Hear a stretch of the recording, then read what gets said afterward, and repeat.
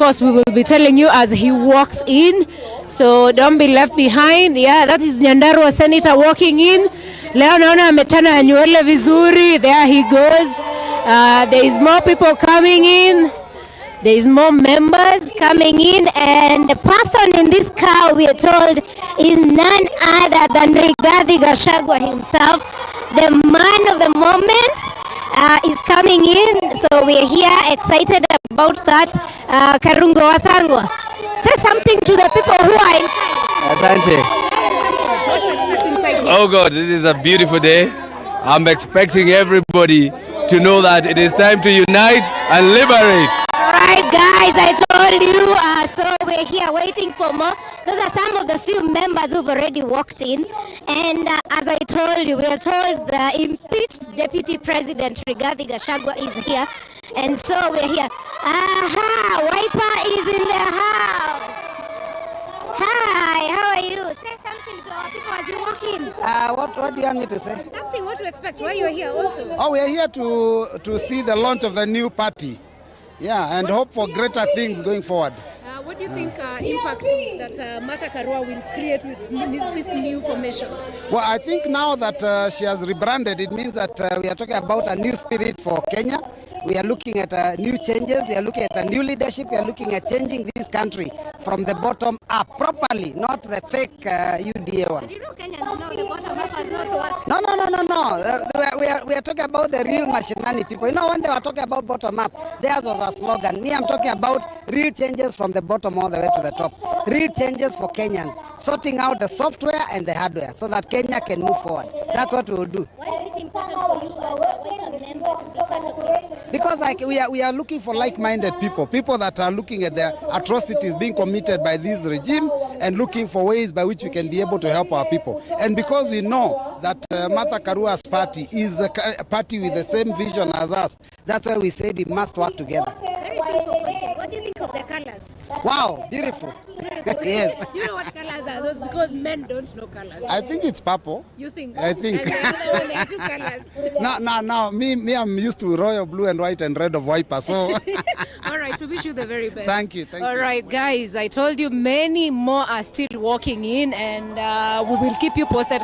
Of course, we will stand here to see every one of them. And as they walk in, the key thing and message that all of them are pushing is actually unity of purpose for political parties in Kenya. And so we are happy about it. We are excited also being here and being the people that are, telling people what is happening in the country. So stick around as we continue. We also told the Wiper Party leader is in one of these cars. I don't know which one. But yeah, so as they keep coming in, guys, watch out. Kalonzo Musyoka is expected to walk in. So stick around. We are told he's actually in the building, but he will be walking in certainly in a minute or 2 or 10. Of course, for protocol purposes, stick around.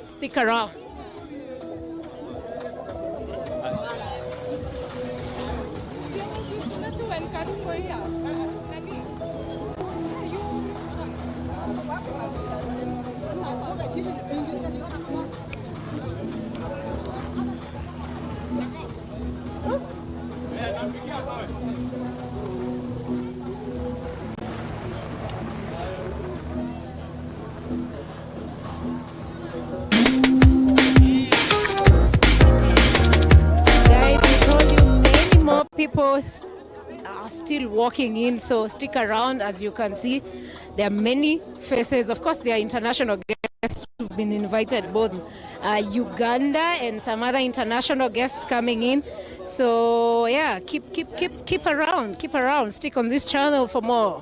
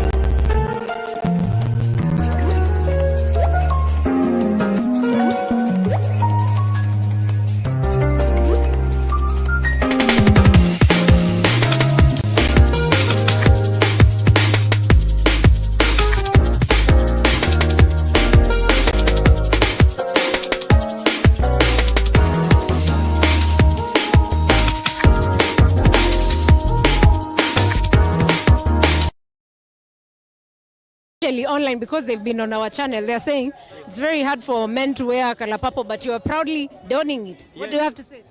Actually, for us, you see, there is the brand of the party, the brand that is bringing change, and you see, purple is a reflective color. Reflecting means bringing that aspect, the change, bringing the magnifying change that we are all aspiring. All right, fantastic. We wish you the very best. Name and why you're here? My name is Valentine. I am here as a supporter of democracy. You know, our country has already gone to the dogs. And my party leader, Honorable Mother Karua, has more than, I think, 3 decades in the fight of social justice, in the fight for social and economic liberation in this country. She has been an avid fighter of judicial independence. And seeing how things are and the fact that the youths, we are awake at this moment, I am here to join her in that fight. She's not standing alone. She's not fighting alone. As a youth, I am with her because, as she said yesterday on a certain interview, youth ndo wenye nchi, you know? Like wao ni wananchi, sisi ni wenye nchi. They are going to exit and leave the country. So I gotta be here to make sure that they live in something good as they build and make sure that we are building towards a future that will favor me as a youth and the generations that are behind me. Fantastic. We wish you the very best. Guys, those are some of the young people who are here with us, and we are happy to talk to them and just to hear their aspirations. And guess what? Our resident commentator, none other than Fanya Mambo himself, is also in the house. Fanya Mambo. How are you? Form ikijipa, mimi nani? Now it's time to get extreme ice fresh. Ukiwa fresh all day, una stay fresh all night. Niki step onto the seed, na nikiona painting, kashajua rada.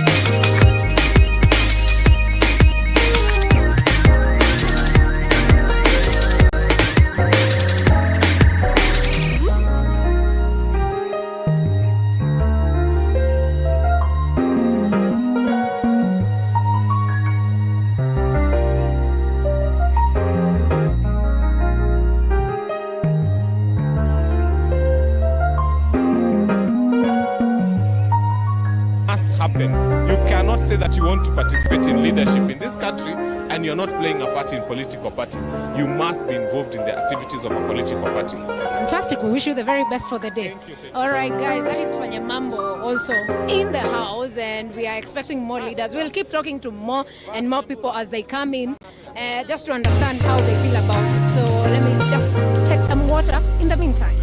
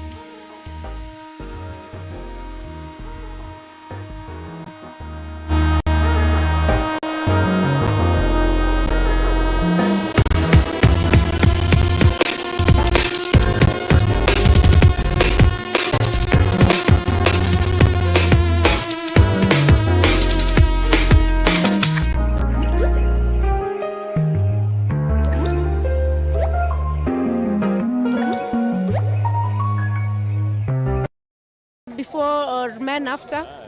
We start with her because she has the cup, yeah? Introduce yourself to us and tell us why you're here. Okay, hi, my name is Vastroga Nyambura Muthoni. I'm so proud to be here. I'm here with two hats.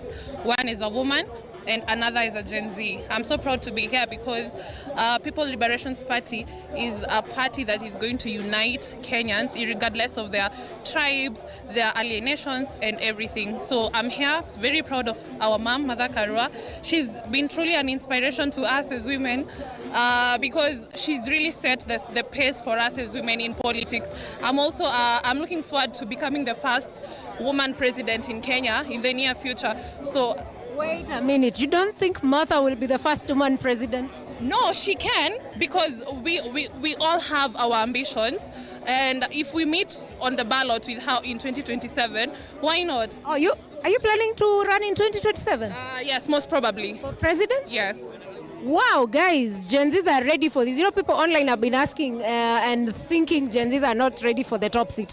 Here you have it. Yeah, definitely. You know, why do you want to be president? I came to a realization that when growing up, we were being told, you are the leaders of tomorrow, you're the leaders of tomorrow. But with the current situation that we are at right now, it's so unfortunate that if we don't stand up and be leaders today, we might not have a tomorrow to lead. So why not today? Why do you want to be Kenya's president in 2027?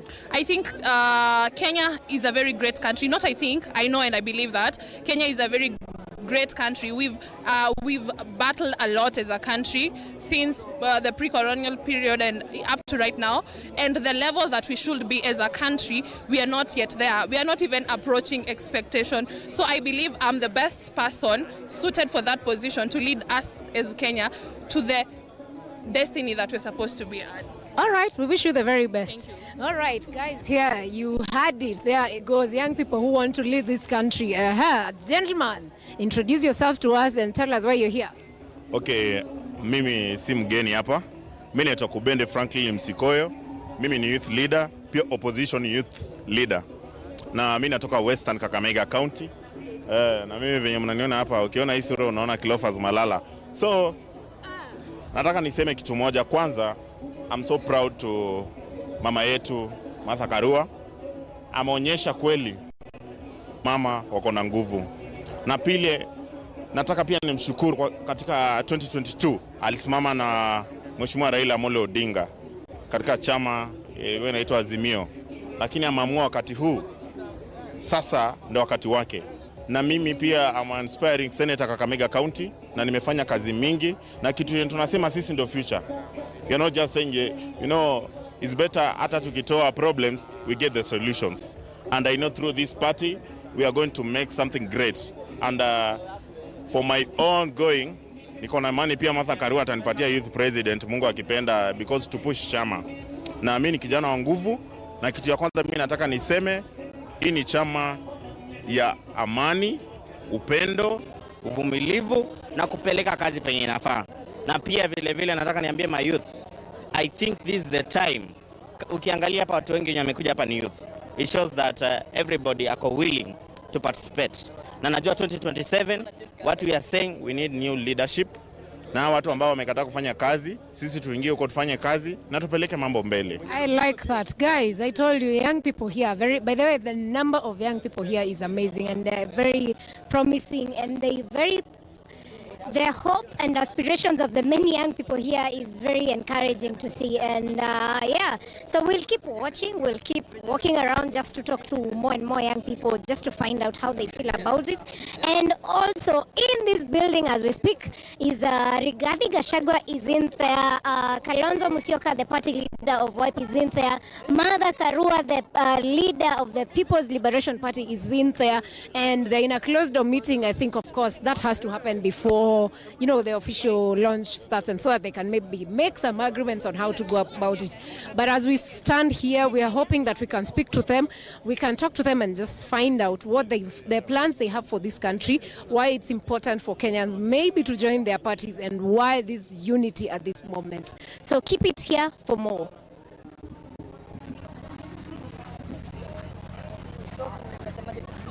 Basi asante sana studio.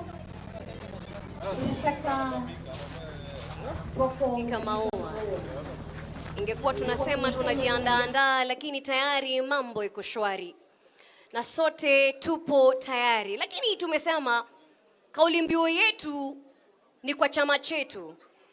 Kwa hivyo bila chochote ama bila kwa kwanza kwa mengine yoyote, lazima tufanye ilivyo desturi na ada. Tumesema tukisema PLP, tunasema nini? PLP. PLP. Naona mheshimiwa mbunge kutoka Roysambu Mwafrika ameweza kufika hapa. Hiyo ni Nairobi County. Asante sana, karibu mheshimiwa. Na tunapoendelea kuwatambua viongozi wetu, mheshimiwa kutoka Kiambu County Jude Njomo aweze kusalimia, kutupungia mkono, vile vile aliweza kufika. Na tunasema charity begins at home. Tunaye mheshimiwa the member of County Assembly for Baragwe kutoka kule Geshogo constituency, mheshimiwa MCA wetu David Madhenge vile vile ameweza kufika. Jamani, asanteni sana. Tunaendelea kuwakaribisha wageni wetu. Basi tuendelee. PLP. Jamani. Hii class tulikaa mpaka 1 to 5. Nataka nione kofia, nione maua, nione our statements, tuone kila kitu. Naona tayari tumeweza kuziinua. Basi tulisema tukisema PLP tunajibu vipi? PLP. Asante sana. PLP. PLP. Unite, liberate. Unite, liberate. Asanteni sana. Sisi wote tunajua kwamba imekuwa karibia miongo miwili ama ukitaka 2 decades, which is a total of miaka zaidi ya 20 tukiwa na chama chetu ambacho tunakienzi sana, chama cha NARC Kenya, chama ambacho kimeweza kutupa viongozi wengi ikiwa ni kote hapa nchini, viongozi wa taadhima, heshima na ambao wameweza kuwa katika ofisi kuu. Asante sana. Basi tunajua chama chetu na tunachokienzi. Siku ya leo tutakuwa tunaweza kukizindua. Basi si kama vile tuna chama kipya, ni kama tunafanya ubatizo wa chama kipya, kwa sababu inafika mahali ambapo umeweza kuwa na kitu maalum na sasa lazima uweze kukiboresha. Na siku ya leo tunaboresha chama chetu cha NARC Kenya na kukiita chama cha nini? Chama cha nini? PLP. PLP. Bila shaka hiki ni chama cha PLP, the People's Liberation Party, ikiwa kauli mbiu yetu ni Unite, Liberate. Yaani kusema kwa kiufupi, tunataka uungano, tunataka kukomboa. Tunakomboa nini? Masuala yote, masuala ya kisiasa, masuala ya jamii, masuala ya kiuchumi, sababu sisi ni Wakenya na tunaenzi nchi yetu na kuenzi wananchi wetu.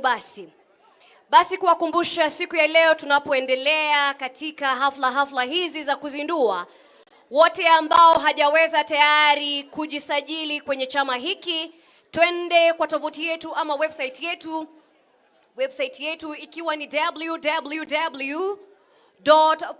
www.plp.com. Pale ukishafika utaweza kuona ile option ya register as a member. Pale ndipo ambapo tutakuwa tunaweza kuregister as members of PLP, because change cannot wait. Change cannot do what?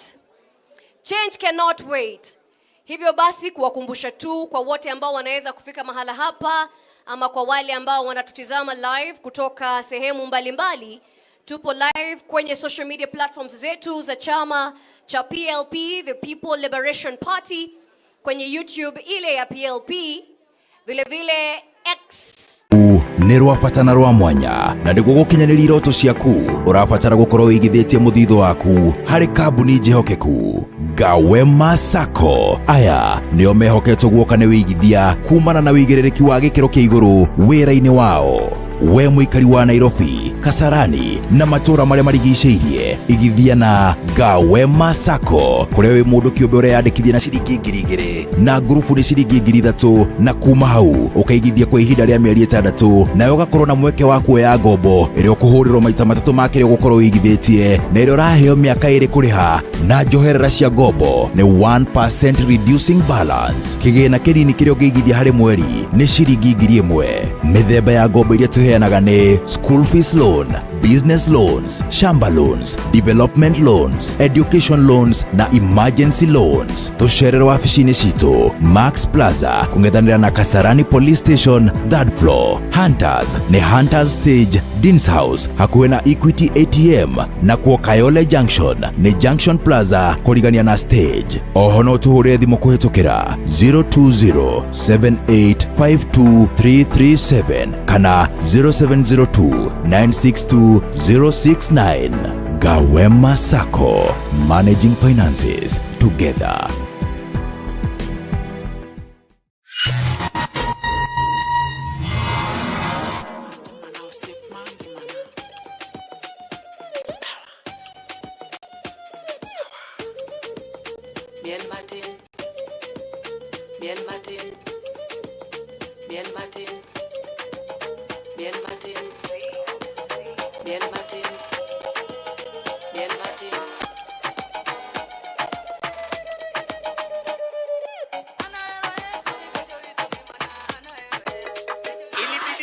Kendo ni washe jiko siko kwa kanali tiju niko ridho ulimi bado ridhe risasi zipo mistari bado kali na mizani zipo silabi simple kama a-e-i-o-u rudia mara twice a-e-i-o-u kati chingi za calling acha impromptu subiri usichizi in 2 fingers in the sky kunja ngumi to the side sio ngumu kudecide tuzikwende tukislide we can boogie through the night thank the Lord that I'm alive 2 fingers in the sky kunja ngumi to the side sio ngumu kudecide tuzikwende tukislide we can boogie through the night thank the Lord that I'm alive too Kabit kaki drop to checking if you come through so follow if you want to nobody can stop you Kabit kaki drop to checking if you come through so follow if you want to nobody can stop you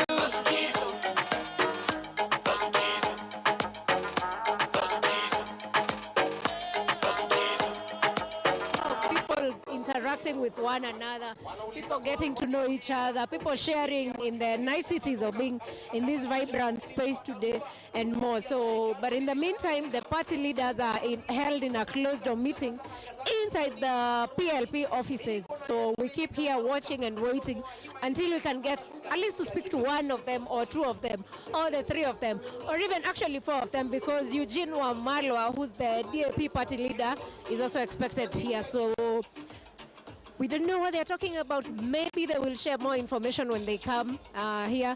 But as you can see, the place is full of people who are very optimistic, people who are excited, and it's really warm being in here. There are senators in here, there are members of parliament, there are just leaders who are here to support Martha, and several women leaders who are here supporting Martha, who they feel has been a very key instrumental leader in Kenya in the political space. So many of them are still in, and many of them continue to stream in. Keep watching and sharing in the comment section, by the way, what you think about the party, what you think about the different leaders, what you think about the party, new party colors, and even the name for that matter, yeah? So keep it here.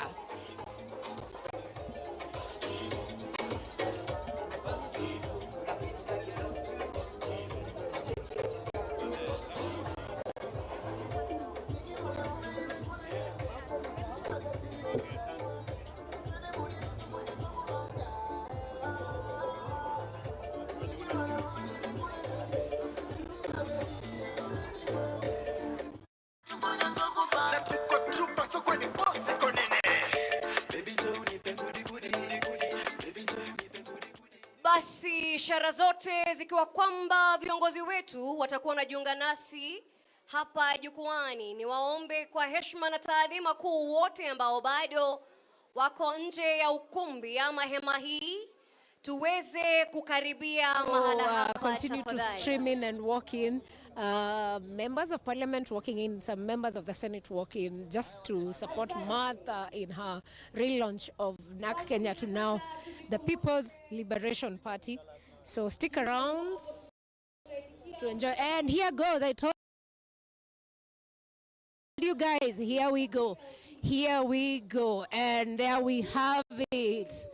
There we have it, guys. Here is the PLP leader, party leader, Mother Karua, walk in. Here goes is Martha. Look at how she's dressed. That is, there's Eugene Wamalwa, there's Rigathi Gachagua, there's Dr. Mukisa Kitui, there's the former Makueni governor, all of them walking in towards inside. And I told you this is the place to stay. If you need, there's more coming in. I told you it's going to be a beautiful day. And yeah, here we go. So stick around. There we go. Of course, there's a lot of excitement here. People are excited, but I hope you can see. We told you to stick around. Tuone kwa ishara ya bendera, maua na kila kitu. Dr. Mukisa Kiwa basi kiongozi wetu wa chama cha PLP anaweza kuingia mahala hapa. DJ tupe mziki tunapokaribisha pamoja na His Excellency the former Deputy President of the Republic of Kenya, His Excellency Rigathi Gachagua. Jamani, tuweze kuwakaribisha wageni wetu, kiongozi wa DAP Kenya, Mheshimiwa Eugene Wamalwa. Kalonzo Musyoka is here too. I think the Wiper Party members held him. So there goes. There goes. There are all the leaders. PLP! Basi naomba tutulie tunaposalia kusimama. Tutakuwa na njia ya maombi, ikiwa tutauimba wimbo wa taifa na ule wa Jumuiya ya Mashariki. Ikiwa basi nyimbo hizo za taifa zitakuwa vile vile ni maombi yetu ya siku ya leo. Studio unapojiandaa, naomba sote tuweze kutulia kwa heshima, tuweze kucheza nyimbo za taifa.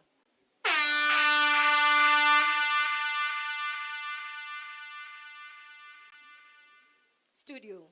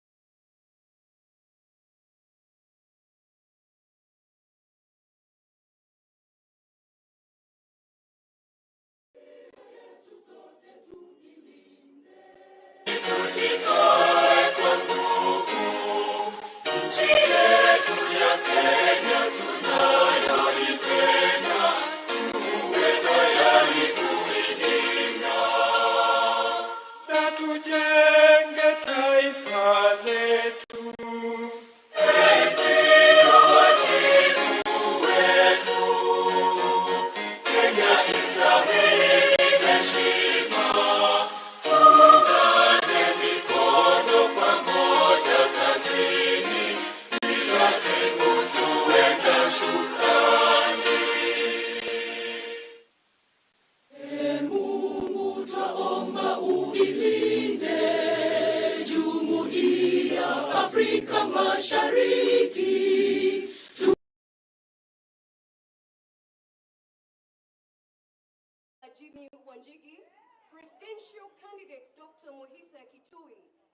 party leaders present, the advocate of the High Court of Uganda, who is also the lead counsel representing Dr. Kiza Besigye in the ongoing matter in Kampala, Lord Mayor Arias Lukwago, and kiongozi wa chama cha ACT Wazalendo kutoka Jamhuri ya Muungano wa Tanzania, Dorothy Semu, all the members of parliament present from the National Assembly as well as from the Senate, together and inclusive of Honorable Mbui, the Deputy Minority Leader, Mheshimiwa Jane Kihara, Mheshimiwa Amos Mwago, Mheshimiwa Honorable Mawade, Mheshimiwa Honorable Susan from Kiambaa, Senator Karungo Wadhangwa, Senator John Medho, Honorable Kagusha from Mukurene, Honorable Njeri Maina, Honorable Ngogoyo from Kajiado County, Honorable Jude Njomo, Honorable Munyaka, and Honorable Ngunjiri.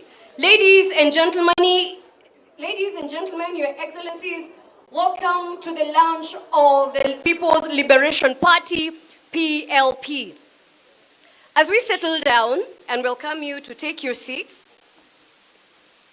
we wish to formally and officially start today's event. Now, when the Constitution Review Bill was presented in Parliament in the year 2021, at the floor of the House, all members of Parliament who were in the opposition walked out. The Constitutional Review Bill was so controversial, the entire civil society was also opposed to it. But as all the members from the opposition walked out, all but one was left. It was none other but Her Excellency, the Senior Counsel, Mother Karua, who was left behind because she thought it wise to have her objections recorded in the Hansard. This is not an isolated case of principle or accountability, but a tested and proven record of a leader who is willing to put herself over and above for her people and for her country. That not being an isolated case when she also forego her position, which was an assured seat for her Gishogo parliamentary seat, to offer her skill set for the highest position and office in this country, the presidency. Ladies and gentlemen, these are the qualities that we must demand of our leaders, the qualities that have indeed been the driving force of the political party, NARC Kenya. And these are also the virtues indeed we deserve and desire of our leaders. And as such, as we unveil today's party, we must seek to enjoy peace, liberty, and to ensure we find plenty within our borders, as our national anthem has prescribed. Your Excellency, principle or accountability, but a tested and proven record of a leader who is willing to put herself over and above for her people and for her country. That not being an isolated case when she also forego her position, which was an PLP! PLP! PLP! Asanteni sana, na kwa wale wote ambao wanaweza kuwa wanatuwatch live kupitia mitandao na runinga zetu, ni kuwakumbusha tu tovuti ama website yetu ni www.plp.com. Unapofika pale unaweza kuchukua ile nafasi ili kujisajili as a member of the People's Liberation Party, PLP. Kumbuka kwamba tovuti ama website yetu ni www.plp.com. Na kumbuka kwamba tupo live on all our social media platforms, na tutakuwa live vile vile kwa X ama formerly Twitter, YouTube na Facebook, ikiwa ni mitandao ya chama cha PLP, na also on the party leader social media platforms we are also live. Your Excellencies, most humbly I kindly request at this juncture, if I may invite the PLP Secretary General, Asher Bashir, for the welcoming remarks and to also introduce the party officials and memberships. Asher Bashir, you may take the floor. Welcome, SG.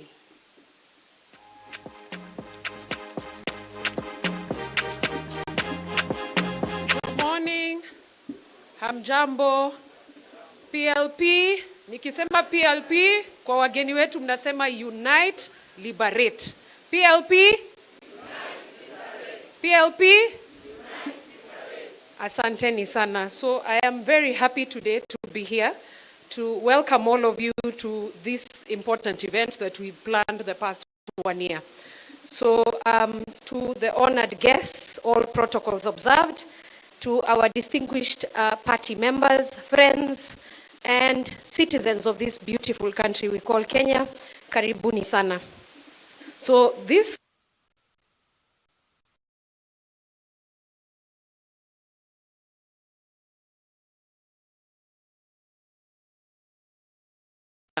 lazima mtu amekuwa mtu mzima.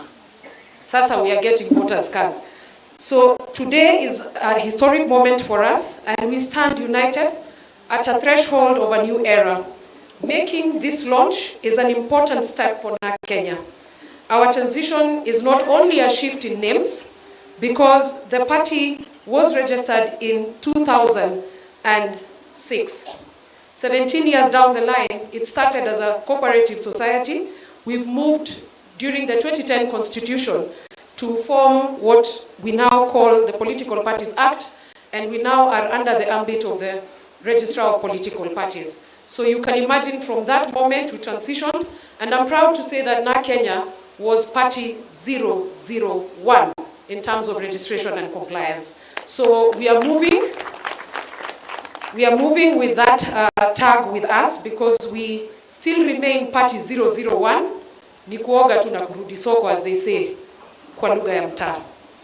So you can see we have the colors of the party changed. The colors initially used to be green, white, and red. We retained the flower symbol because ukitoka kwa boma upotezi kila kitu. You remain with an identity for historical purposes and also to remember where we are coming from. Then we picked the other colors. We changed the green, lilac, and purple. So just to explain why we chose those colors. Purple ideally stands for unity and strength, the collective power of people coming together to build a just society. At this day and era, we need that. And we thought, why not take purple? Because it symbolizes the resolve in the face of this adversity that is meted to us by this regime. Our commitment, thus, for the purple color was settled on that. The second color is lilac. Lilac, with its richness and depth, symbolizes transformation and dignity.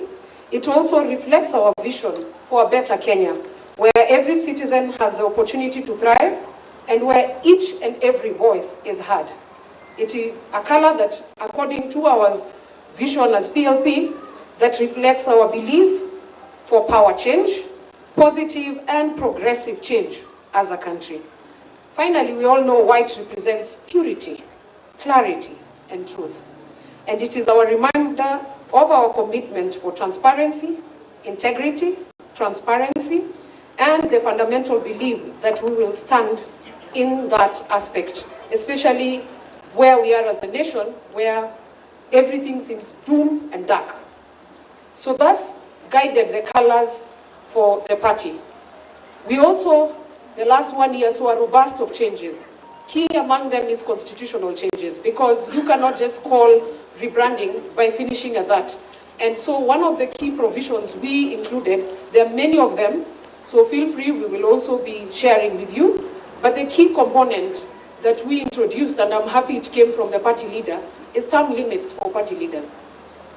So we are not going to have PL being there forever, as Honorable Martha Karua in PLP.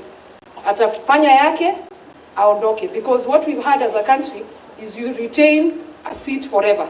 So you don't leave room for growth, especially to the younger people. So where do you expect us to be mentored? So asante Honorable Karua, because that suggestion came from her, that we must set an example and term limits must be there.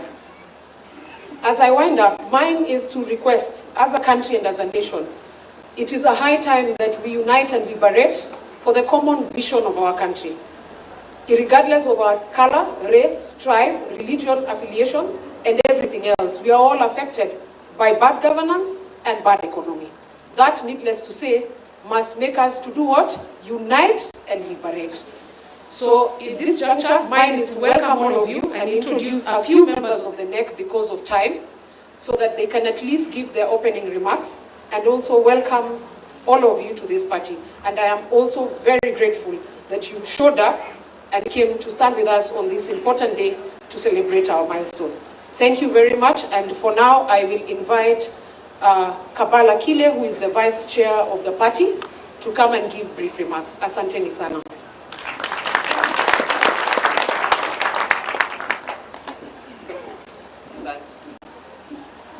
Jambo. Bado analog. All honored guests, party members, ladies and gentlemen. Habari ya walipa ushuru. Habari ya walipa ushuru tena. My name is Kevin Kabala Kile, the National Deputy Chairperson of this party, PLP. Na mimi pia ni mlipa ushuru. Na nimechoka na leo sitakia keep. I'll not keep quiet because leo is our day of liberation. I joined this party 15 years ago, right out of university. The zeal, and the passion of wanting to make a change. And politics is what came to mind and was what came naturally and effectively in terms of making useful change to the society. And so I came to the party, and that's how I found my home in Kenya. Now PLP, growing from an ordinary member to a ward party representative, constituency party representative, all through the steps. 2018, I was voted as the National Youth Chairperson. February 18, 2022, voted as now the National Deputy Chairperson of this party. You may ask, why this party? This party because we hold values dear. The values I hold dear were espoused within this party. Values such as transparency, accountability, honesty, and they've remained consistent ever since the party was formed in 2006. And this is thank you to our honorable senior council and party leader, Mama Martha Karua, the people's defender. I mean, to keep in the straight and narrow. Let me tell you one thing about principles, my fellow Kenyans and fellow taxpayers, unfortunately, at this time, is that we are at war. And this government has waged a war against Kenyans, against our payslip, against our education, against our healthcare. Basic need is not so basic anymore. 42 million Kenyans cannot afford a decent meal. And when it comes to infrastructure, unasikia barabara za kutatu. Itaanzia, ipitie, ifike, Wakenya wakisikia, mnasema nini? Ayo, uongo tena. But that's why we are here. That's why PLP is here. We are here to re-energize our people, to renew our commitment to the service and protection of Kenyans and Kenyans' identity. PLP is going to form a home of all Kenyans who are tired of being a target of the economic hitmen that are in this government. All Kenyans who shall not stand aside as our nation is being taken down the drain. PLP will be a home that will have only one vision. A vision to be a party that is representative of a Kenyan needs, with a mission to unite and liberate Kenyans in our lifetime. I welcome you all to the home of liberation, to our purple house. And as you live, remember one thing: purple is not just a color. Purple is a call of unity in times of political division. PLP. PLP. PLP. Thank you very much. Thank you very much, VC Kabala Kile.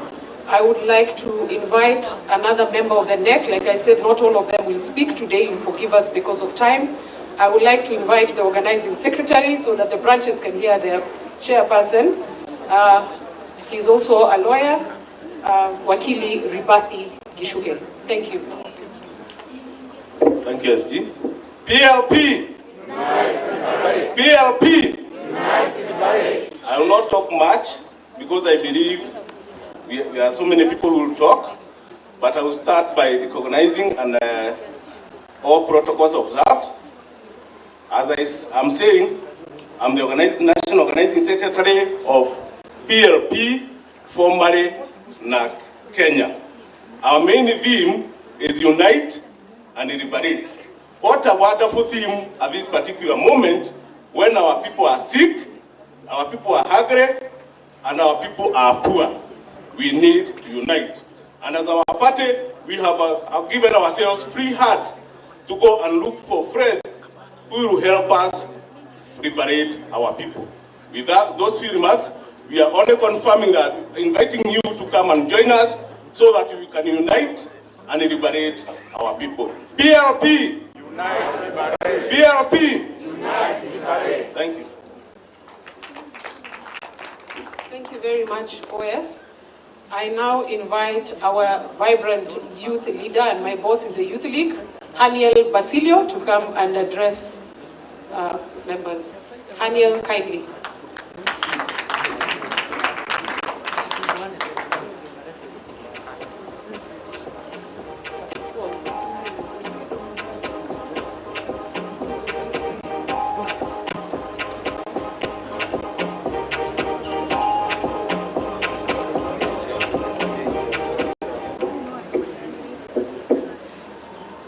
Mama wa Taifa, our mother, the Esther of today, Mother Karua, all distinguished guests, na party members. PLP!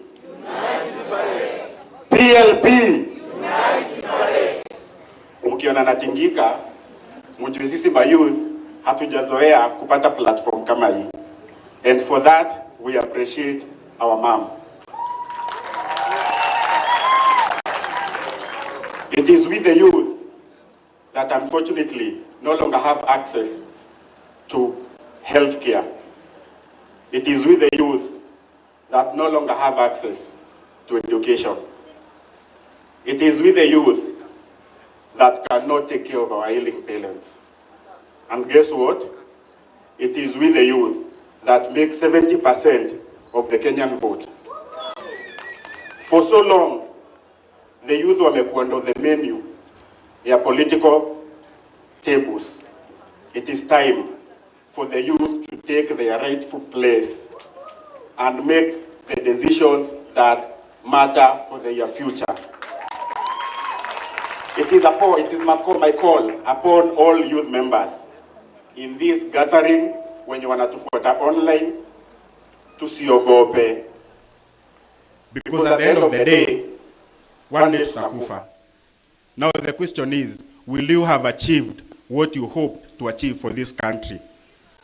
To our leaders, this country needs you more than ever.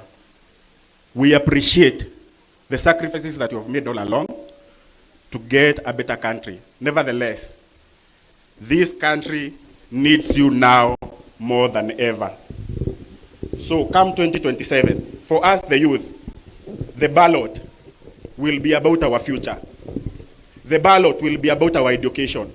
So kindly, our leaders, it is our plea as the youth. Let it not be about who becomes what. Put the interest of the people first. Help us regain our country. Help the youth reclaim their future. May God bless Kenya. May God bless you. Mimi ni Mkenya na sisi Kenya ni home. Mimi ni Mkenya, Kenya ni home. PLP. PLP. So our call to action today is for all of us, Kenyans, leaders, Mama Mbogas. We have to unite and liberate our country. May God bless you.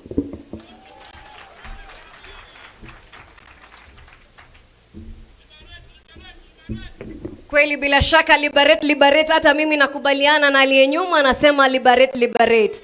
Na yule kiongozi amekuwa hapa, kiongozi wa vijana anaitwa Basilio. Amesema liberate, liberate. Jina liberate kwa Kiswahili ni kukomboa, lakini lazima tuonyeshe watu kwamba sisi tuko tayari kwenye safari hii. Kwa hivyo tukisema PLP tunasema nini? Tukisema PLP tunasema nini? Kumbuka tulisema kwa ubora wetu, chakula lazima kina ladha na kina rojo jamani. Kofia tunazo, maua tunazo. Chama chetu cha PLP. Tupo tayari? Tupo tayari? Umeangalia kama umeacha chochote chini ya kiti chako, uchukue kibango chako cha kuonyesha mambo ambayo tunataka kusema na kuangazia siku ya leo. Tupo tayari? Hiyo ni kwa ishara PLP. PLP. PLP. Unite, liberate. Unite, liberate. Asanteni sana jamani. Kwa ukumbusho tu, Your Excellencies, ladies and gentlemen, if you please allow me, remember today is an opportunity for us all to register. Proceed to our website. This is www.plpkenya.com. All right? Hiyo ni tovuti yetu. Turudie tena, www.plpkenya.com, ili tuweze kuwa ni watu ambao wamezingatia sheria zote za kuwa wanachama. Basi ikiwa tunaendelea katika hafla hii, kuna njia nyingi sana za kuwa tunapatiana ujumbe, za kuelimishana, na kuna kiongozi ambaye amekuwa na njia mwafaka ya civil education, ya kutumbuiza, kuonyesha umaarufu wake, vile vile akiwa kama patriot. Huyu si mwingine bali ni the people's poet. Anapokuja hapa, huyu anafanya mashairi ambayo wewe ukisikia kweli utakubaliana naye, na wala si kiongozi ambaye anaogopa. Vile vile ametangaza msimamo na amesema vile vile atakuwa anawania kiti cha Member of County Assembly kule Kabete, eneo bunge vile vile la Kabete. Bwana Dungi, people's poet. Jamani, naona mimi uwanja ni wako. Karibu. PLP. PLP. Unite, liberate. Ni shujaa wazalendo we. Ni shujaa na PLP. Ni shujaa sisi wote we. Ni shujaa Martha Karua. Ndio maana. Ndio maana. Ndio maana. Wanja. Ndio maana. We remember. We remember to remember. May we remember.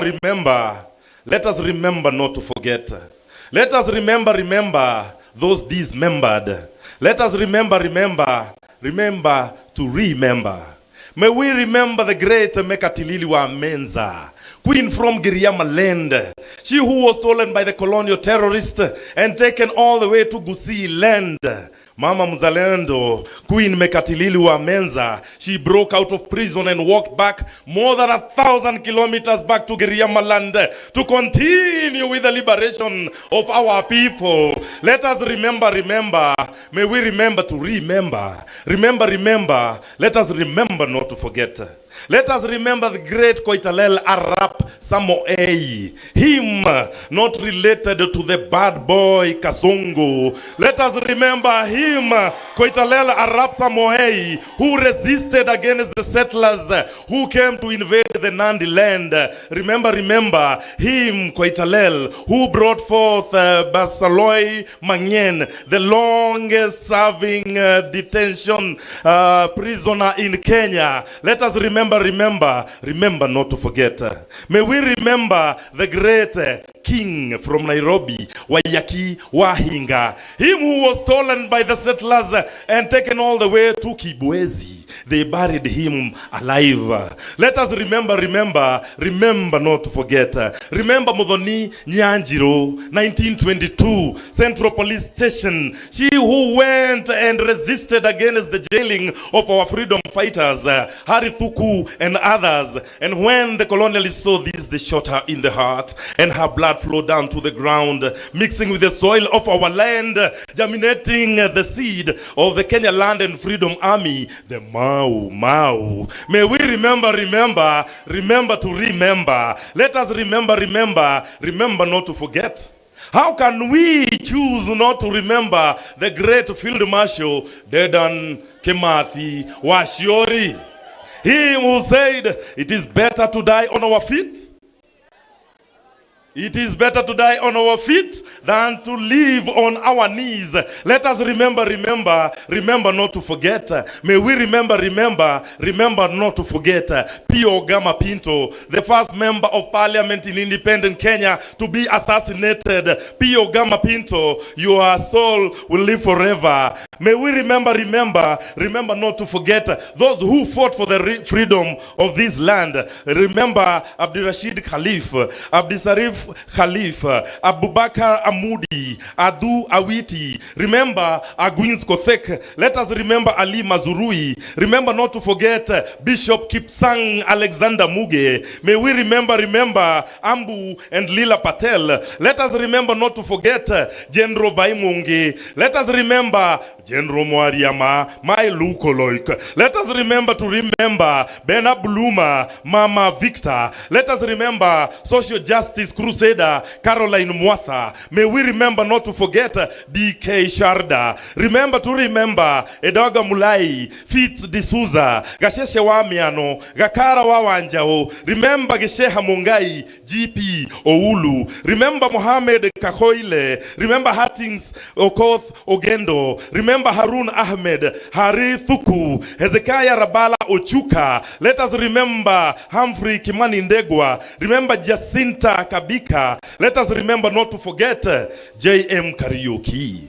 Him killed 50 years ago in 2 days to come. Let us remember not to forget Josephine Nyawera Gengi, Odongo Langi, Joseph Murumbi. May we remember not to forget Karemi Nduthu. Remember Karaoke Gedito. Remember Kerita Ole Kisio, Koitalel Arapsa Moei. Remember Lemayan Ole Taiko, Lucas Pikeche, Makan Singh, Marilal Desai, Masinde Muliro. Let us remember not to forget Mudhoni Kerema. May we remember not to forget Nazmi Durani. Let us remember Nyambura Wangoge. Remember Odhiambo Mbai, Odhiambo Olel, Odindo Opiata. Remember Osumba Lango. Let us remember Padi Onyango Sumba. May we remember Fariz Wahu. Let us remember not to forget Wahome Whispers Mutahi. Let us remember not to forget Wenje Wamwadori, Wangondu Karaoke, Wangari Maathai, Mama Yetu.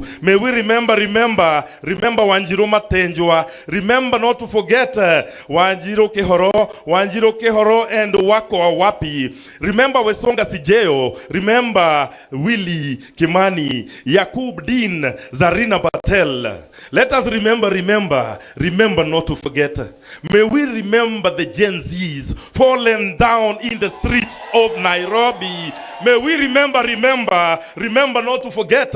Remember Rex Masai. Remember fallen Gen Zs like Brian Lemayan Kasaine, Austin Makoha, Mike Kehoga, Chris Gitonga, Kennedy Onyango, 12 years old. Remember Matthew Njoroge, Kevin Moasi, Beasley Koge. Remember not to forget David Shege, Erickson Chalo Mutisia, Ibrahim Kamawanjiro. Remember not to forget Mbithi alias Scott. Remember not to forget Emmanuel Giggs Tata. Remember Clinton Mwavali. Remember Kennedy Odhiambo Maina. Remember Wilson Sitati. Gen Z Kennedy Njero. Gen Z Valentine Njeri. Gen Z Eric Kanyoni Chieni. Remember not to forget the Gen Z's Eric Kiratu, Caroline Shiramba. Let us remember. May we remember to remember. Let us remember not to forget. not to forget. PLP, Unite, Liberate, ni shujaa sisi sote we,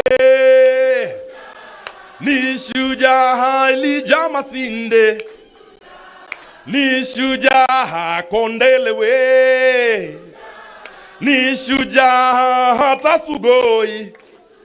Ndiyo maana, ndiyo maana, ndiyo maana. Viva Africa, viva! Viva PLP, viva! Unite, Liberate, PLP, Thayo. Jamani, hata kwa makofi hatuwezi kuwa wachoyo wenzangu. Tumekataa. Hayo tumekataa jamani. Makofi mazuri kwa the people's poet. Makofi mazuri jamani. Asante sana. Jina ikiwa basi ni Dunge Githuku, the people's poet, aspirant wa Kabete, na naona kweli ni mkakamavu, mtu ambaye amependa watu na anapenda kuwaelimisha kwa njia zote. Basi tunapoendelea na hafla hii niweze kutambulisha viongozi ambao wameweza kufika wakati huu, ikiwa ni pamoja na gavana wa Makueni ambaye aliongoza kwa 2 terms na alikuwa na track record ambayo kila mtu aliimba na kuiga, His Excellency Kivutha Kibwana, ambaye he's also a human rights activist. Tafadhali makofi kwa viongozi wetu wanapoendelea kufika. Vile vile nitambue kufika kwake kiongozi shupavu Morara Kebaso, ambaye ni kiongozi haswa wa vijana na viongozi kwa ujumla, akiwa na chama cha Inject. Tunapoendelea hivyo basi kumbuka chama ni PLP na tovuti ni www.plpkenya.com tuweze kujisajili. Your Excellencies, ladies and gentlemen, siku ya leo ni siku ya kufana. Na ukitaka kujua siku ni ya kufana, watu ni wengi, wetu wanajumuika, na inaonyesha na kuashiria dhabiti uwepo wa chama hiki na kauli mbiu yake. Kauli mbiu yake ni Unite and Liberate, kuunganisha na kukomboa. Tuna viongozi wa kutoka nyanja na sehemu tofauti. Basi ni muombe Mheshimiwa wetu Fatma Abbas, ambaye ni mwakilishi wa wadi kutoka kaunti ya Wajir. Mheshimiwa Fatma Abbas kukaribia hapa. Huyu vile vile ndiye National Treasurer wa chama hiki cha PLP. Mheshimiwa ataweza kuongea kwa niaba ya all MCAs na vile vile ataweza kuwatambua wenzake ambao ni wakilishi wa wadi. Karibu sana mheshimiwa. Asante sana. Asante sana all protocol officer. I'm Fatma Abbas from Wajir County, sitting MCA representing other MCAs in the country under the banner of the PLP. And I'm also the treasurer of the national, I'm the national treasurer of the party, PLP, formerly NA Kenya. I have been a member of PLP, formerly NA Kenya, for the last 17 years. I've started the party as a councillor, rising to the post of MCA from the start of devolution. From 2013 to 2025, I'm still a sitting MCA and a PLP flag. As the treasurer of the PLP party and a sitting MCA, I stand before you today to emphasize the critical importance of self-reliance and the need to reject politics of handouts. When our people are having strength and muscle in the money sector, and the poor parties are left, we don't want those politics of handouts. We want the politics of inclusivity and equality. Also, our journey towards the progress cannot be built on temporary solutions or reliance on external aid. It must come from the strength of our own party, our own people, our own resources, and all collective will to bring funds and self-reliance to our parties. Self-reliance means investing in the empowerment of the community, ensuring access to education, promoting sustainable businesses, supporting local industries, and creating jobs that stand the test of times. It means equipping our youth with the skills to innovate, solving our own problems and solutions that come from within. I think we should start building our own resources for better Kenya. As I stand here, I want people to liberate Kenya and unite Kenya. PLP. PLP. Thank you so much.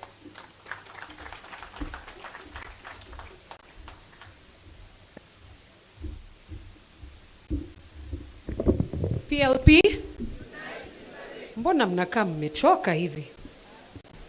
Haya, I would like to invite Councillor Muthoni Kihara to speak on behalf of the League, the PWD League, but also on, because she's a veteran politician, to speak briefly on both her league and the work for Nairobi. Thank you.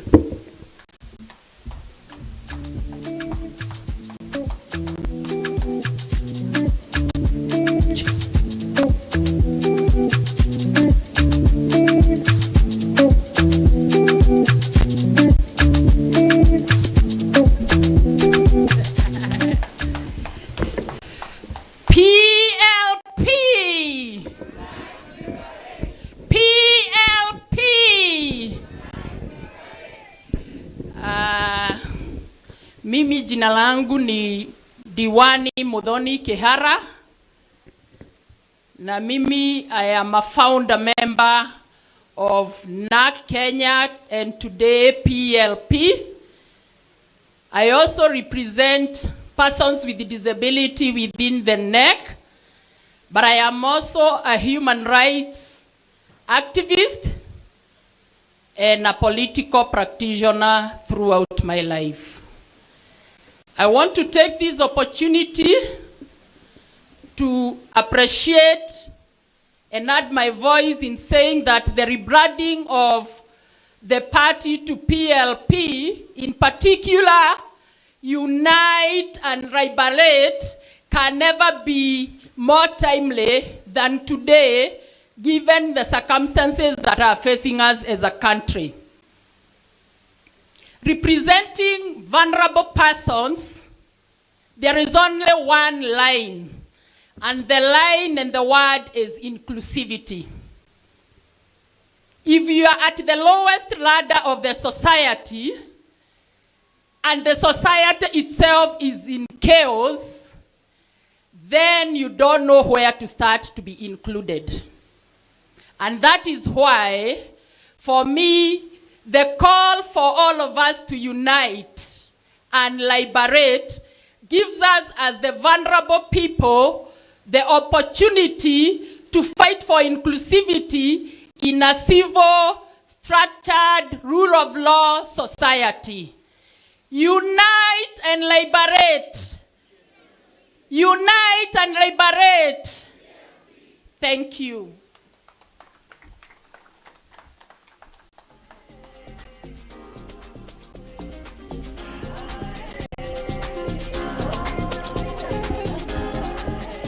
Thank you very much, Muthoni.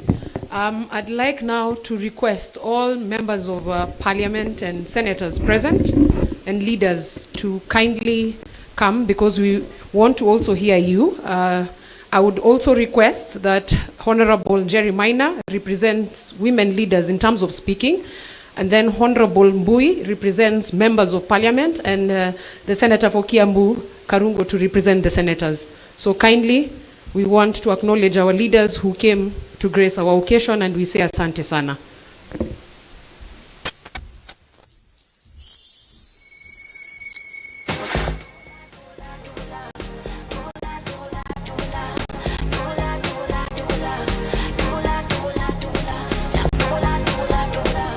Asante sana.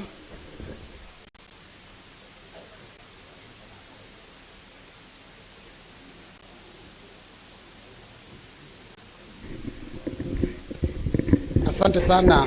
PLP. Ya kwa majina ni Robert Mbui, Member of Parliament for Kadhiani, National Organizing Secretary ya chama cha Wiper na pia Deputy Leader of the Minority in the National Assembly. Hebu munisalimie tu kidogo kwa hewa. Asante sana.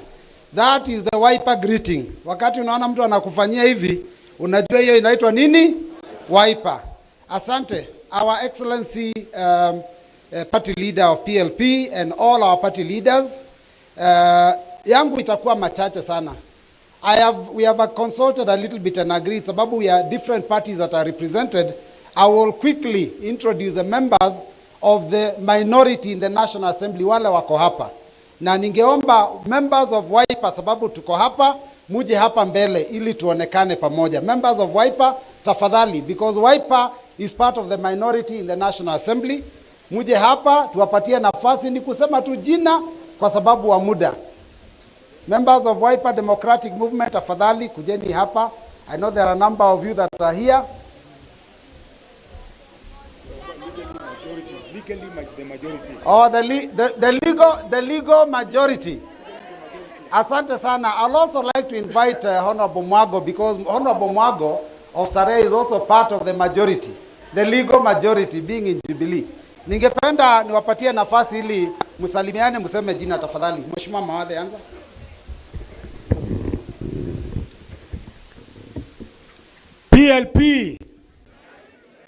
PLP. Jina langu ni Mawadhe, mbunge wa Embakasi Kusini hapa Nairobi. Na kwa kweli tunataka kupongeza Madam Martha Karua na viongozi wale wengine wote ambao muungana pamoja kwa kazi nzuri mnayofanya kuungana kukomboa Kenya. Asante. Congratulations to PLP. Asante.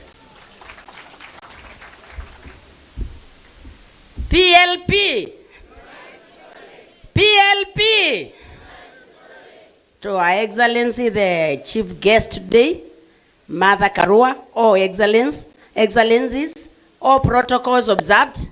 Jina yangu ni Susan Ndunge Kiamba, mbunge wa Makueni. Yule alikuja hapa alisema mimi ni mbunge wa Kiamba. Mimi ni mbunge wa Makueni na niko na furaha kukua hapa. Yangu ni chache. Tumekuja kusema ongera. Ongera kwa watu ambao tunaona mindset ni kama yetu. Tumekuja hapa kama wana Wiper na tunasema kama mimi mtu wa ground. Nimetembea ground yote Makueni, nimetembea ground yote Kitui na Machakos, nimetembea Kwale na ground inasema akili siko hapa. Kwa hivyo msikuwe na wasiwasi, ground inasema we want alternative leadership. We want alternative way of governance. Kwa hivyo PLP ongera sana. Tuko na nyinyi. Okay, our chief guest, Martha Karua, our principals, all protocols observed. PLP. Mimi sitasema mengi, mimi nasema nashukuru sana kwa kualikwa hapa and coming to witness when this liberation journey starts in this country. And also to thank our principals for your sacrifice and for making sure you are fighting for the future of this country. We are the youth who are going to benefit from this, lakini mmejitolea kupigania hii nchi. Hakuna inheritance nyingine mtatuachia. Inheritance yenye mtatuachia ni kupeleka Kasongo nyumbani na kukomboa hii nchi, na sisi kama vijana tutaishi kwa respect na tuko nyuma yenu 100%. Tuko na nyuma yenu 100%. Mkituambia ni right tunaruka, ikituambia ni left tutaenda na nyinyi hadi dakika ya mwisho. Thank you so much and may God bless you.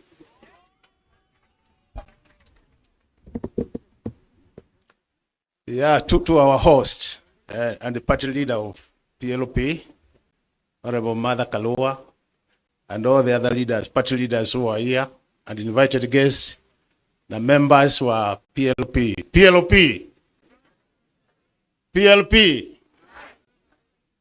Mimi naitwa Makali Mulu. I'm the member of parliament for Kitui Central. Na nimekaa mbunge kidogo Tuliingia huko 2013, and I want to appreciate the organization which I've seen within this party. You have done very well in terms of organizing your event. Can you clap for yourselves? Nitasema tu jambo moja. Our party leaders, you are all here. We respect you. And Kenyans are looking upon you to liberate the country. So, ukombozi wa nchi uko mikononi mwenu. Please, as you liberate this country, you'll have to make sacrifices. So we want to urge you, when it comes to that important moment of making sacrifices, please muache selfishness nje ya mlango. Mutatusaidia. Komboeni nchi.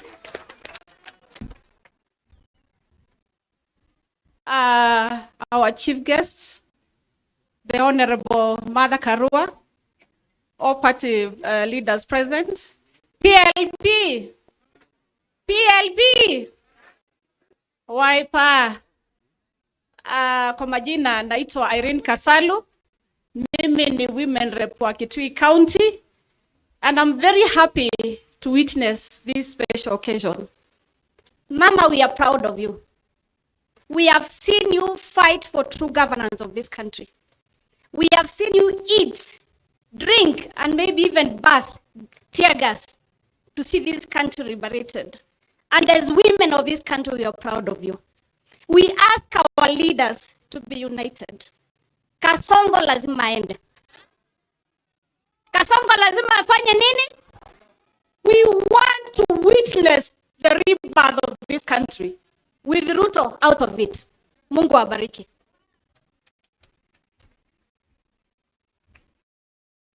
God is good and all the time. PLP kwa jina ni Joyce Kamene Kasimbi, Machakos County Member of Parliament, and I'm very pleased to be here today. Her Excellency, hongera sana. We are proud when you see you there, seated with the other excellencies. As a woman there, you represent the women fraternity. Keep it on and move it on. My biggest prayer today is, may we for once truly liberate this country. May we come together with the sincere purpose of liberating this country.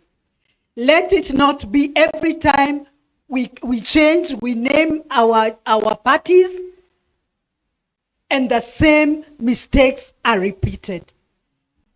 Let us go on our knees. Let us unite. I am sure this time round, Kenyans come 2027, with the unity of these excellencies and the GNZs, Kenyans will be proud. Asanteni sana na Mungu awabariki. Thank you. Asante sana Mheshimiwa Kamene. Other members are streaming in. Well, after further consultations, we have agreed that all members of parliament that are here tuje hapa pamoja, because at the end of the day we also want a photo together. Tuonyeshe that we are moving this journey, walking this journey together. So all other members of parliament afadhali muje hapa, and the ones who have spoken, please remain up here so that we move together. Mheshimiwa, karibu useme. Asante. To the excellencies, Honorable Dr. Kalonzo Musyoka, Dr. Stephen Kalonzo Musyoka, all protocol observed. Let me first say that as members of parliament from Wiper fraternity, we are ready to join with other leaders to liberate this country.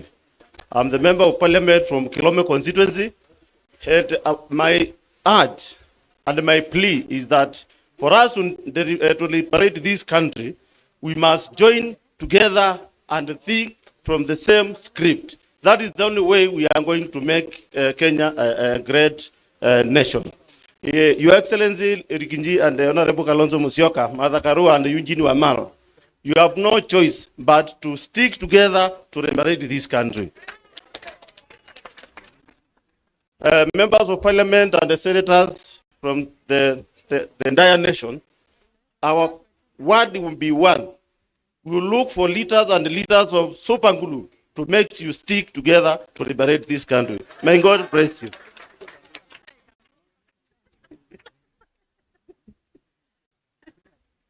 Mungu ni mwema na kila wakati. God is good and all the time. My name is Robert Basil, yet a member of Parliament, and I'm happy to see all the excellencies here. I think this journey has just begun. Unaona the way Trump issued executive orders, it is the same way we are going to do in 2027. Kasongo lazima afanye nini? Aende nyumbani. We need someone who is going to repeal SHA, shift to NHIF. Those with the pay slip, saizi hakuna chochote. So we have to make sure all those taxations are dropped. Mambo ya affordable housing is a scam. Hiyo lazima ifanye nini? Iondolewe. Wangapi wanasimama na sisi? Basi wacha tuendelee. Asante sana. Your Excellencies, and in a special way, my elder sister, Mother Karua, congratulations. All protocols observed. Mimi naitwa Wanjiko Muhia. Kutoka Kipipiri, mahali siku moja tuliojesha Moi pilipili. Na raundi hii tumesema Kasongo hapati hata agent in Nyandarua County. Mko tayari kumunyima agents? Thank you very much. We are here to support you, and we are saying Kenya will be liberated by you and me by saying no to abductions, no to corruption, no to overtaxation, no to betrayal. God bless you.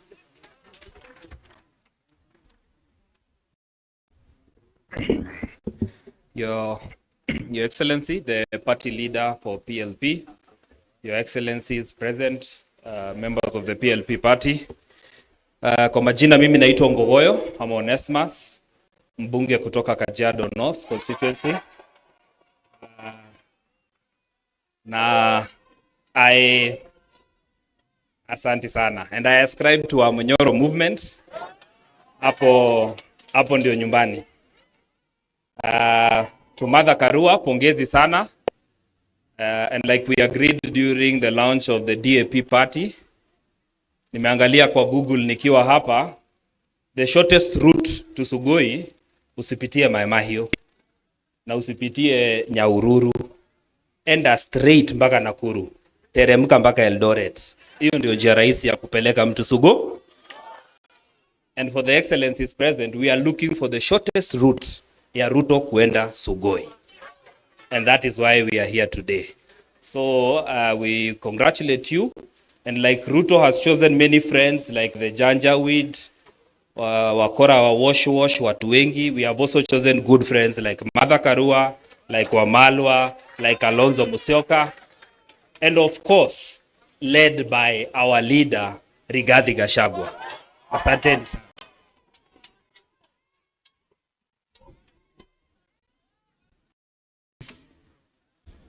Your Excellencies, our Iron Lady, Mother Wangari Karua, PLP,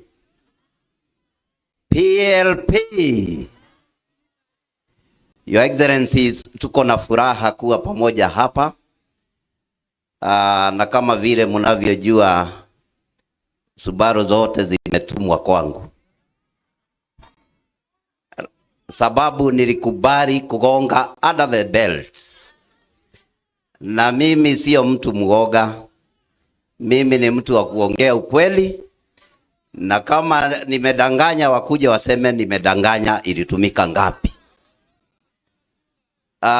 Your Excellencies, tuko na furaha kuweka watu wetu pamoja, hasa tukiangazia viongozi wetu wale ambao tunasema tutatetea haki ya Mkenya, haki ya mlipa ushuru, haki ya watu wetu ambao wamesimama kidete kusimama na serikali la Kenya. Your Excellencies, ile kitu tungewaomba tukiendelea, juu naona mbele iko sawa tukiwa na nyinyi, ni muweze kuunganisha Kenya mzima, ndio tuweze kung'atua huyu Kasongo aende nyumbani asubuhi mapema. Na sababu ninaona wananiwinda pia, wametoa number plate kwa magari. Mimi najua Mother Karua ako hapa, na yeye ni mtu ambaye ametetea liberation ya taifa la Kenya. Kwa hivyo mimi ninasema watu wote ambao wameshikwa na huyu Kasongo ameficha, aweze kuachilia mara moja, na mimi nitasimama pale bungeni kutetea haki ya Wakenya, kusema no more adoption in this nation. Na sisi tumechoka, tumepoteza watoto wengi, na mimi nikiongea wanasema sasa Zubaro zikuje kwangu. Mimi siogopi, tutaendelea hivyo. Nimeweza kutoroka mara 3 na leo nitatoroka mara ya 4. May God bless you. Mbarikiwe sana. PLP.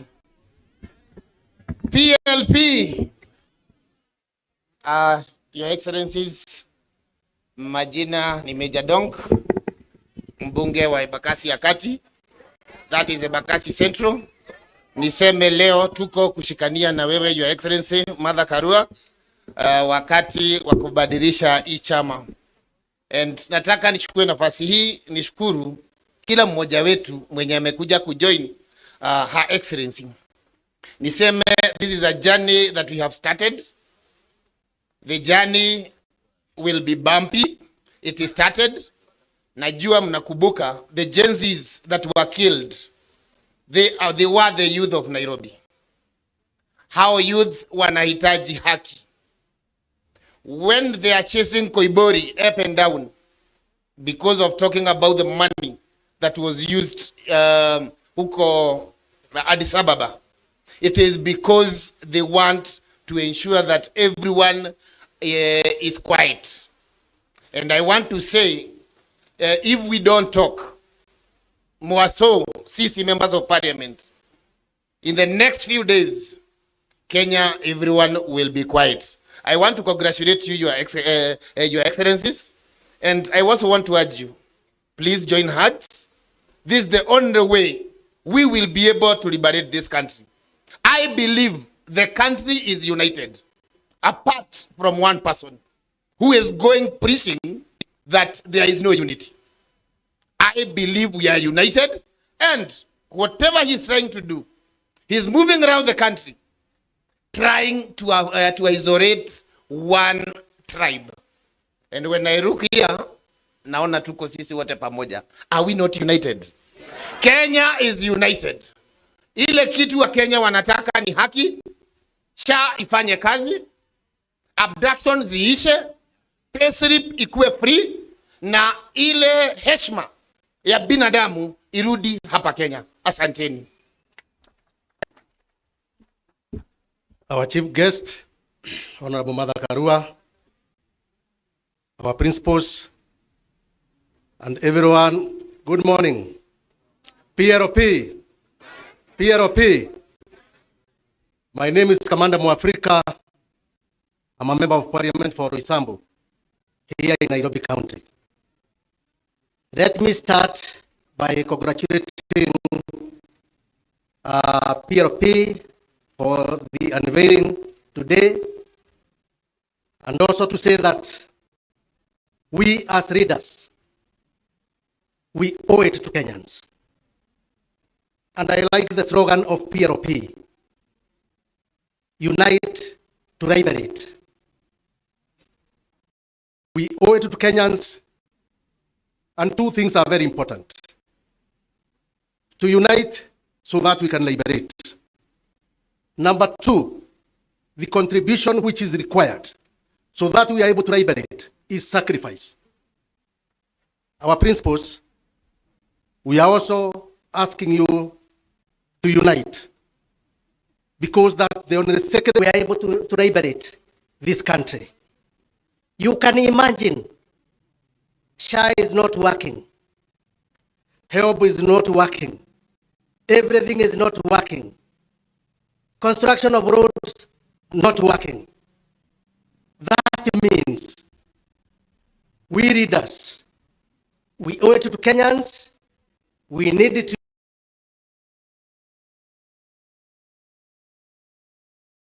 unite so that we can liberate, and we need to sacrifice a lot. Kwa sababu tuko na akili, tuko na nguvu, tuko na uwezo ambao unahitajika kuhakikisha ya kwamba tumesema hapana kwa abductions. We say no to abductions. We say no to pay slips going to the government through overtaxation. We say no to manipulation. We say no to intimidation and international diplomacy blunders kama ile ya kuleta RSF, M23, kushika Kiza Besigye akiwa pa Kenya. Hiyo yote tunasema hapana. We say yes to good governance, to integrity, to accountability, and we congratulate our Excellency Mother Karua for launching this party, and we support you and all of us, including the Wamunyoro fraternity, ambao sisi tunajivunia sana kwa sababu tumeshikana na Rigathi Gachagua ambaye pia ni msema kweli, na sisi wote tunasema kweli. Kenya lazima ibadilike. Asante sana.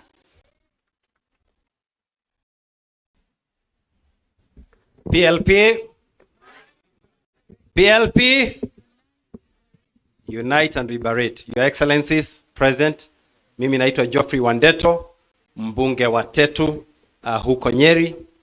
First of all is to congratulate Honorable Mother Karua for this momentous occasion. Wewe Mother, tunakujua tangu wakati wa Moi, kuja wakati wa Kibaki na nyakati zote, as a person who has been at the forefront of the liberation of this country. And we are even more happy today to see you accompanied by all these great leaders. And now we are even becoming more confident that this time, 2027, ile maneno tunataka kufanya, sasa itawezekana. So keep adding more leaders. Na sasa tumesema, hata wale wengine wako nje, walete wote pamoja, tukue na timu kubwa, ili hii maneno tumalize first round. Si ndio 2027 watu wangu? Tumalize mapema. Si ndio? Kwa sababu sasa si mnaona kila kitu imeanguka. Sasa hata hii wiki ni kama wamekubali imeanguka. University funding model hiyo imeenda. Hata baba walimpeleka jia ikapoteana. Si ndio? Si kila kitu imeanguka. Si we now liberate the country. Asanteni sana, Mungu awabariki. PLP,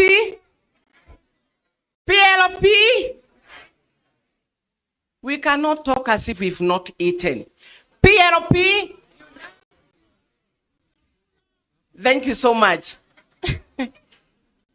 Allow me to congratulate our sister, our mother, Mother Karua, neighboring Murang'a County. This is Mary Wamaua, Member of Parliament, Maragua constituency, and I'm always happy and proud to have Mother Karua as our neighbor and as a woman like me. All what have been said by the members present here is true and good to go by. If there are two women that I emulate and encourages all the women in leadership are the likes of Wangari Maathai and Mother Karua. And if at all women, we are going to stand tall. And we also speak as women who have brought all men on this country and on earth. Obviously, the man is there behind. But the woman, most important, because of carrying the pregnancy and giving birth to that. And also taking care.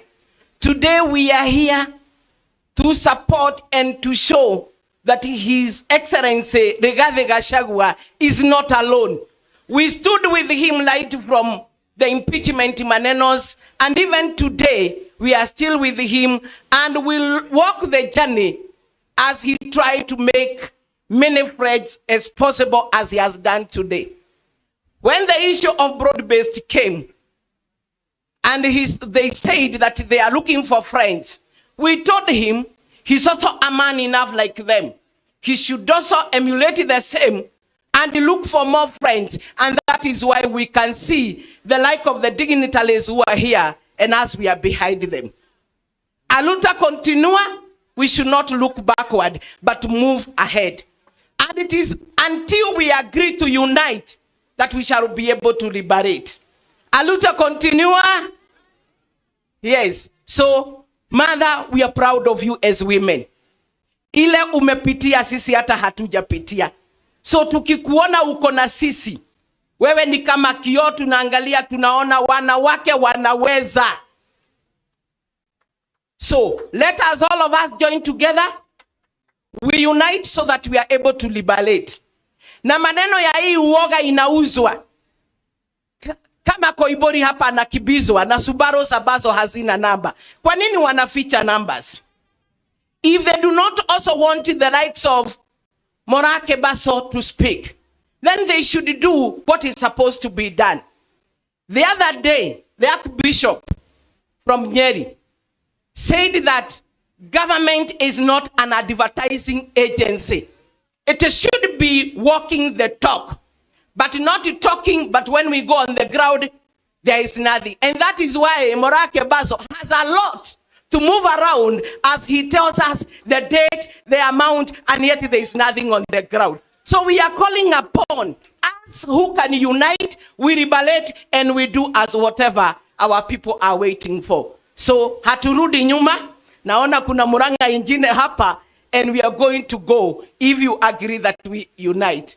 If we are divided, that is the end of us. We know who we are dealing with, and we must stay put. Thank you so much.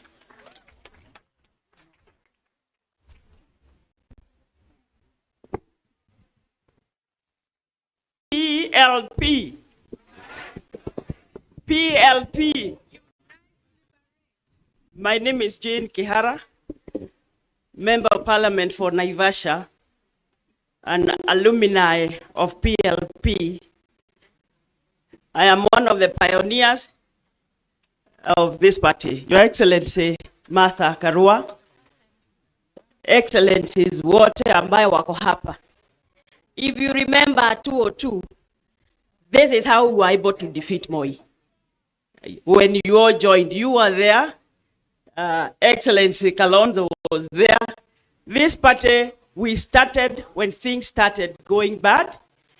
And in fact, I remember you called us in your office at Cooperative House. That's where you are, Chief Justice, as the Justice Minister. And we told you I was coming to look for this office. I'm the one who came looking for this office. So I'm a proud member, our alumni of Martha Karua. I love your resilience. I was elected on a party that we are ashamed of mentioning. UDA. Nobody wants to talk about UDA because Ruto has let the country down. I have never seen a person who will cheat you looking at you in the eye. Anakwambia uongo asubuhi saa sita na jioni ni uongo. You cannot govern a country by bribing leaders because that's what he does. Things are going wrong. We are all seeing, we can all see. You have started your campaign and you are telling us not to campaign, yet we can see you campaigning all through. So, our leaders, we are behind you. Repeat the 202 exercise, put this country together, we will all follow what you tell us. We can, kama ungeniambia, haupigi Ruto tungepigana. Because I thought all those things he said were true, but sometimes also we didn't think properly. It looks like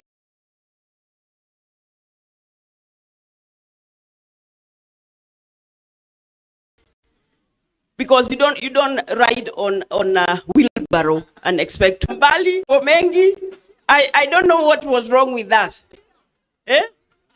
Bottom up, bottom up, tunasema up, bottom up. Sasa we cannot see that one. And I once asked him,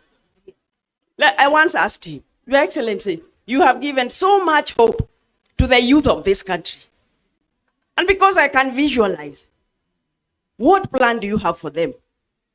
Kaniambia, we wacha how tutawapanga.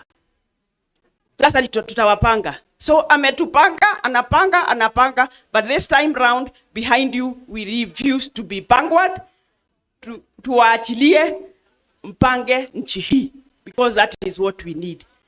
Na wheelbarrow hakuna mahali inaweza kutupeleka. It can't. Hata dioe, I don't know. Something. Thank you very much. I congratulate you and the resilience. I've walked with you the journey.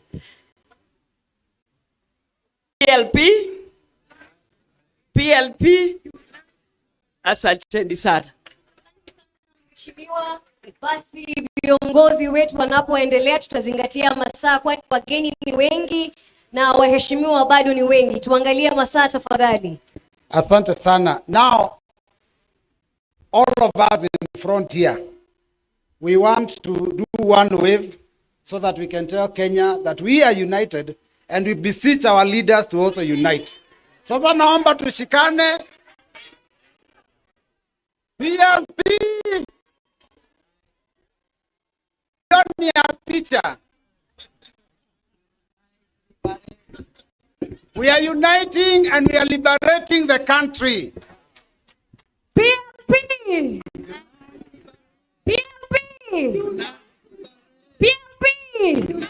Sioni maua jamani, PLP. Asanteni, ikiwa basi tamko letu ni kwamba ni uwiano. Members, I would love that you can be seated. There's one member who is late, sorry. Utasema tu jina alafu uende ukae. Haya. Habari zenu. Kwa majina naitwa David Mwalika Mboni, member wa parliament Kitui Rural. Asanteni sana.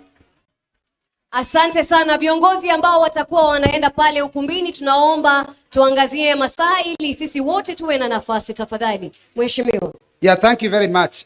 First and foremost, I want to congratulate the party leader of PLP for a very eventful function. I mean, the colors are bright, the people are bright, and I can see that we are going places. Secondly, the leaders you have seen here today, these are the leaders that are with the people. The others that are not here, you are either with us, the people, or you are with the other side. Now the other side, I don't even know what name to use. Kwa sababu nakumbuka iko wakati walikuwa naitwa Arab nani? Alikuwa naitwa Arab nani? Then nikasikia ameanza kuitwa Hasla. Then kidogo nasikia sijui anaitwa Zakayo. Sasa nasikia sijui ni Kasongo. Wengine wanasema ni Kaongo. So you are either with the people or with that other side. But I want to say 2 or 3 things before I sit. And allow me as the deputy leader of the minority, kwa sababu nimekuwa bunge kwa muda, and we have seen, we know we are the majority in court. Na unajua pale bunge wala wameshikilia doria, they have always continuously denied us that. First and foremost, the country is in trouble. My colleagues have spoken. Kenya iko kwa hali hatari. There are only 4 things of software that I want to talk about today very quickly, and that is the economy. Of course, the economy of the country is one of the things you have to worry about. Education, health, and security of the country. The economy is doing badly kwa sababu wakati Zakayo aliongeza ushuru, immediately all those people that would have invested in Kenya went elsewhere. And that is why we have rampant unemployment in this country. Number two, wakati waliongeza ushuru, hata mshahara imeenda chini. There is no spending power. Everybody has become poorer. So the economy is doing badly because of policies that have been brought by a government that does not care for the people. Our health sector is in a shambles. Munajua juzi hospitali za private zote wamesema they will not treat teachers, they will not treat police, they will treat nobody unless you pay cash because SHA has failed. That is a policy of a failed government. The issue of education. Sahi munajua funding model has been thrown out by the court. Our junior secondary schools infrastructure is missing. We are in trouble. Security of the country is in trouble kwa sababu mmeona wamefungua hata mipaka. Watu wakuja wachukue ID hata bila vetting. So I'm telling you, Kenya is in trouble. Today we are hearing that PLP is saying unite and liberate. The only way we shall get ourselves from that trouble is to unite and do what? Unity will start from our leaders all the way to the bottom. And the minute you do that, let us liberate so that mahala ambapo tumefika. Na sasa tumesema wakati umefika wa unite to na kidogo tu, manake mimi ndio mama wa Martha Karua. Hata ukiona kwa umri kweli amenishinda.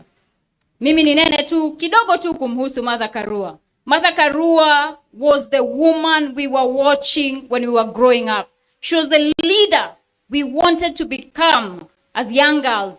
She was everywhere. She was in the news. She was on the papers. Alikuwa pia yule ambaye ukiona zile bendera za power kweli alikuwa pale kipaumbele. Na niseme ya kwamba what Martha Karua has taught all of us is that we can have good leaders in this country. Sio lazima tukue na viongozi ambao ni walagai, viongozi ambao ni wezi, viongozi ambao wanakandamiza wa Kenya. Huyu mama miaka mingi amekuwa akipigania haki za Wakenya hapa nchini. She is exemplary, na ndio maana hata watu wakiniambia Gasheri unafuata njia sawa, na waambia unajua nilikuwa na mfano mwema, na mfano mwema ni Martha Wangari Karua. Na jamani, kweli kama mama amevumilia hiyo miaka yote, hajakubali kuuziwa uoga. Nyinyi mtakubali kuuziwa uoga? Hata mkipewa mtanunua? Hata wakiwapa bure msikubali. Na tunataka kusema kwa hawa viongozi ambao wako hapa leo, please be selfless. As we move forward, as we charter the path to have a singular candidate who will liberate Kenya from this autocracy, from the bad governance, from the ineptness of the leaders, let us have one candidate. Ikifika wakati wa mazungumzo, mketi mzungumze, muagane, isikuwe ya kwamba kila mtu anataka kuwa kwenye tiketi. Manake, huyo mtu nasikia mnamuita nani? Ati mnamuita nani? Manake tusiposhikana, hata Waswahili walisema ya kwamba umoja ni nguvu, utengano ni udhaifu. Mimi sitanena zaidi ya hapo, ningetaka tu kwa heshima, I recognize the former and sitting MCAs. Naomba tu msimame, you wave at the people mahala ambapo mpo. Former and sitting MCAs, please wave at the people.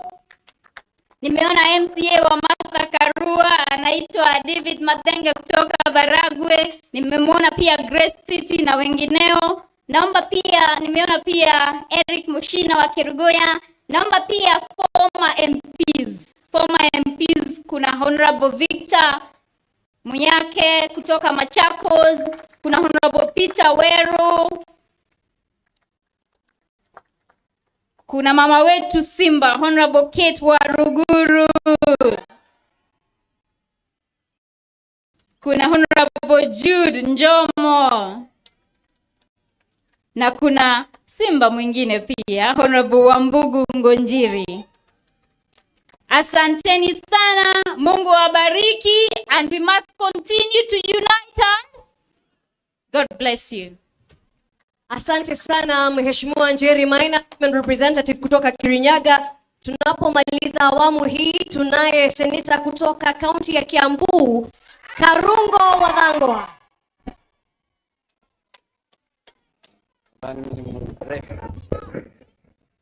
Wakenya hoye!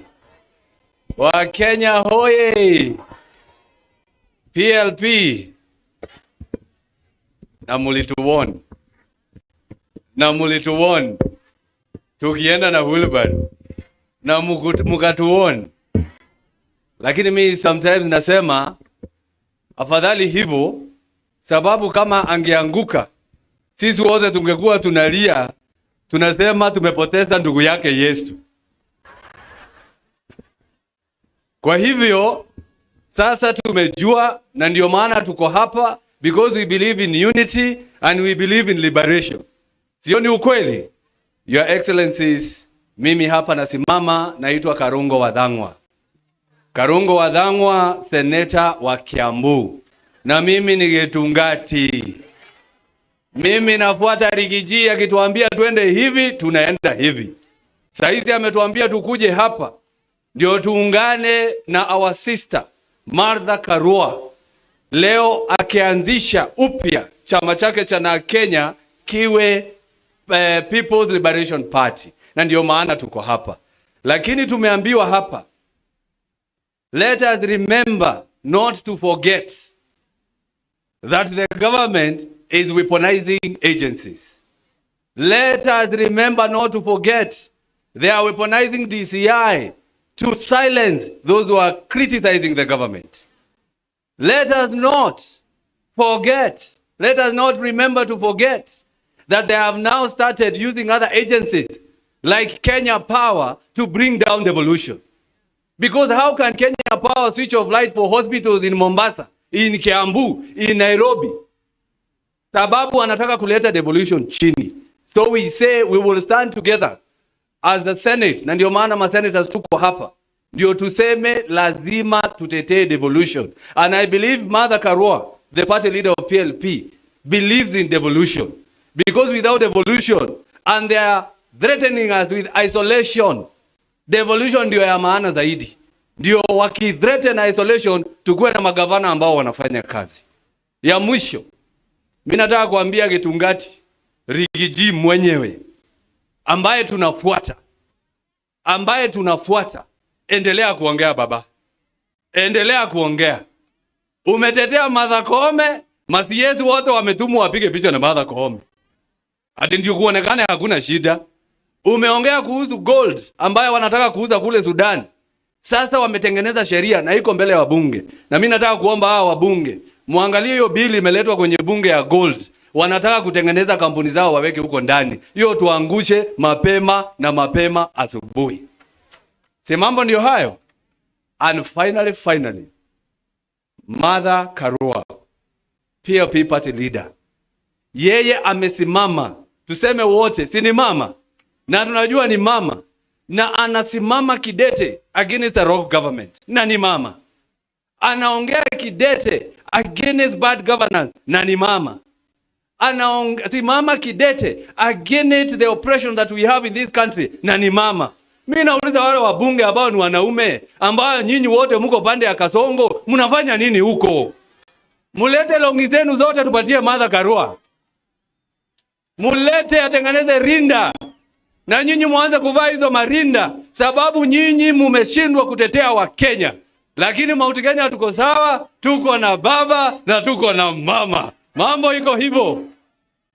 Mimi sitapitisha hapo, nilikuwa nimeambiwa nialike maseneta wenzangu, na naona tuko na seneta Manzo hapa.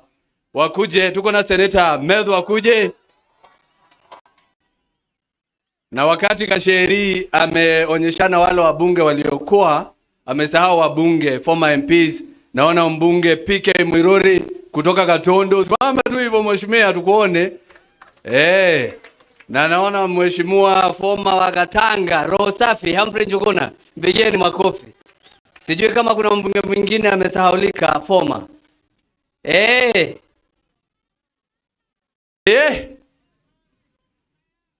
Mama yao. Sawa, mbigeni makofi, asante sana. Haya, mimi nitafikisha hapo, na nafurahi kuwa hapa when history is being made to unite and to liberate. Senator mwingine, naona Senator Onyonga karibu. Ako kwa simu ako group ingine. Party leader. Haya. Sana tunapoendelea kukaribisha viongozi wetu, tunapata sehemu hii ya maseneta, tunaangalia wakati ili tuwe na nafasi ya viongozi wote kusema na wananchi. Asante. PLP! PLP! I want to congratulate the Honorable Mother Karua and also say that the nation is dying. The institutions are being killed. Parliament, judiciary, they are being killed. And the worst of it, Gen Zs died in huge numbers. Abbas started by kidnapping people. Ruto is kidnapping people. I have seen it when we went to court in Kiambu with a member for Juja. Every time we come out, the kidnappers are waiting for him outside there. We even now know how they look like. So we must bring kidnapping into a stop. People disappear, people die. Recently we went to the city morgue and a lot of our agencies who were kidnapped and disappeared, they are there. Their bodies have not been identified, their fingerprints have not been taken, and even the government dared to go to court to be given an order to bury them. This is a very serious matter. The nation is dying. It needs liberation. And therefore, we have to stand strong, the team here, to liberate the nation. I really want to ask the young people, kama una kitambulisho, chukua kitambulisho. Wakati wa kuandikisha kura, tutoke kwa wengi, tuandikishe kura. Ndio siku ya kupiga kura, tuhakikisha kwamba Kasongo ameenda nyumbani. Finally, when Mother Karua came from Uganda, she told us a new song. We shall overcome. We shall overcome. Please sing with me. We shall overcome. We shall overcome. We shall overcome someday. We'll sing stanza 2 next time.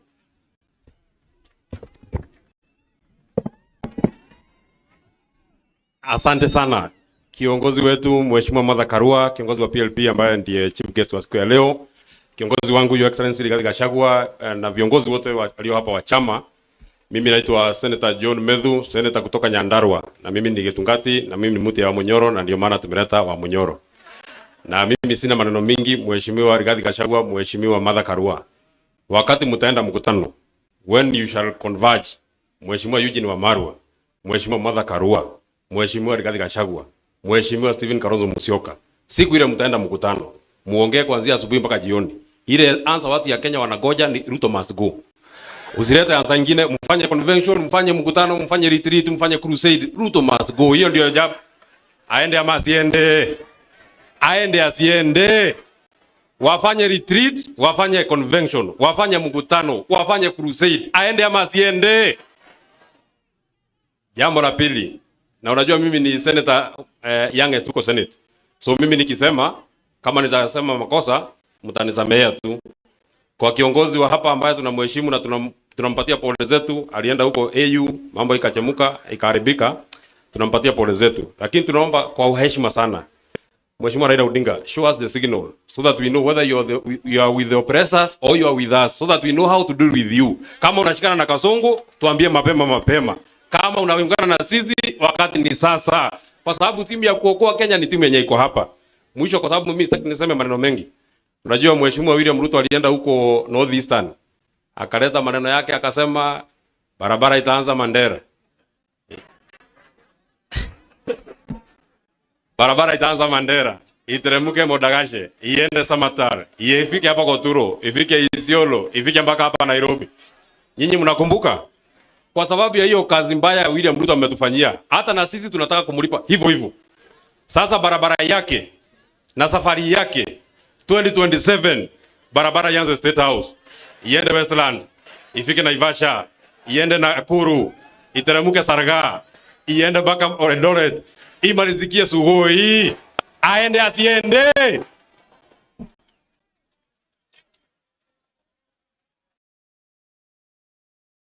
Bana goja tumeelewana. You know how we do it.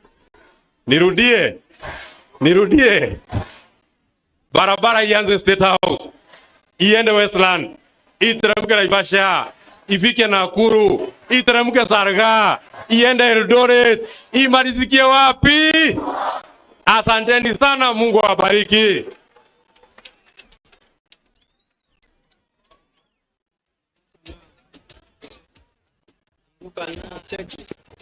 Anguka now, twende down low now. Stand up to your feet, mikono juu alafu click. Asante sana. Huyo akiwa basi ni seneta kutoka kaunti ya Nyandarua, Seneta Medho. Wanasema kafa Medho. Mumesikia habari na maneno yake seneta? Tumesikia. PLP. PLP. PLP. Seneta kutoka Kirinyaga alikuwa karibu, sijui kama bado yupo. Naona mheshimiwa. Naomba tu kwa heshima, Seneta Kamau Murango alikuwa lakini hajisikii vizuri, kwa hivyo ameweza kuenda kufika hospitalini ili apate matibabu. Asanteni.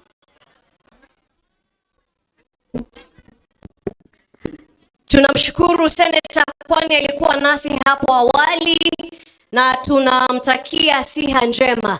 Basi kwa wakati huu mahali ambapo tupo, tumesema hiki ni chama ambacho kina ushirikiano, chama ambacho kinajumuisha. Tumeweza kusikia viongozi na kila mtu. Sasa mimi nashangaa, sisi ambao tumekuwa tumeketi kwenye ukumbi huu, tunaweza kuwa na mawazo ama kitu ambacho tunataka kuchangia. Kuna jambo tunataka tuseme chochote?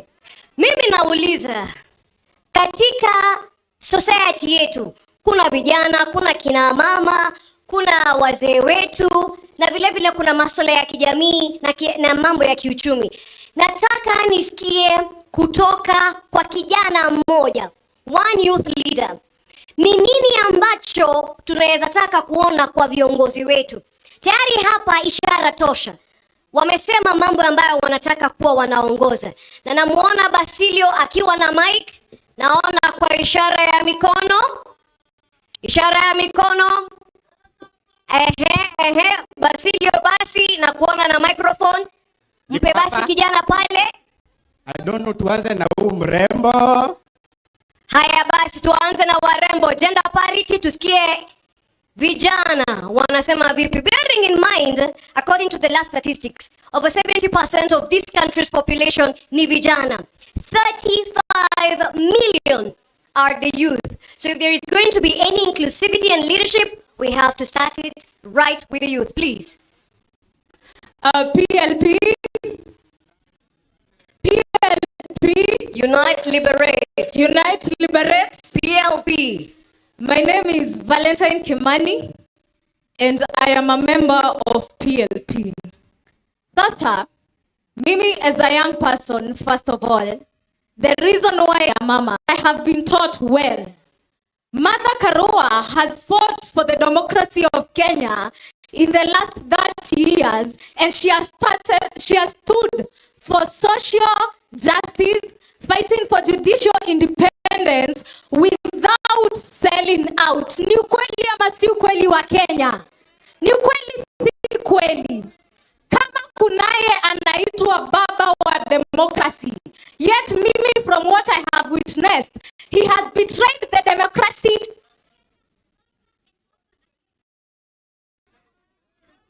Kuna mtu amekanyaga waya, tunaomba ache kukanyaga waya. Yes, proceed.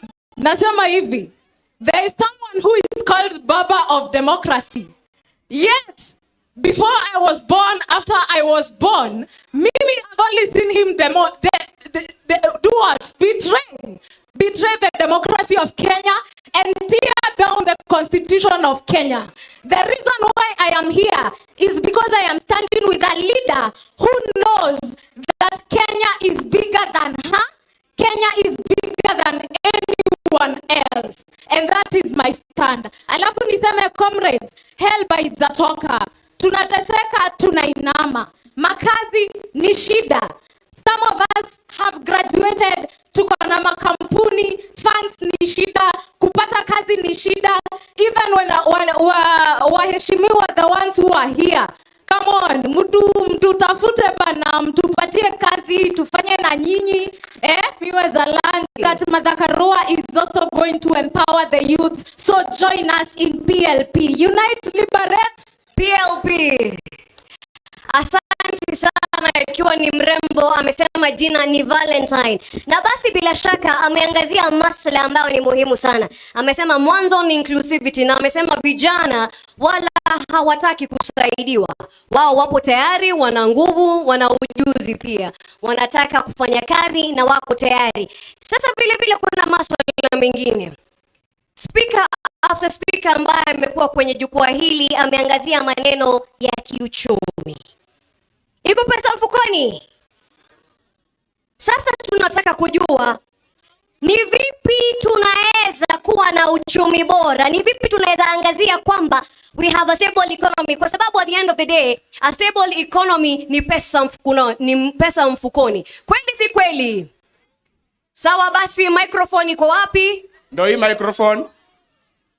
Iko wapi? Ndio hii microphone. Basi tupate mtu mmoja aseme. Tuseme, wacha tusikie.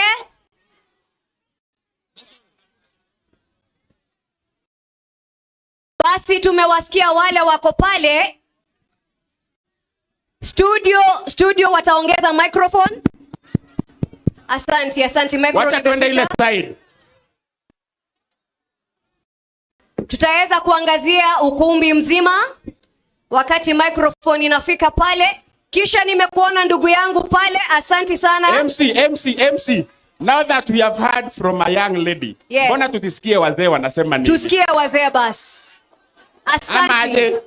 Bado tutamsikia. Tusikie wazee wanasema. Unajua pasipo wazee hapakosi neno.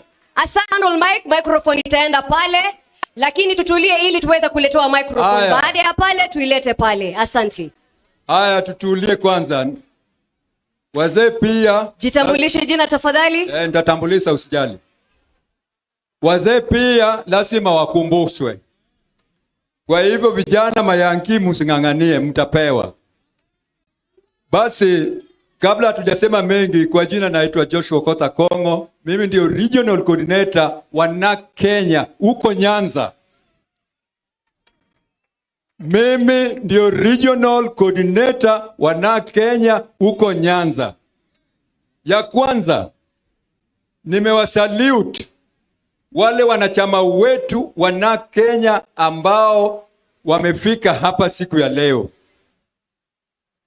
Kufika hapa sio jambo rahisi, kwa sababu tukiongea mambo ya uchumi, unaona watu ni wachache hapa.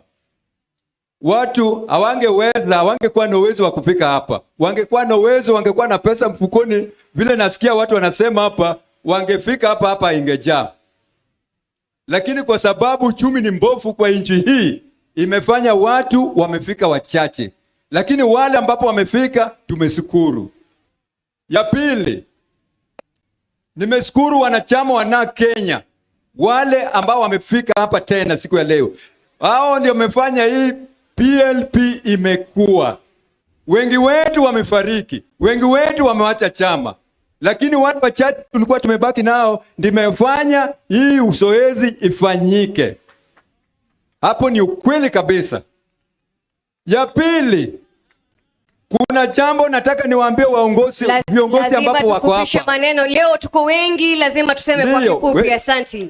Ningependa kuwajulisha, hii ni ujumbe kwa wale mabunge ambapo walisimama hapo, wale maseneta ambapo wako hapa, pamoja na rigji na viongozi mbalimbali wako hapa. Jambo muhimu, nchi ya Kenya imezorota. Nchi ya Kenya imezorota kusema kweli. Basi hiyo ni Kiswahili nzuri, hata kuoza, hata kuzorota. Kwa hivyo, naona kuna viongozi hapa. Kuna rigji hapa. Kuna mheshimiwa Karua hapa. Kuna mheshimiwa Kalonzo hapa. Kuna DAP hapa. Tunasema sisi ndio wanachama wenu. Tafadhalini musikosane, muungane, mutoe huyu mkijana huyu. Mtoe huyu kijana huyu Sigoi huyu. Mnaona vile huyu kijana anaharibu nchi. Mheshimiwa Kalonzo, wewe uko hapo. Umeshaka kwa siasa kwa muda mrefu. Miaka 10 iliyopita ama miaka 20. Angalia vile uchumi wa Kenya ilikuwepo. Mheshimiwa Karua, mko hapo. Angalieni wakati mlikuwa na Kibaki. Nchi ya Kenya ilikuwa namna gani? Uchumi ilikuwa imeimarisha. Sasa angalieni vile huyu jamaa ameibu nchi. Kwa hivyo msianguke, hakikisha mmeunite na mtoe huyu kijana straight away. Asanteni. Kweli palipo na mzee hapa haribiki neno, anasema uwiano. Haswa akisisitiza ni kwa viongozi wetu waliotuongoza. Wakishirikiana, wengine wanafuata na tunakuwa na mabadiliko sawa. Tunapoendelea kwa sababu sehemu hii ya kusemezana tutakuwa tunaendelea. Wakati Mike inapelekwa upande ule, ningependa kutambua viongozi wa vyama wengine ambao wamefika sasa, ikiwa ni pamoja na Mary Kanana Ntere wa Mbas National Treasurer, she is the National Treasurer for the Bas Party. Vile vile tunaye kiongozi wa KANU Mheshimiwa Kipkum, na vile vile tunaye the Deputy Chair wa chama cha DP Professor Peter Kagwanja. Tutakuwa tunachukua swali la mwisho. Baada ya hapo tutaweza kuwa tunawasikiza viongozi wetu, sababu leo ni siku ya uwiano na siku ya ukombozi. Mike imefika sababu hilo ni swali la mwisho. Tunaangazia masuala sisi ambao tumeweza kufika tukiwa wananchi, ni nini tunataka kuona katika jamhuri hii yetu tunayopenda na kuenzi ya Kenya.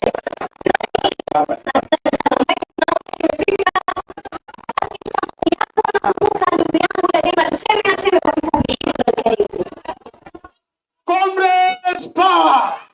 Comrades power! I stand here as a youth leader, Your Excellencies, and I'm standing here on the behalf of all the youth in Kenya. We are very much pained. In fact, I've not eaten. As I'm sitting here, I'm very much hungry. My mother is hungry. My father is hungry. And we all hungry. Comrades are not having help. Comrades are tired. Hawa jamaa wamevaa suti, hawana kitu ya kusema. Wamevaa tu hapa hivi wakisikiza viongozi. Ati sijui wanatuambia hapa hivi venye wanatusaidia tupeleke mtu nyumbani na mtusaidii. Viongozi muongee kwa bunge ama namna gani? Viongozi si waongee. Wasimame usisimame. Viongozi, you must lead, you must speak. Before telling us to speak, you must also speak. Ama namna gani, my friends? Asante. Mwisho, kitu ya mwisho. Before 2027, it's my urge that all the youths stand strong and stand still, because this country is yours, it's all ours. Mungu abariki, tubaki siku moja. Thank you. Asante sana. Hiyo ni awamu ambayo imekuwa ni awamu very important, kwa sababu wakati wote tunasema we have to balance the skills. Tusikizane wote. Tutakuwa tunaangazia hiyo sehemu kwa mara nyingine, lakini kwa sasa nataka turudi tena kusikiza viongozi wetu. Nimpe nafasi hii with most humility, niweze kumkaribisha SG wetu Asha Bashir. Wakati huu tutakuwa tunaenda kusikiza viongozi ambao wamekuwa na sisi, na niweze pia kutambua viongozi wengi pia ambao wameweza kufika hapa. Kunaye Honorable Mirori, ni former member of parliament ambaye ameweza kufika hapa, na kuna vile Mheshimiwa Dick Kamau ambaye ameweza kufika, yeye ni SG wa KPP, na Honorable Dubai ambaye ni organizing secretary wa chama cha DP. Karibuni sana, na niweze kumkaribisha SG wetu Asha Bashir, wakaribishe viongozi wengine. Karibu Mheshimiwa. Asanteni sana. Hayawi ni wakati wa kusikiliza viongozi, na mmepewa disclaimer ya kwamba lazima muungane. Msipofanya hivyo mtatubidi tufanye vitu ambavyo hatufai kufanya. Kwa hivyo bila kupoteza muda, na kwa sababu tunaangalia itifaki zote, ningependa kumualika National Treasurer wa chama ya Mbas, Madam Beatrice, ili uweze kuja kuzungumza kwa dakika moja. Tafadhali kwa sababu ya muda.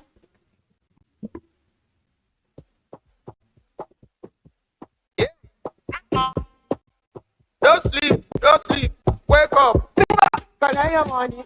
PLP, Your Excellencies, Martha Karua, Kalonzo Musyoka, Rigathi Gachagua na viongozi wetu wote, amjamboni. Jina si Beatrice, jina ni Mary Kanana Antere, National Treasurer Mbas Party. Tuko hapa kuwaunga mkono kama PLP.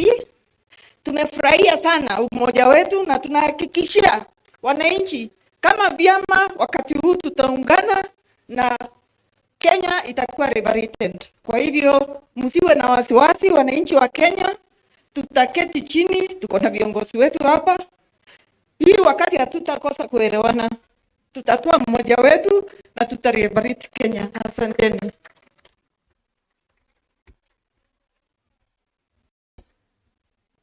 Naomba uniwie radhi. Ningependa kumwalika chairman wetu wa Jubilee Party, Mheshimiwa Saitoti, ili uweze kuzungumza na halaiki ya watu.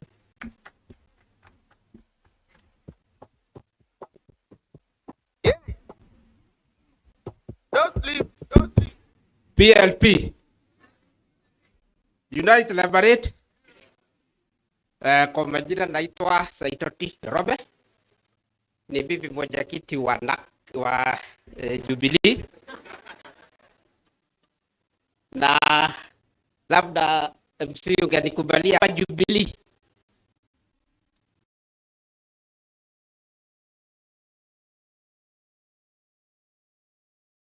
Kiwa tunaongea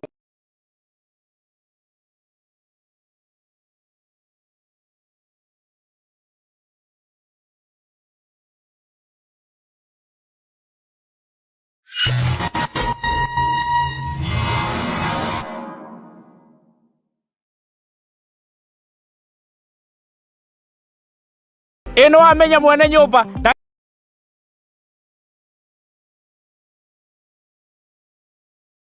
agutumira message ya gukugeithia agutumagirwo message agigwetia mbia ciake ndume kwene na riu tuna mugunda mweru uretwo Fahari Gardens wi Joska Kantafu ndagika 3 tu kuma main road uroka na ngirigana tugakuhe mwaka mugima kuriha na riu tugikongwira miaka 20 mugunda uyu mweru turawendia 630 na wariha cash ni 580 mugunda uyu hakuhe muno na bara na oproti na title D yayo warikia tugakuna title yaku Araniria na ithuĩ kugerera 0798555444 na tondu mugunda uyu urigainie na cukuru ri ni tuthii mundu are ngarihe bithi. Mawega Company Limited, celebrating 20 years of turning tenants into landlords.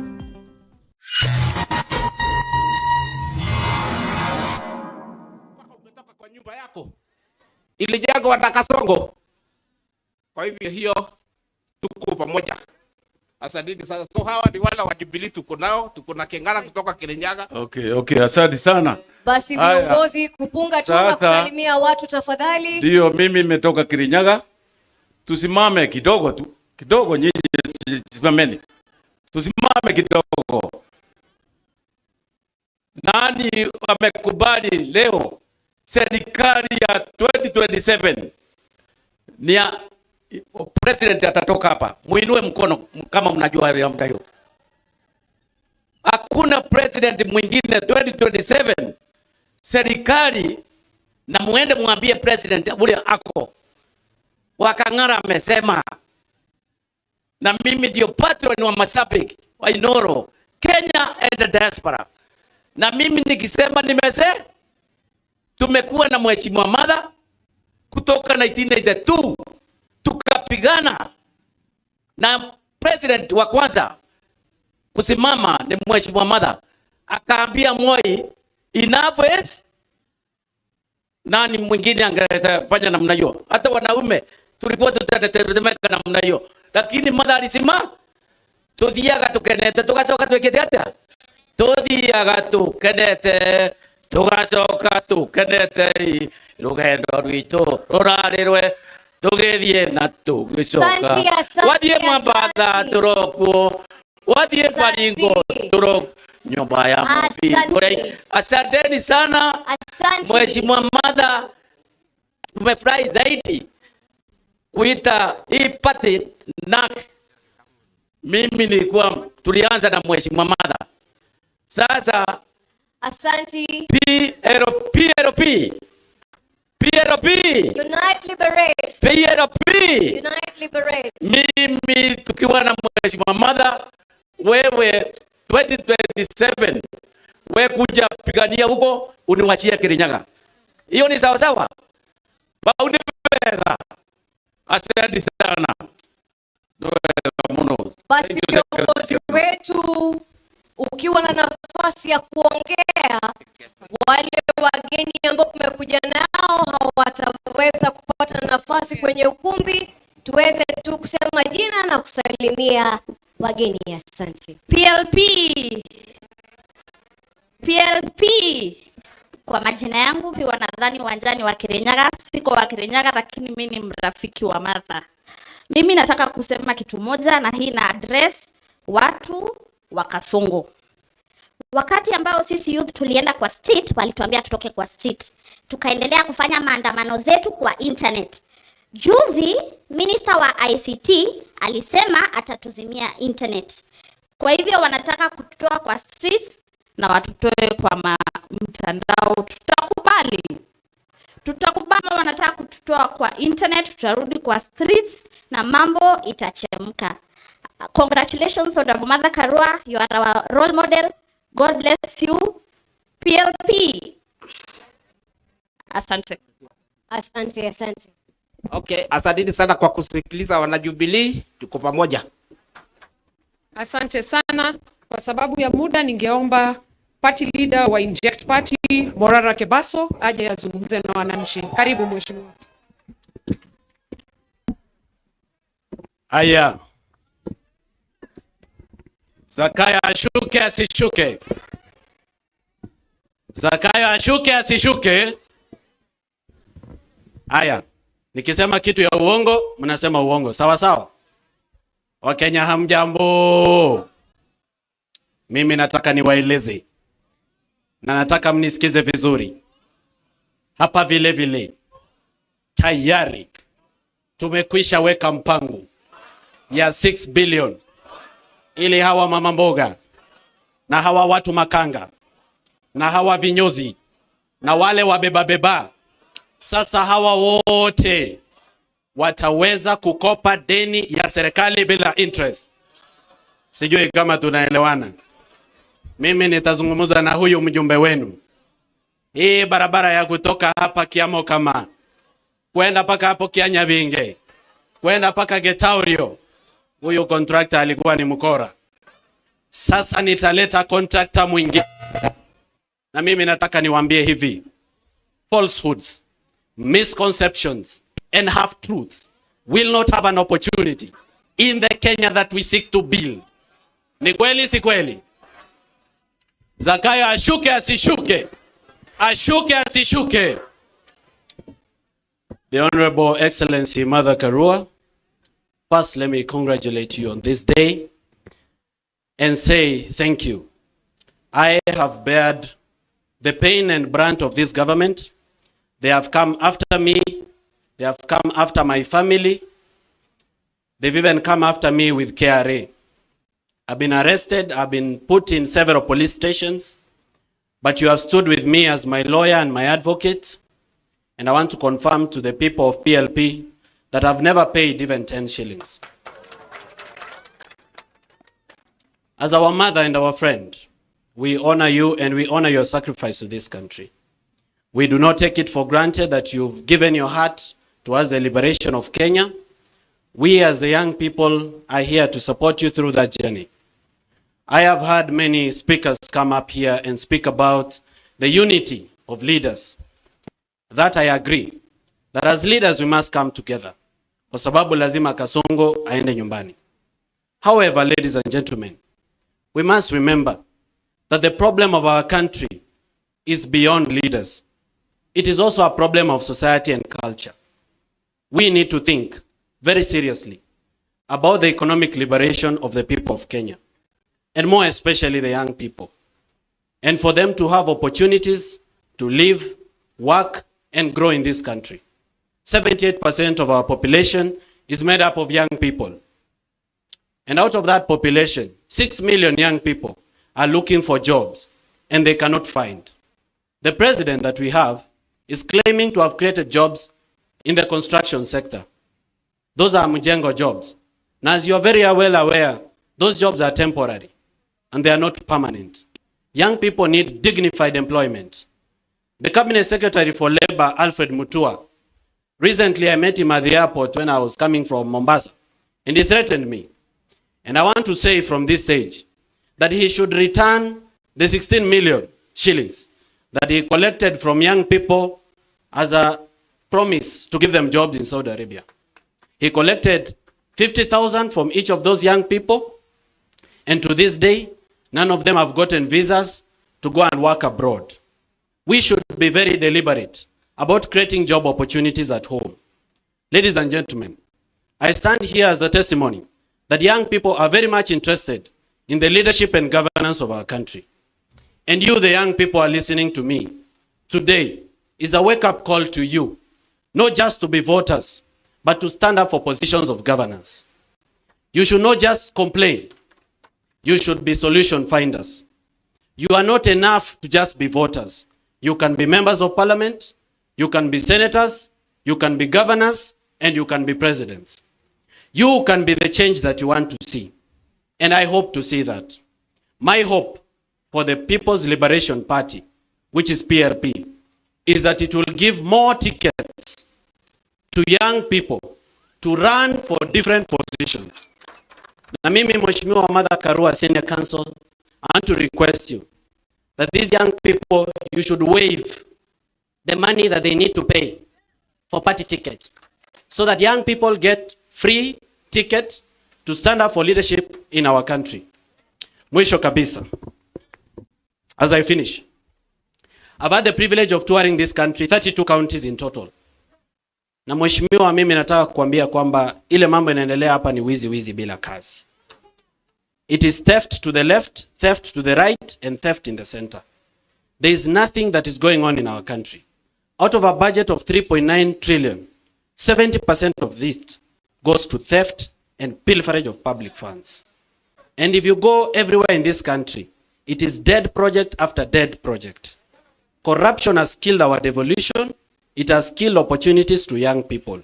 Please, if you get an opportunity, give that a thought and ensure that we end corruption in our country. Mimi nina azma ya kuwa rais wa Kenya. But that is the will of God. It is God that gives leadership. It is not me to give it to myself. If you become our president ahead of me, ile kitu peke yake naomba ni kiti ya anti-corruption. Mimi, and I want to work for free. I don't want to be paid. Nipatie tu hiyo kiti ya EACC na uzime simu. Uniwache mimi nitashughulikia hawa. Thank you and God bless you. Thank you very much, Morara Kebaso. I would like to invite Professor Kibuta Kibwana. He did a very good job in the county government of Makueni, a living example of humility combined with excellence. Makueni alifanya kazi na sasa tunataka kumsikiza ili atueleze. Tumesema palipo wazee haparibiki. Asanteni. People's Liberation Party.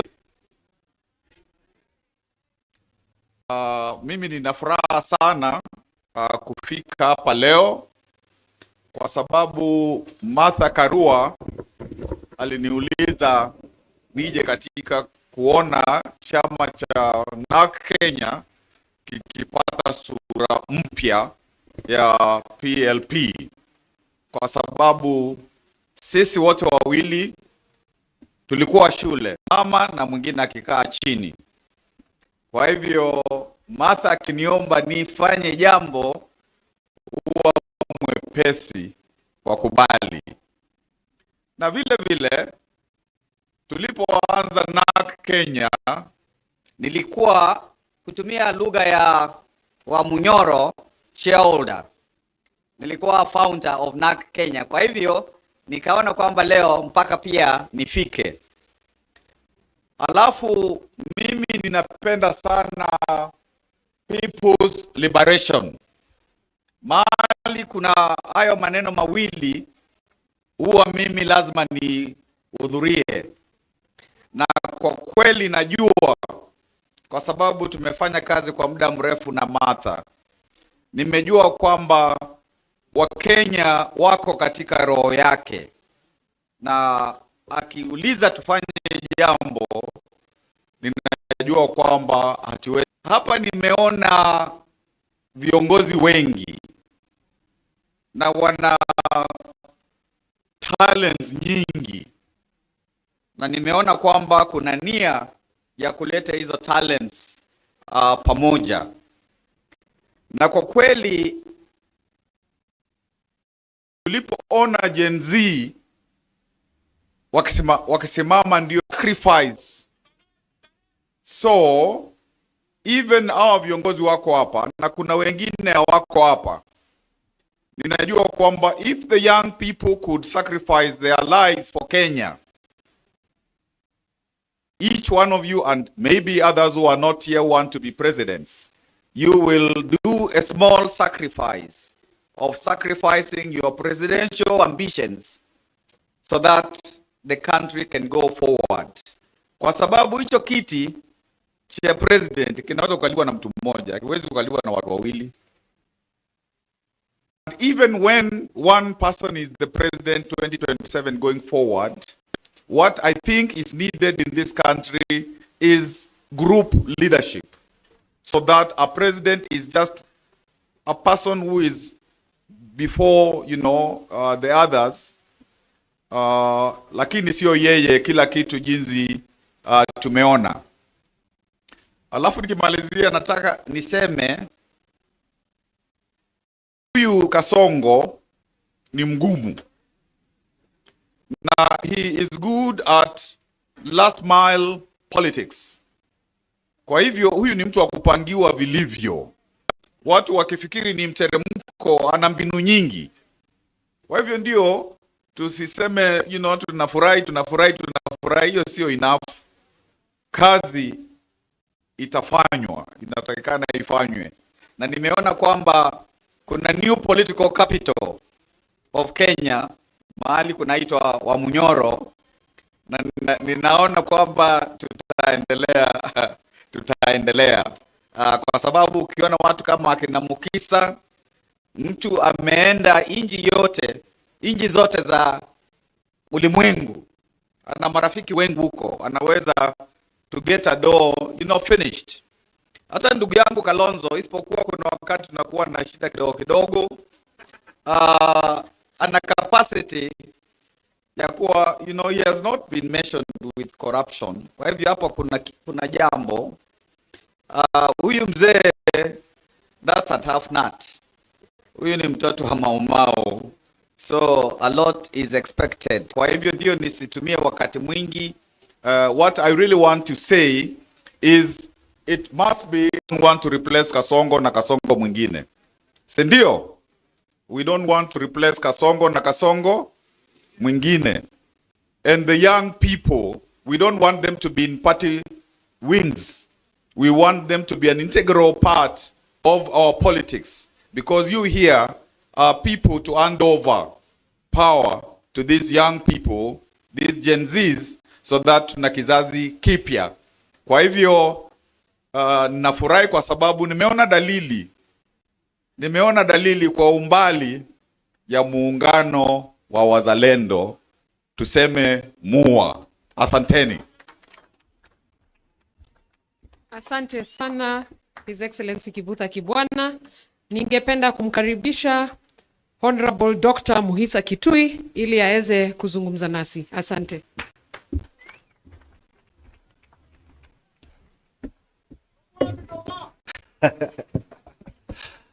Mwenyeji wetu na tena mgeni wa heshima siku ya leo, rafiki yangu wa miongo mingi sana, Martha Karua, waheshimiwa viongozi vinara wa vyama mbalimbali, wazalendo wa Kenya, hamjambo.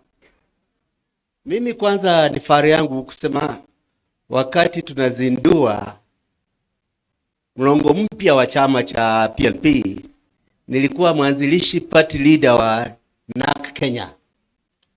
And the DNA of NAK Kenya as a party that is responsive to youth vibes, to new thinking, remains to inform my thinking about this country. Sitasema mengi sana. Kihistoria, na mimi nilihusika na harakati za ukombozi wa pili. Every liberation movement reaches an inflection point when the decisions of leaders are critical in deciding whether it is going to collapse or it's going to succeed. The best example we have is 1991. Kenyans were united in believing that Moi was to go home. You did not need to tell them any other reason why Moi had to go home. They knew he had to go. The problem was everybody wanted to become the new Moi. If you remember 1992 elections, because of a critical mistake we made in 1990-91, Moi remained president after winning 34% of the popular vote. We are approaching a similar inflection point. Across this country, you don't need to say very much to convince people that Ruto is a terrible disaster to this country. It doesn't take much intellectual effort to show that he's a bad hypocrite, that he's bringing shame to us by hosting Janjaweed, terrorists who are killing black people in Western Sudan because of pieces of gold. You don't need very much to show that a person who keeps praising his intellectual credentials and does not show any evidence of exposure to education in his utterances in public does not do scholarship justice. But you know, the problem for Kenya right now is how can we use this moment of the relaunch of PLP as an opportunity to get every one of us to say, I have partisan interests to grow my party. I have personal political ambitions to move forward. But I have greater ambition to be part of the national solution that Kenya must be liberated from the yoke of Ruto more urgently than my personal desire for political office. If we can take that as our main message going forward, the dividends are very, very close to us. 1991, we had a problem. We did not have a mother to bring us together and say, our goal is larger than our personal ambition. But imagine, if this had happened 2 years ago, no boys would have been picked from their homes in Kondele and their bodies found slaughtered by guns. No youth would have been shot on the streets of Nairobi and became statistics in mortuaries with impunity.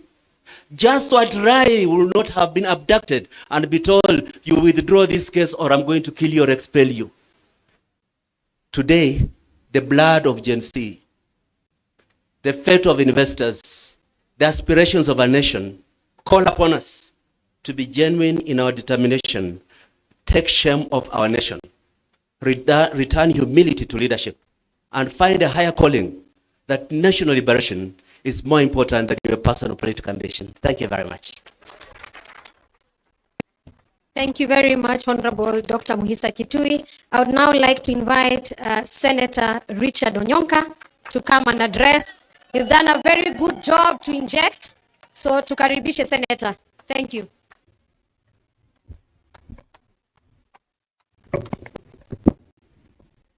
Asante sana. For the guests who are here, I come here first because I was invited by Her Excellency Martha Karua, somebody that I've known for many years. And this is a wonderful idea. The branding is good. I hope the message will get to the people. I am representing a gentleman who's not here with us, and his name is Fred Matiang'i.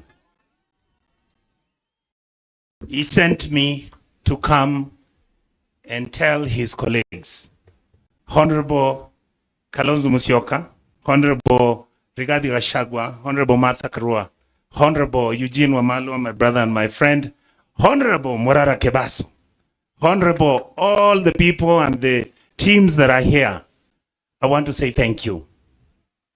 Wanjigi, oh God, you are a serious Kenyan. We are very, very proud of you. I want to say 2 words. We have a country where our budget now is 4 trillion. Parliament serves the executive. 90% of the members of parliament and senators have been bought. In that process, you have this 4 trillion budget, which is supposed to give our people health services. It's dead. You have the education system on its knees. Why? Because university funding money does not get to the people who are vulnerable. You have a government that is actually doing something called affordable housing, but in the universities, all our students live in the slums. Instead of the government building where these kids stay, because they pay, the government is building houses where the president and his friends are sharing the loot. How are they sharing the loot? They supply the cement. Then first of all, they take public land, they supply the cement, they supply chumas, they supply kokoto, they supply mchanga among the friends. They have said they were building 200,000 houses. The Auditor General says we've only done 5,000. The rest, they don't know where they are. You have a country that as we speak today, you don't know where the port of Mombasa, who owns it. Wanjigi, you don't know who owns Lamu Port. What happened to Vision 2030 and Kansas City? Billions and billions of Kenyan shillings dumped over there. Nothing has happened. Then, of course, Morara has always come out with the roads, how there is nothing, how they take the money and share it amongst themselves. Teachers are not being paid because they are examining exams from 2 years ago. And then you have our Kengen, you have Ketako, you have Diathamo, all of these state corporations. If I ask Eugene Wamala today, Your Excellency, do you know now who the ownership, the partnership of these government institutions are? Would you tell me? Absolutely not. All our universities land, whether it is the University of Nairobi, whether it's Kenyatta, whether it is Moi University Eldoret, is being allocated, shared amongst the people in government today. The houses where university lecturers have been staying around here, including across the street, they have already transferred the titles. And I'm informed that some of those are being given to commercial banks so that they can borrow money against them, so that if the government comes later to claim for those properties, they'll find that they're already on second or third encumbrance. Then you have a matter where if you're a country that you are not willing to accept criticism, you are a president and you think that you are going to take people like me, you are taking young Kenyans and you're killing them. And right now, some of them are being killed in a stadium in one of the Western province county governments. That is the information I got last night. They're taken there at 2 o'clock in the morning. And the bodies are picked at 7 in the morning in trucks. What have we become? What state are we? Honorable Gachagua, you talk about how they may want to kill you. All of us can be killed. But I'm not going to stop talking about these things. I will not. And if they offer the money, I will not take it. At a country where all of us now must begin to interrogate ourselves and ask ourselves, lest we forget like I heard my brother talk about, lest we forget every single thing that is going to happen to any of us can happen to any of you out there. So finally, I want to tell the leaders on this table, Honorable Kalonzo Musyoka, don't be like these people if you become president. Rigiji, don't be like these people. Honorable Eugene, the country needs you. So don't come and take over power and start sharing the loot and behaving as if this country doesn't need support. We are mistreating our most vulnerable people very unfairly. We take their money, we misuse it.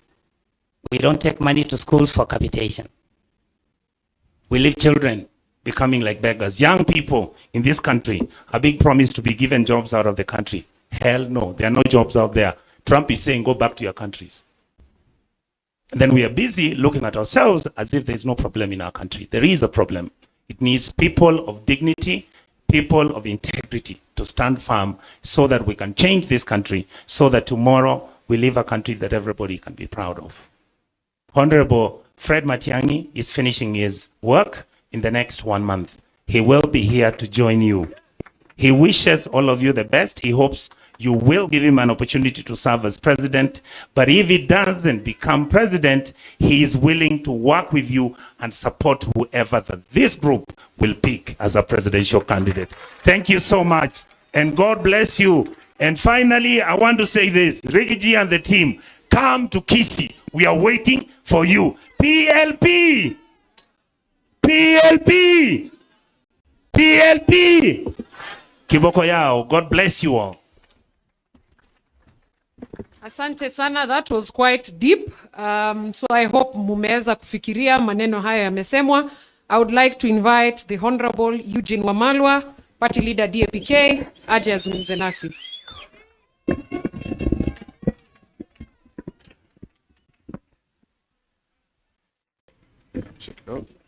Thank you. Yeah, that's good.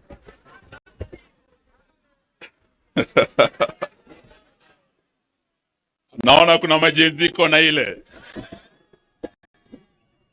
musangarire. Rigiji mwenyewe ako hapa atawapa hiyo story. Na msiseme hey.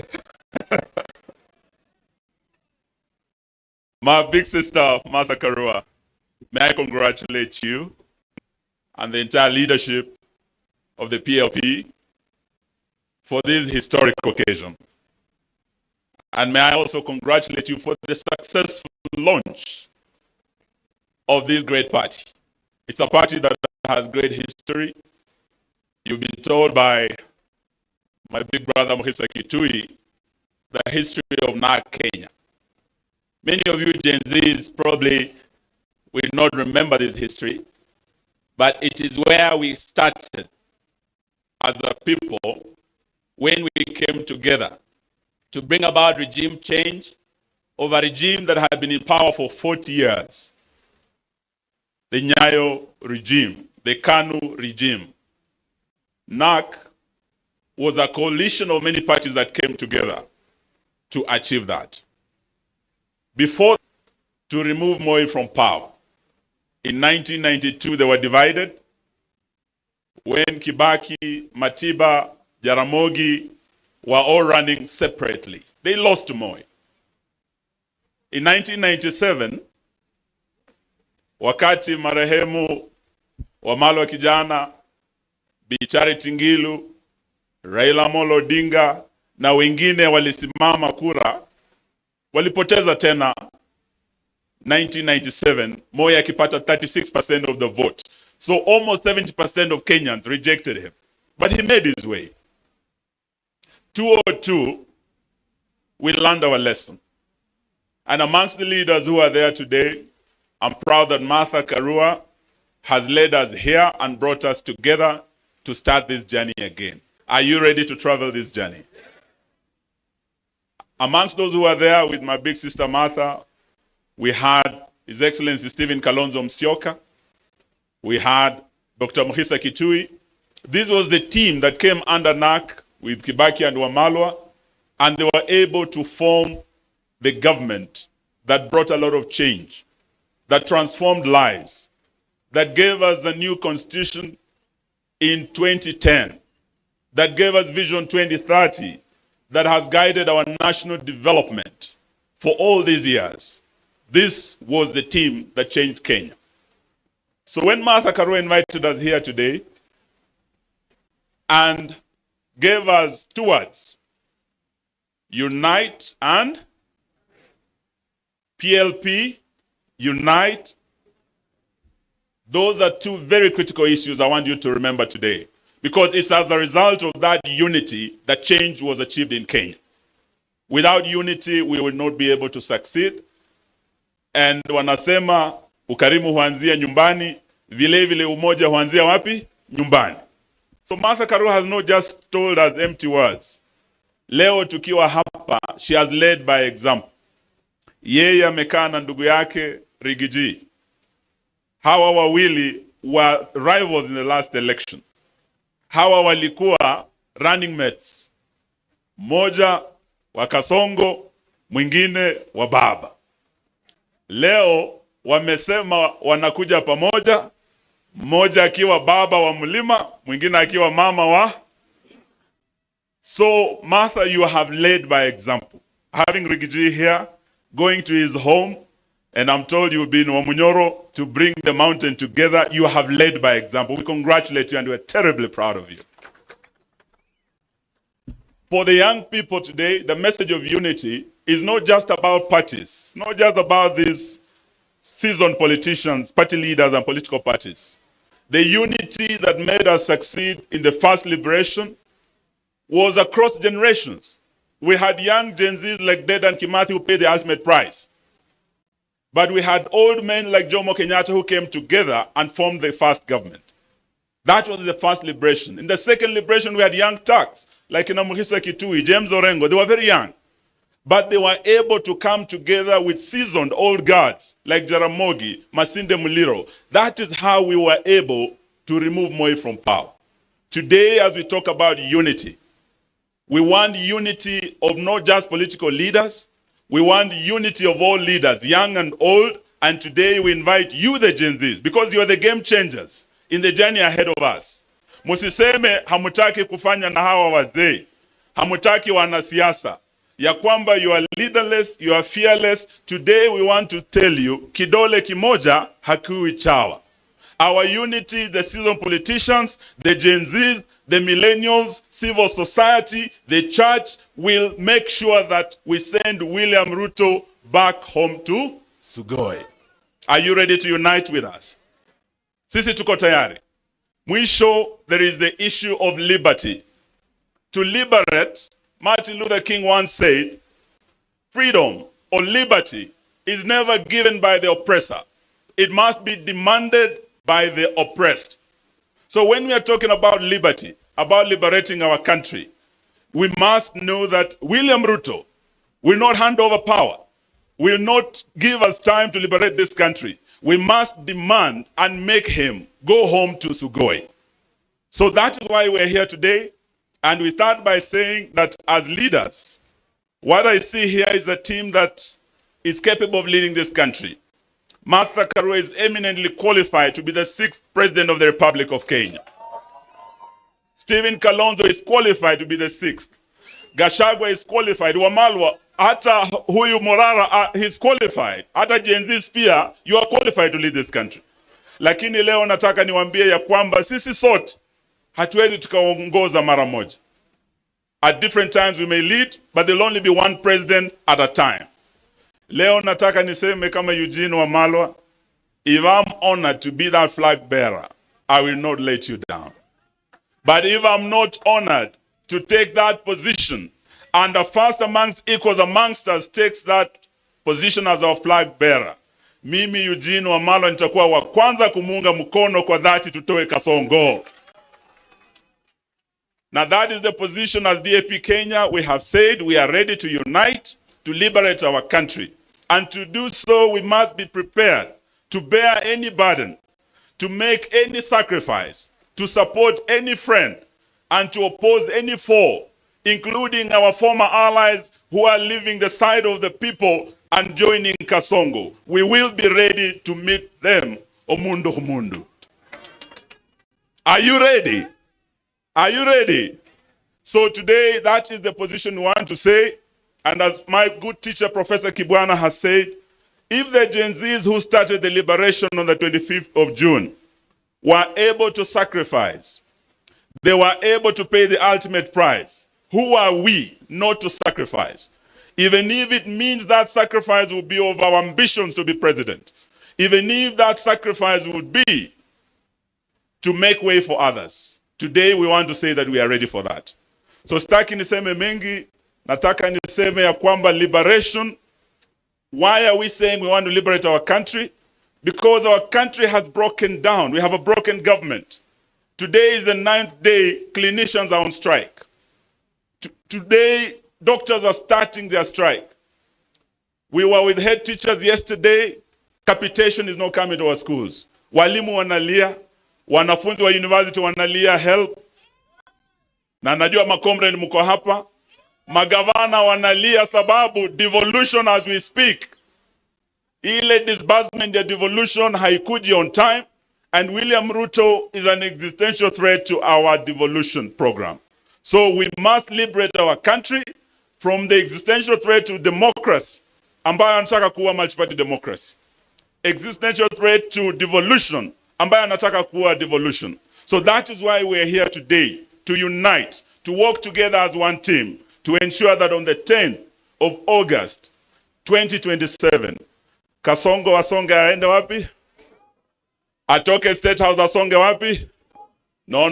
Mmesahau ile medu alisema asonge from State House asonge wapi? Naivasha. Kutoka Naivasha asonge wapi? Kutoka Nakuru asonge wapi? Kutoka Eldoret asonge wapi? Aende asiende? Kasongo asonge asisonge? Asante, Mungu awabariki. Thank you very much, Honorable Eugene. I'd like now to invite the party leader, Safina Party, Honorable Jimmy Wanjigi.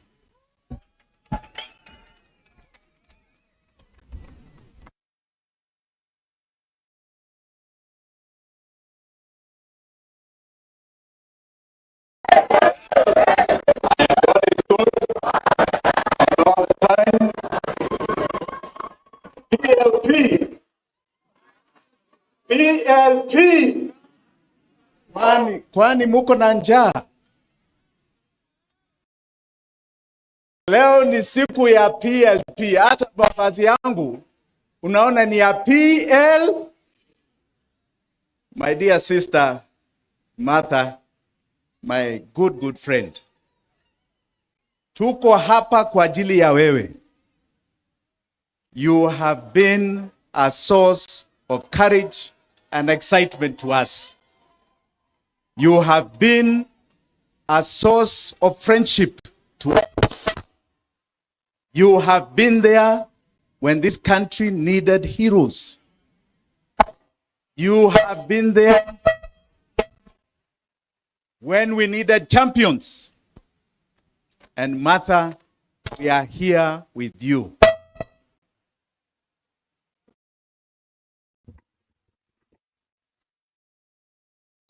Martha, we are here with you. Kwa viongozi wote ambao mko hapa, yangu yatakuwa machache. We are here to celebrate the branding of a party called NAK Kenya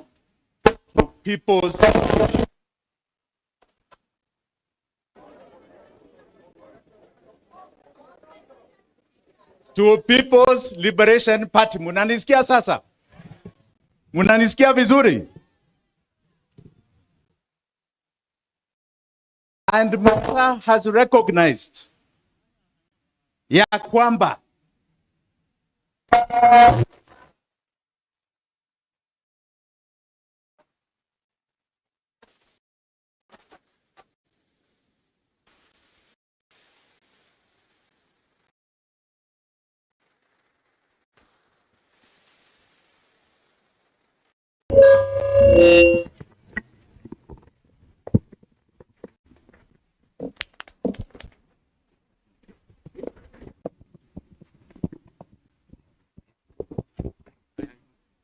inaonekana Kasongo ana interfere hapa.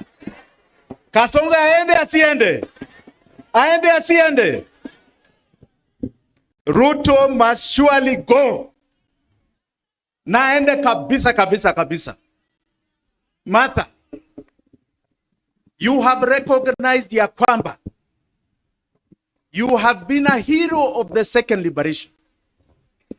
Na wakati huo, I heard somebody say here, history does not matter. It matters. Hata ile history ya yule poet, sijui Wakabete. It matters where we have come from.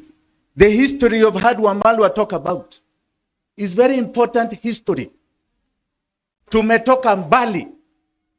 And Martha has been part of that struggle, has been in the forefront of that struggle. Na hata yeye amerecognize ya kwamba we are here at a different liberation. The first liberation was our independence. The second liberation has been about our democracy, political democracy. Na hii ya tatu ni ya economic. And this economic liberation, musidanganywa na mtu, it is going to be as hard as the political revolution that led our forefathers into Mau Mau. There shall be sacrifices of our lives because this economic template ililetwa hapa na watu ambao wanaitwa wabeberu. It was brought here 100 years ago and it has been cemented. We have changed from white to black leaders, but none of us are prospering. Just the few are prospering. Economically ni wachache tu. So we must understand what this liberation is about. Our unity si ya kusema tu ati tunatoa Ruto. At America, if I'm going to give my 2 cents, America, the Democrats were united around one thing.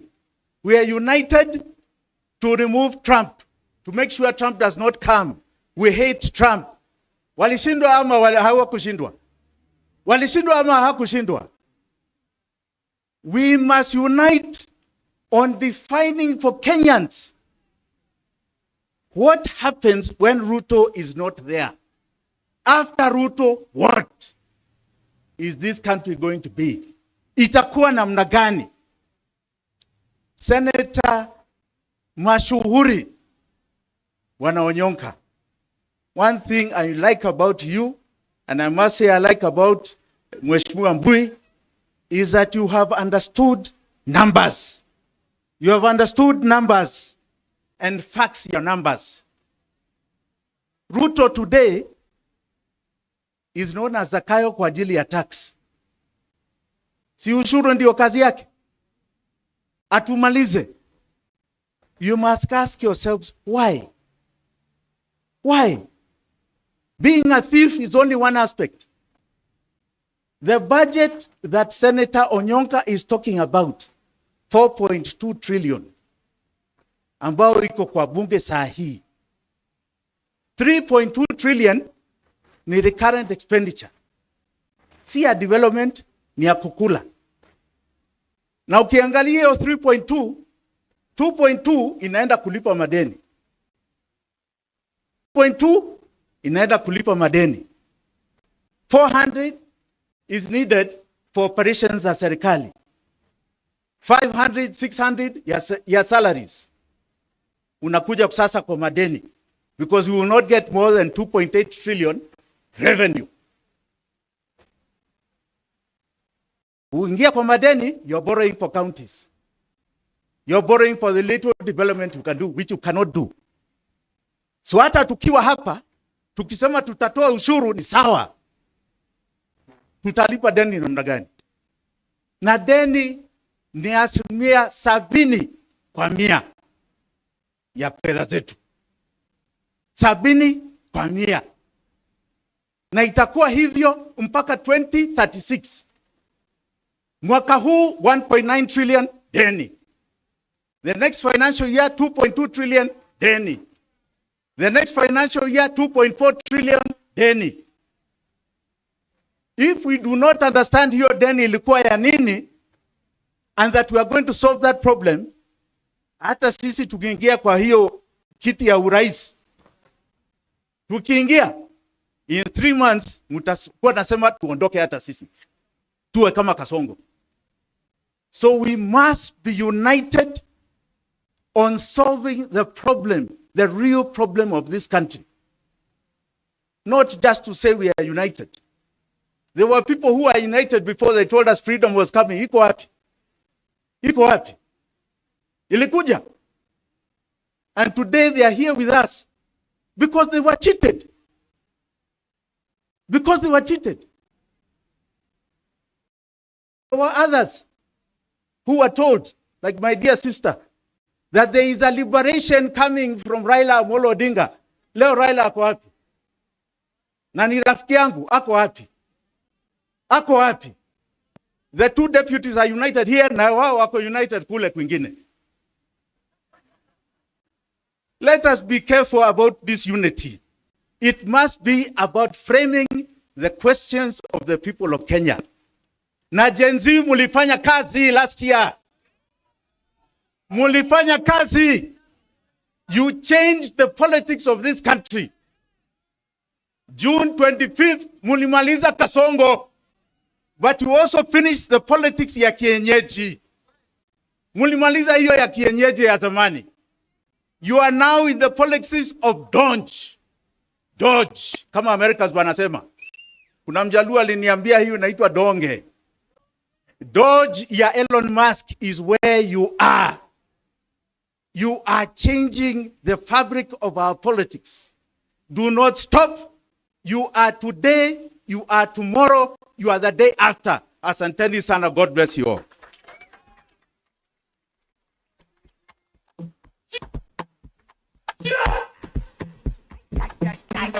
Thank you, sir. Thank you, Mheshimiwa. We have all heard the wise counsel from our leaders.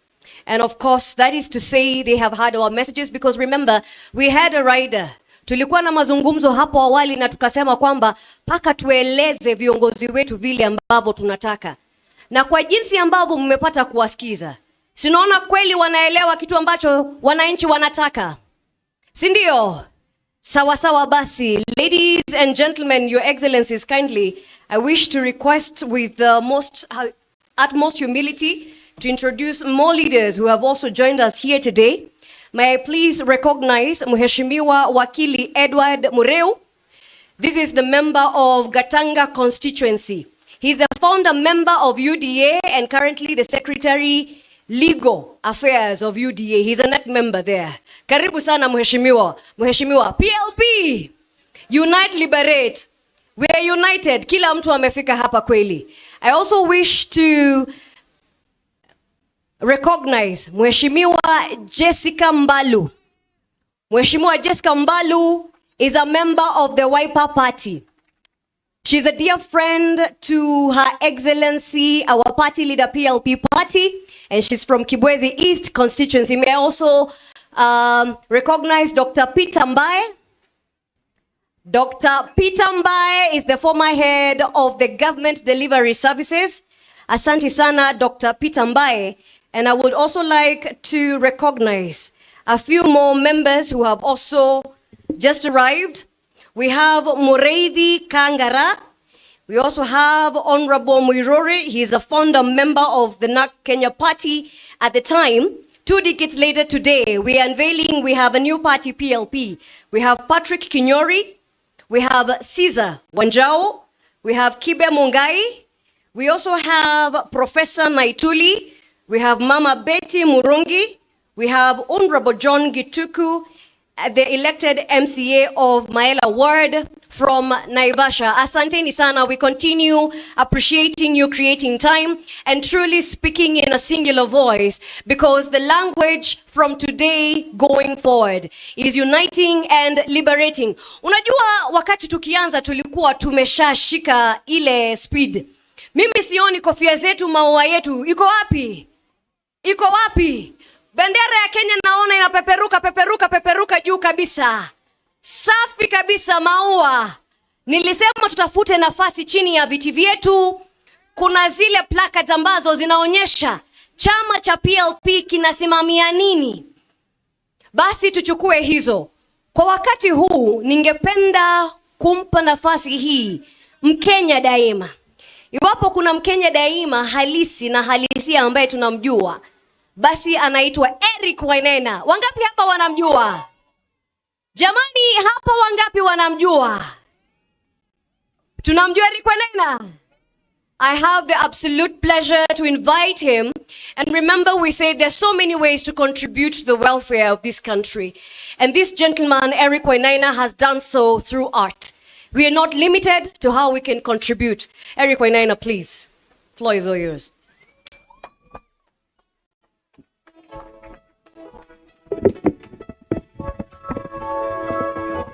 BJ, just hang on for that for a second. Honorable Martha Karua, thank you so much for inviting us here today. Thank you, all protocols observed. Let me tell you the Kenya that I want. I would like a Kenya where elected officials and civil servants are not allowed to profit or to own private enterprises. I would like a Kenya where elected officials and civil servants show up at the office and they know that they're there solely for the benefit of the Kenyan. They get a salary, which is enough. They get a pension, they get health care, they get education for their children. But everything else they do, they know is for the Kenyan.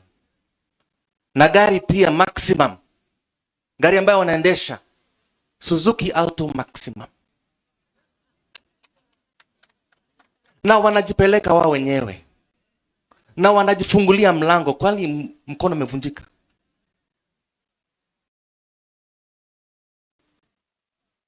Kwa uchungu na mateso, kwa vilio na huzuni,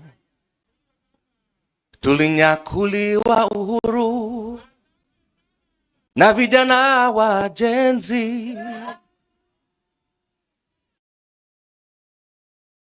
Hawakustushwa na risasi au kufungwa gerezani.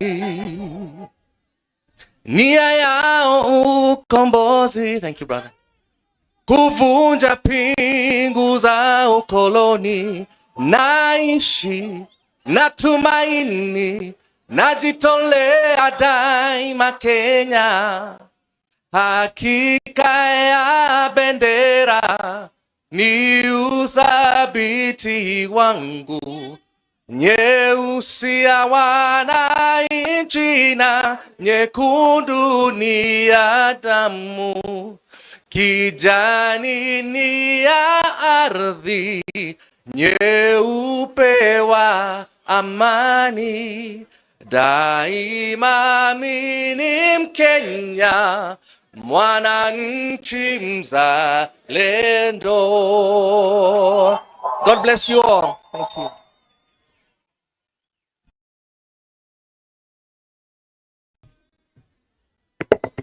Asante sana Eric Wainana, ujumbe upo nyumbani, sio?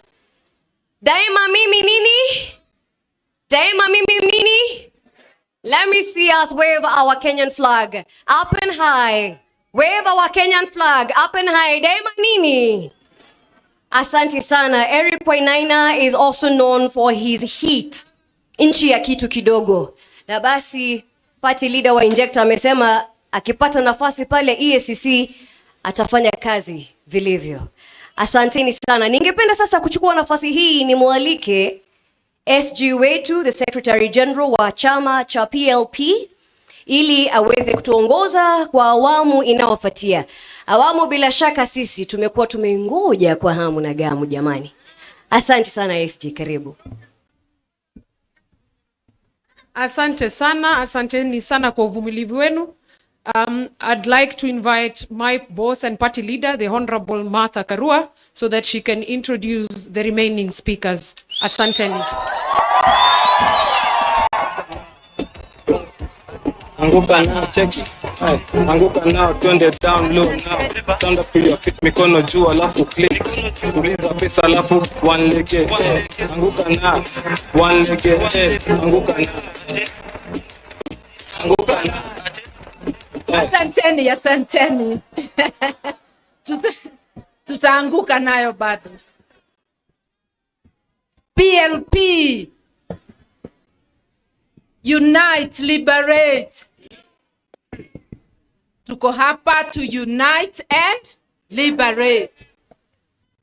I will start by introducing my international guests. I've been called because the MC may not know them as well as I do. And we have in the house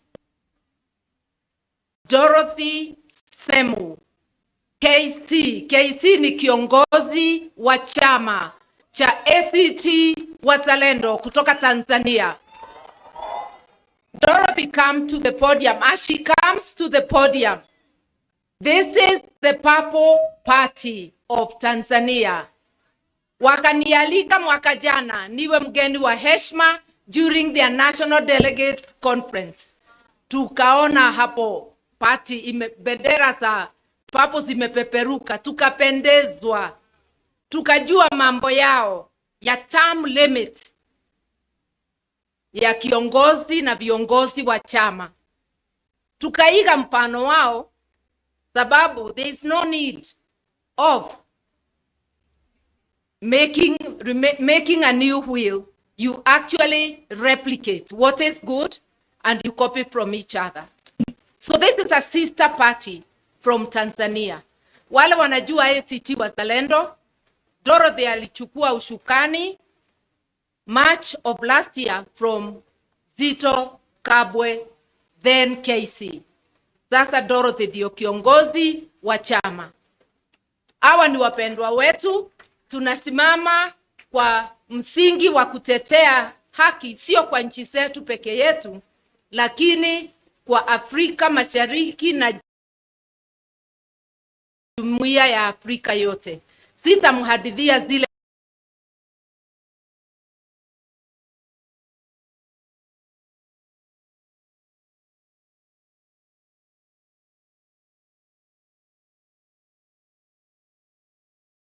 mama kwa msingi wa kutetea haki, sio kwa nchi zetu peke yetu, lakini kwa Afrika Mashariki na jumuiya ya Afrika yote.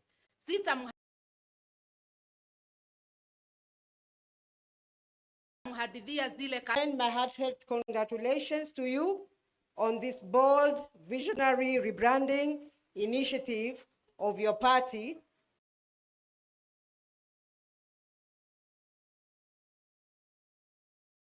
The People's Liberation Party. Your transformation is not just a change of identity, it's a reaffirmation of your commitment to unity and liberation. Values that are deeply with us, Pan-African progressives, in the time where democracy is under threat and authoritarian tendencies are on the rise across the region. Your decision to strengthen your vision and adapt the demands of the people is both timely and commendable. Solidarity is our strongest weapon. As progressive forces across Africa, we must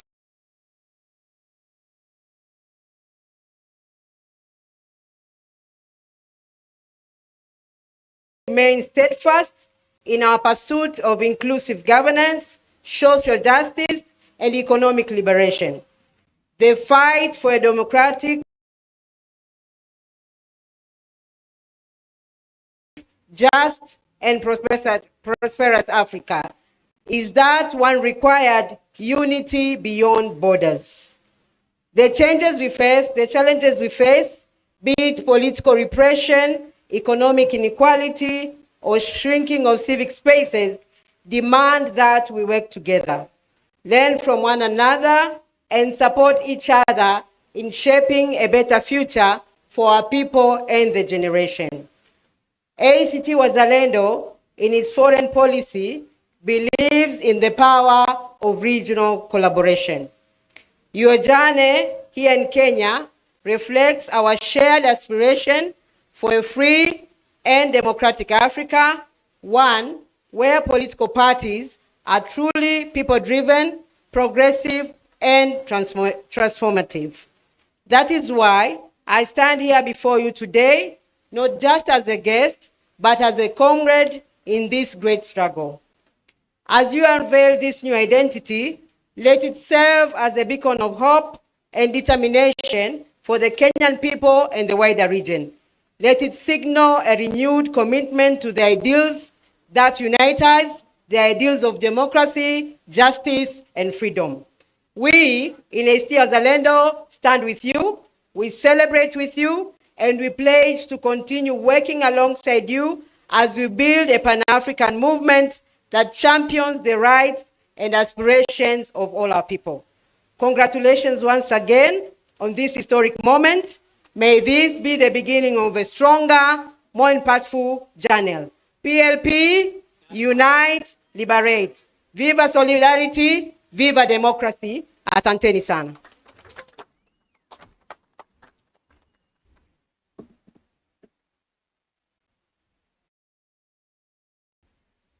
Thank you, Dorothy KC. And now it is my pleasure to invite the Lord Mayor of Kampala City. The Lord Mayor, Arias Lukwago, is an advocate of the High Court, and it is under his chambers that I practice and lead the team in Uganda. Apart from that, the Lord Mayor is also the president of a party known as FDC Katonga, which is the party of Kizza Besigye. So he is here in his various capacities. He is a very serious lawyer, a very good lawyer. The way they have conducted the case, and some of you have seen him on the internet. Huyu ni moto wa kuotewa mbali. Karibu sana, Lord Mayor. In Kiganda, Omulodi. Thank you, my dear sister, the Honorable Martha Karua. In fact, that is a household name there, and she has perfected it, Omulodi. Your Excellencies, my senior brother, Rigiji, Your Excellency Kalonzo Musyoka, and Wamaru and others who are here, the principals of different entities, and my dear sister Dorothy here from Tanzania, all of you members of PLP. PLP? PLP! Well, I'm equally honored to be here, to be part of this historic moment as you unveil this new platform. I bring you warm greetings from the people of Kampala, my colleagues, all the progressive forces. They send you warm greetings, Honorable Martha Karua, and all of you, the people of Kenya who are determined to champion the cause of change. We salute you all and congratulate you on this great milestone. In the same vein, we do wish to convey our profound gratitude to the Honorable Martha Karua for standing with us, the people of Uganda.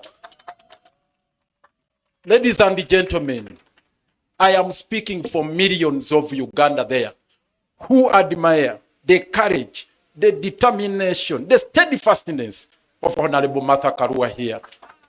The passion she has, the commitment she has made, standing with Dr. Besigye all through, and all political prisoners back home in Uganda. Thank you very, very much, Martha Karua. You recall Dr. Besigye was kidnapped from here on the 16th of November. And he was, was taken in a military facility where he was detained for 3 nights. And subsequently, he was arraigned before the General Court Martial with a litany of serious crimes, which invite a sentence of death. And Martha Karua took a vow and said never to happen, that because the regime in Kampala of Mr. Yoweri Kaguta Museveni and his family, because we were faced with the family rule, with his son as the CDF commander-in-chief of the defense forces, with his brothers, with his wife. So it's a family rule. And they had vowed to take Dr. Besigye through a perfunctory trial in the General Court Martial and execute him. The son said on the 9th of June, that's when Dr. Besigye would be executed. Martha Karua took a decision and said, never, that will never happen. And we set on a course to dismantle the General Court Martial. I'm bringing you good news with the stewardship of the Honorable Martha Karua, we have finally brought down that tool of oppression, the weapon of persecution. It has been combined efforts, and she has moved it to all the institutions. She literally caused the tremor in all the institutions in Uganda. We thank you very, very much. Now, a call, as I conclude, a call to all of you here, the principals, the people of Kenya, and all of us. We need to tackle the problem from the source. This issue of kidnaps, I heard some member of parliament here say that Kenya is now the capital, not Nairobi, Kenya, the capital of kidnaps in East Africa. But the cradle is Uganda. The patron of autocracy, the patron of dictatorship, the patron of oppression and suppression, repression, is none other than General Kaguta Yoweri Museveni. That's where all the problems are coming from. And I must commend the Gen Z during Mandamano who paid a visit to our embassy here. Thank you. You paid a visit, a courtesy visit. Please, it was a courtesy visit. But it was a serious one. And it sent very powerful signals back in Kampala. And the same problem emanating from Uganda, it is spilling over. Now in Tanzania, in DRC, again our headquarters, our embassy was attacked, was invaded. And the people of DRC are wondering, Uganda, our second forex earner after coffee, is gold. Our second forex earner, our second major export is gold. But we don't have gold mines in Uganda. Then they say, how can this happen? So in DRC they are crying. South Sudan they are crying. Kenya here, we got shocked. And this is my call. We got shocked. Notwithstanding the fact that Martha stood with us and all of you people of goodwill.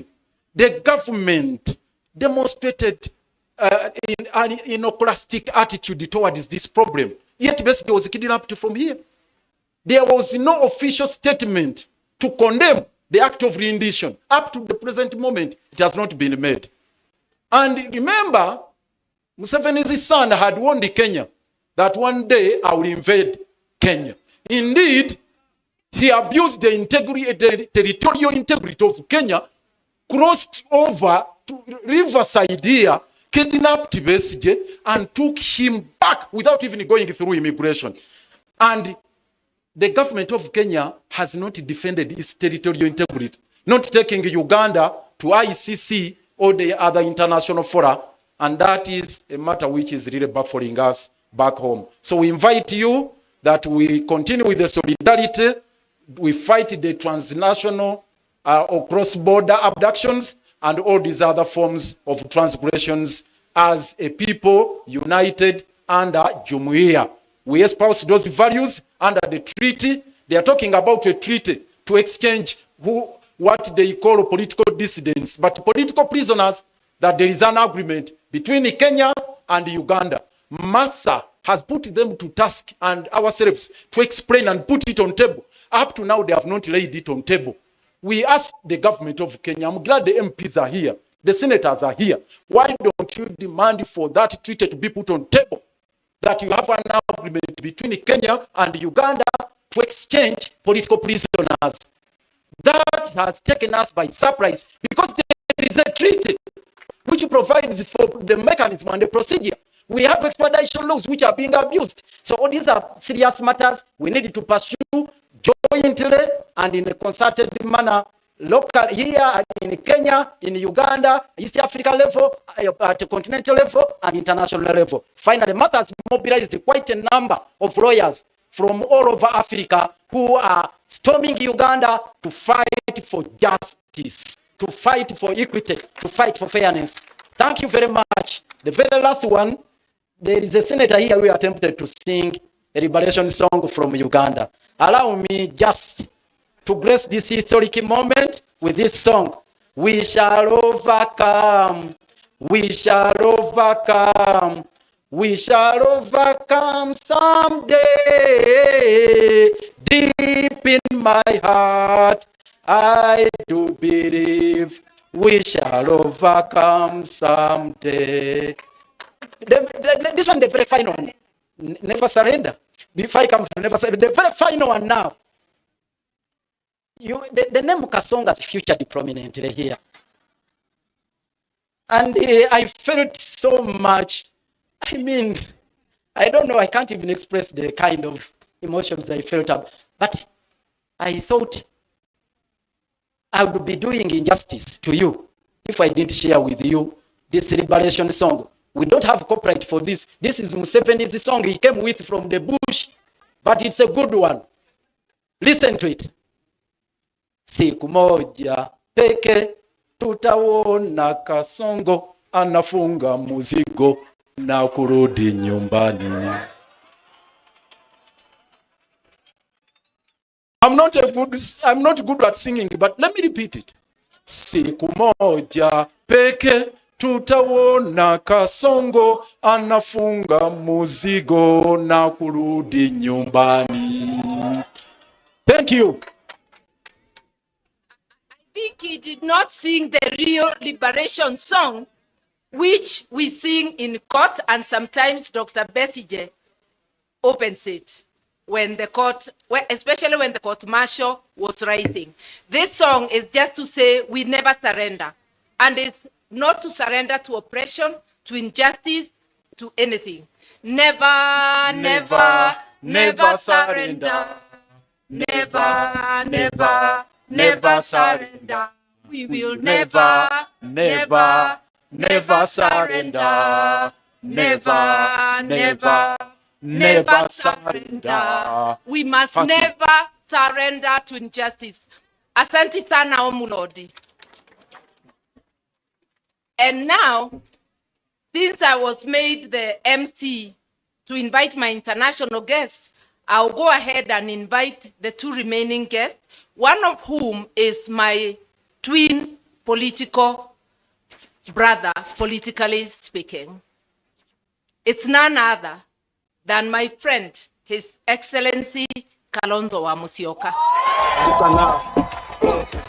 Anguka now, check it. Anguka now, twende down low now. Stand up with your feet, mikono juu alafu click. Uliza pesa alafu one leg.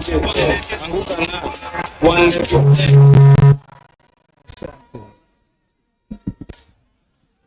Wow. Wow, wow.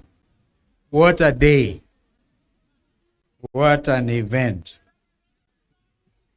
Kumbe hata Museveni anajua Ruto ni Kasongo.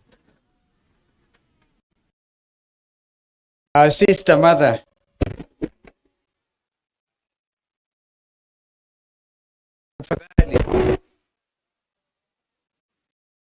Kama mwana shida muache. I can use the other one. Okay. Okay. I think they're okay. They're okay now. People's Liberation Party. Oh yeah. The call is there. Unite and liberate. People's Liberation Party. Unite and liberate. Wakenya hoye.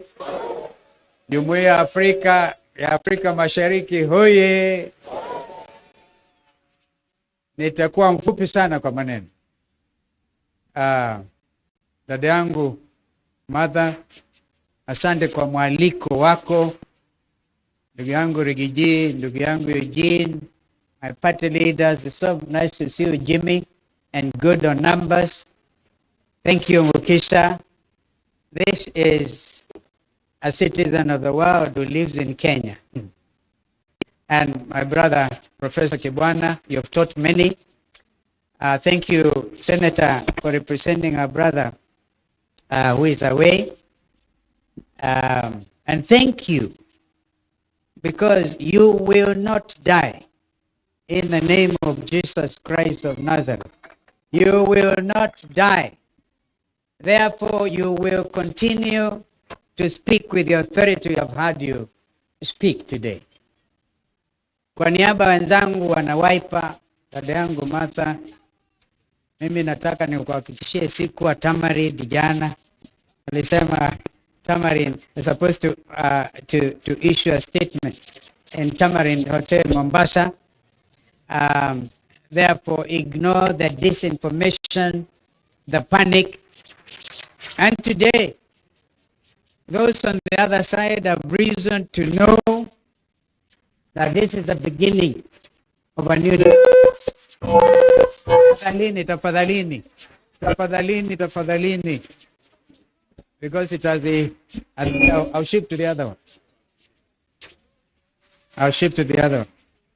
Okay, if it happens again, Kelly, please. We are going to unite under an idea and an agenda, as our brother Jimmy has indicated. It cannot just be unity for the sake of removing an individual because of misrule. I want to assure the Lord Mayor that listening to you and that this country is now the country of renditions, forced abductions.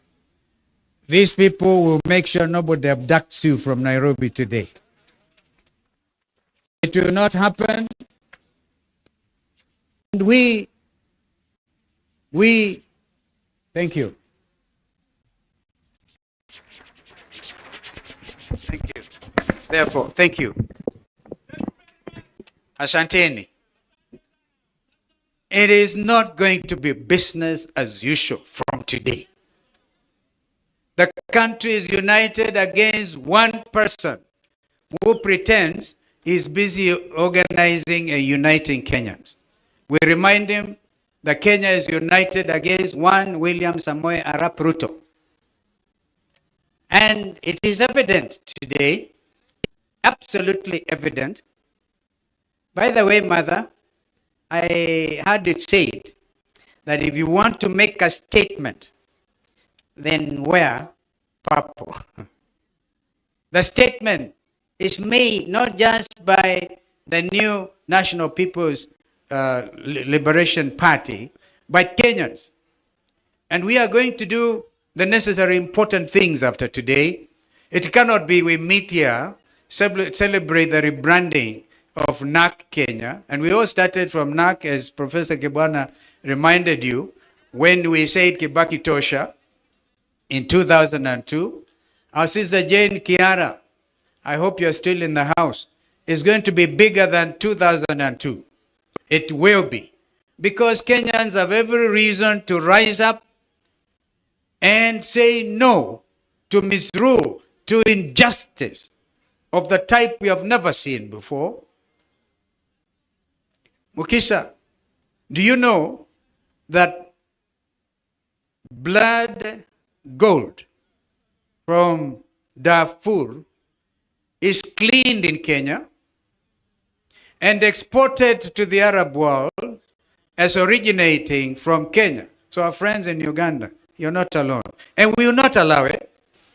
As of yesterday, a lot of security at the international airport, which you have managed to reclaim from Kasongo, and they are making sure that heavy security to export Sudanese gold under the rules of origin, name it Kenyan gold, when we are not producing gold. And this is inviting grave danger to us. The other generals in Sudan have vowed action. We will not allow it. We are going to be an action-oriented unity movement. And our sister mother, thank you. Thank you for starting. When I saw you go to Rigiji, I was wondering now, sasa wanaongea juu ya mlima na wanafanya nini? Kumbe it's deeper. And you even come up with a complete theme of unity. Unite and liberate. We are going to escalate, by God's grace, escalate that theme. Na tutalala. I therefore want to say that from today, the country has seen unity. It cannot be the same. Our members of parliament, you stood here and held hands in solidarity.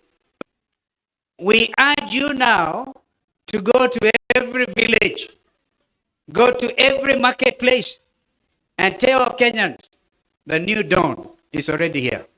Our young brother Morara, we thank you for what you have done.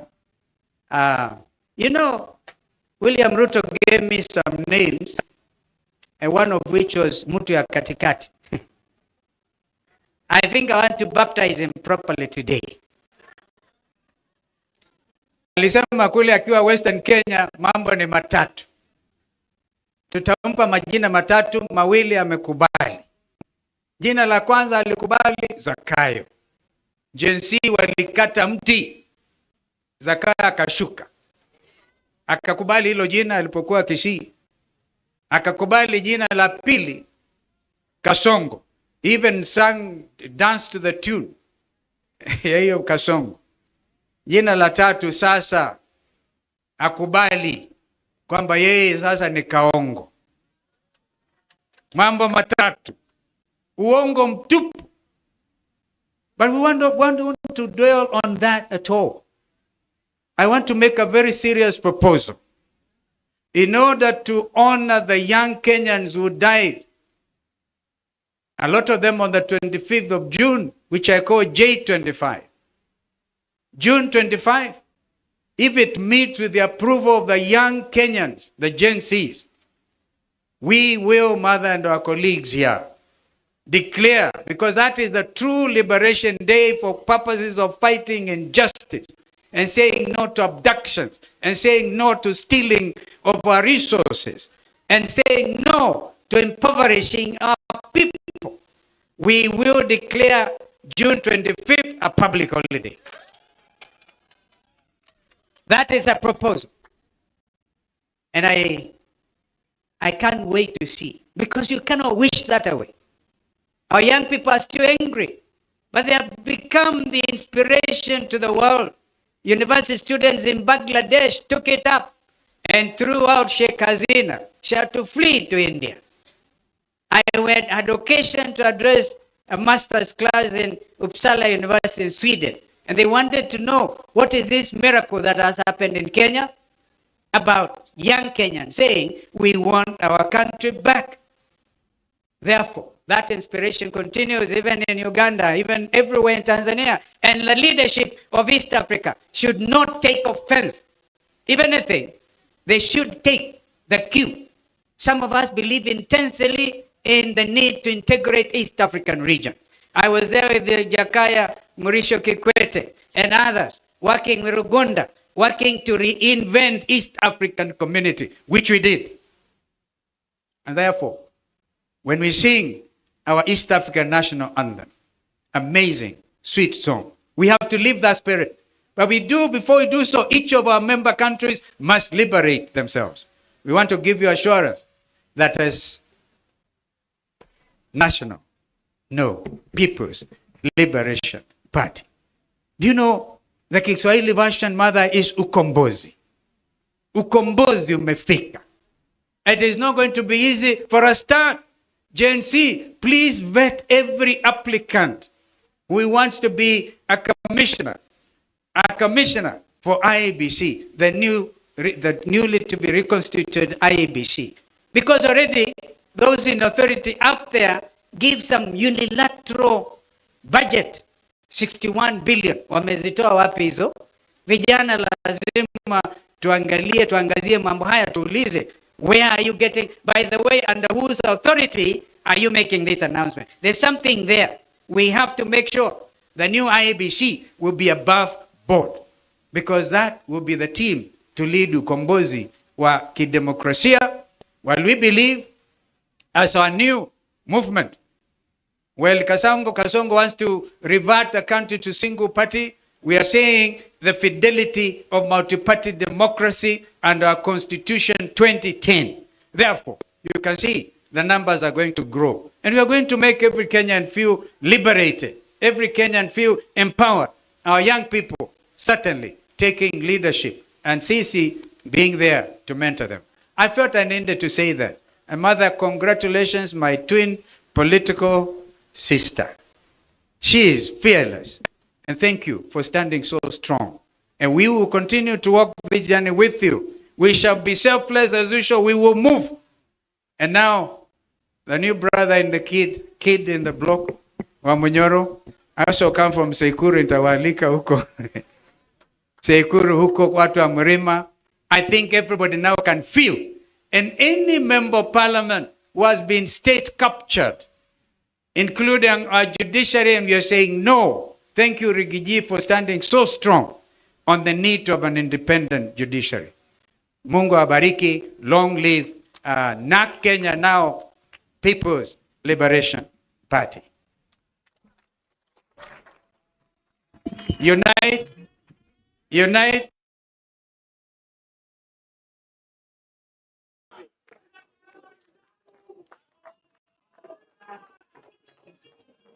Sana, my twin brother.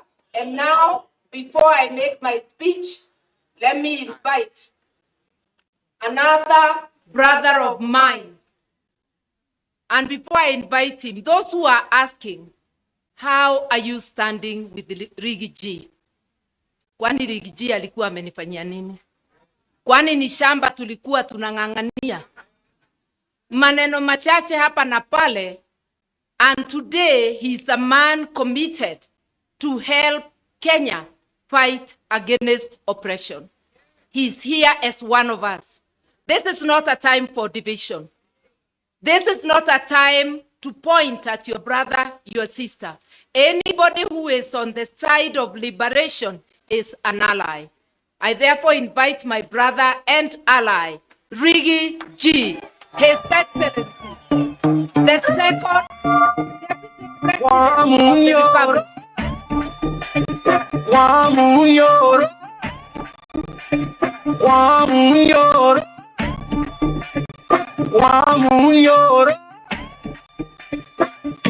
the truthful man, express, moto manyoma, express, manapeo wasi, express, wamunyoro. Thank you, thank you. Thank you, Asante.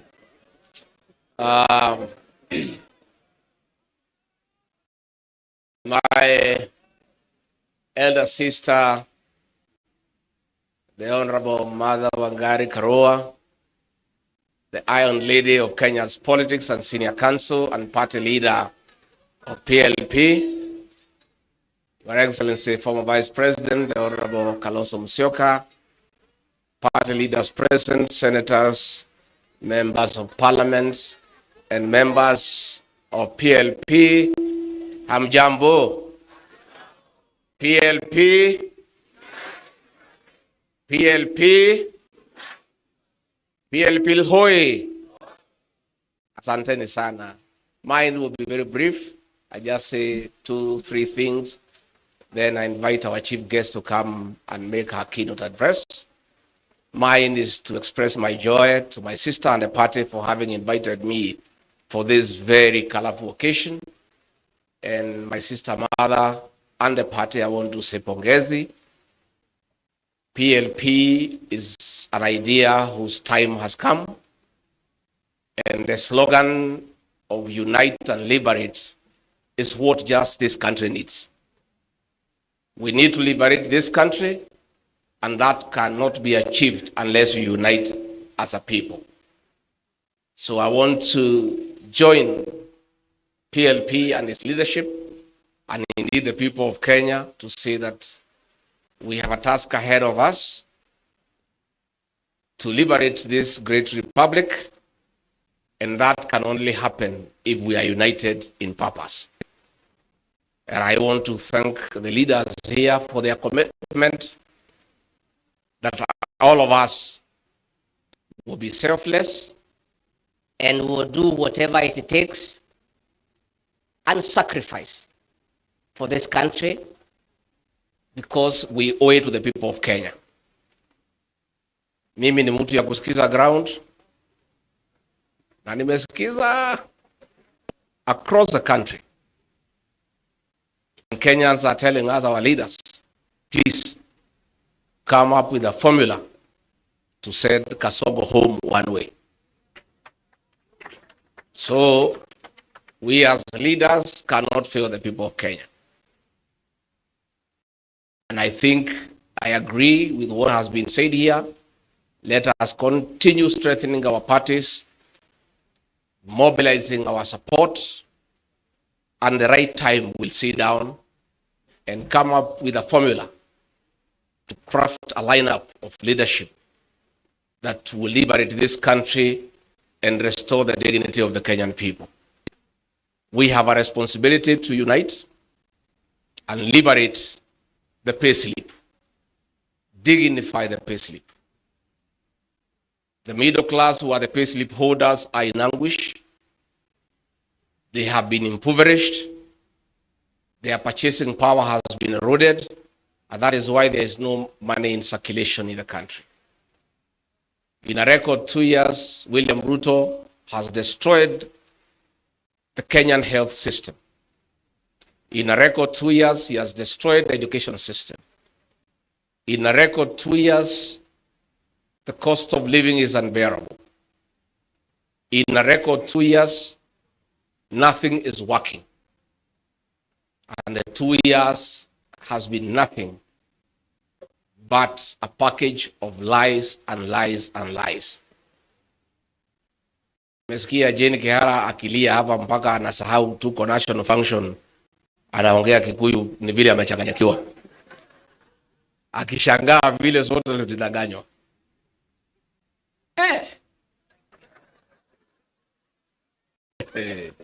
Hii jamaa angu nizaliwe mimi Rigiji, mtoto ya Maumau, sijaona mtu muongo kama hiyo ile mtu. Huyu mtu anakudanganya na amekuangalia. So many people have tried to blame me kutoka nyumbani. Wewe ulituletea huyu mtu ukasema ni mzuri, unamjua, atatuweka pesa mfukoni, instead ile kidogo ilikuwa kwa mfuko amefanya nini? Sasa watu wananiingilia, wananipigia kelele, lakini mimi najitetea. Mimi nasema sasa, mimi ni mtu ya kawaida tu. I'm just an ordinary Kenyan. Mtu tu, alizaliwa pale wa Munyoro, amesoma hapo, ni mtu ana mpango yote, sijasoma sana, sina PhD, sina master, sina nini, mtu tu ya kawaida. Lakini kama huyu mtu anaweza danganya mabishop ambaye wamemwagiliwa mafuta na mareverend na mapasta, Rigathi Gachagua ni nani? You know, the politics of deceit and conmanship is what we are struggling with. This man came with a Bible. He could sing every song in my mother tongue. Sijui alikuwa anajifundisha saa ngapi.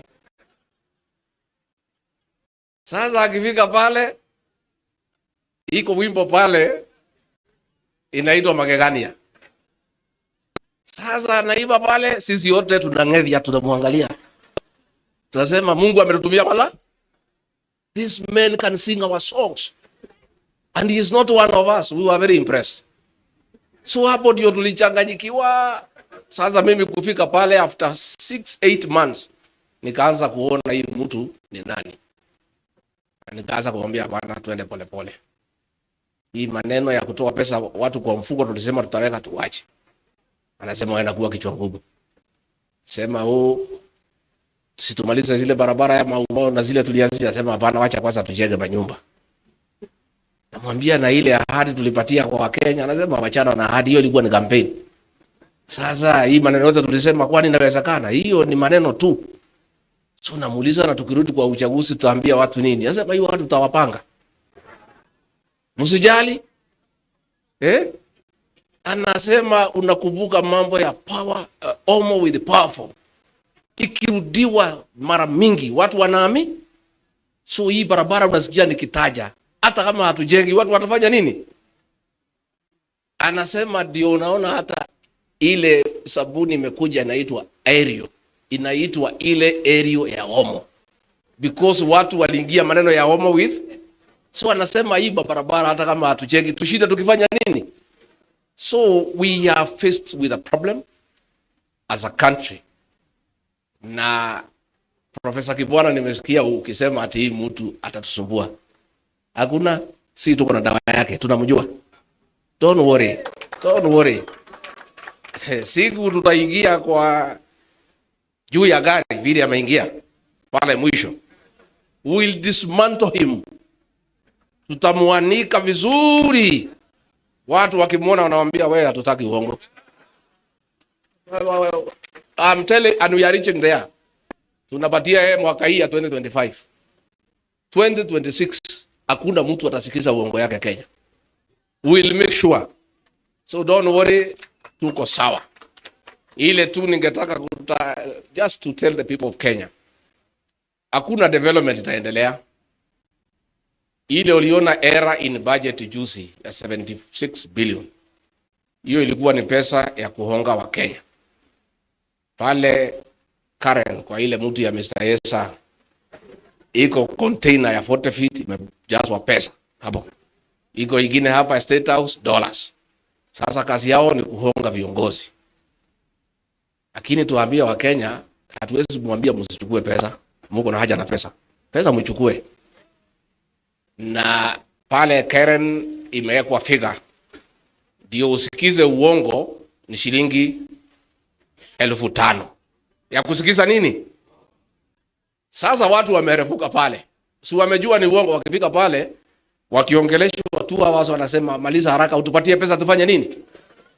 Sasa tunataka kuambia wa Kenya, you cannot listen to lies for 5 hours. At 1,000 per hour to listen to lies.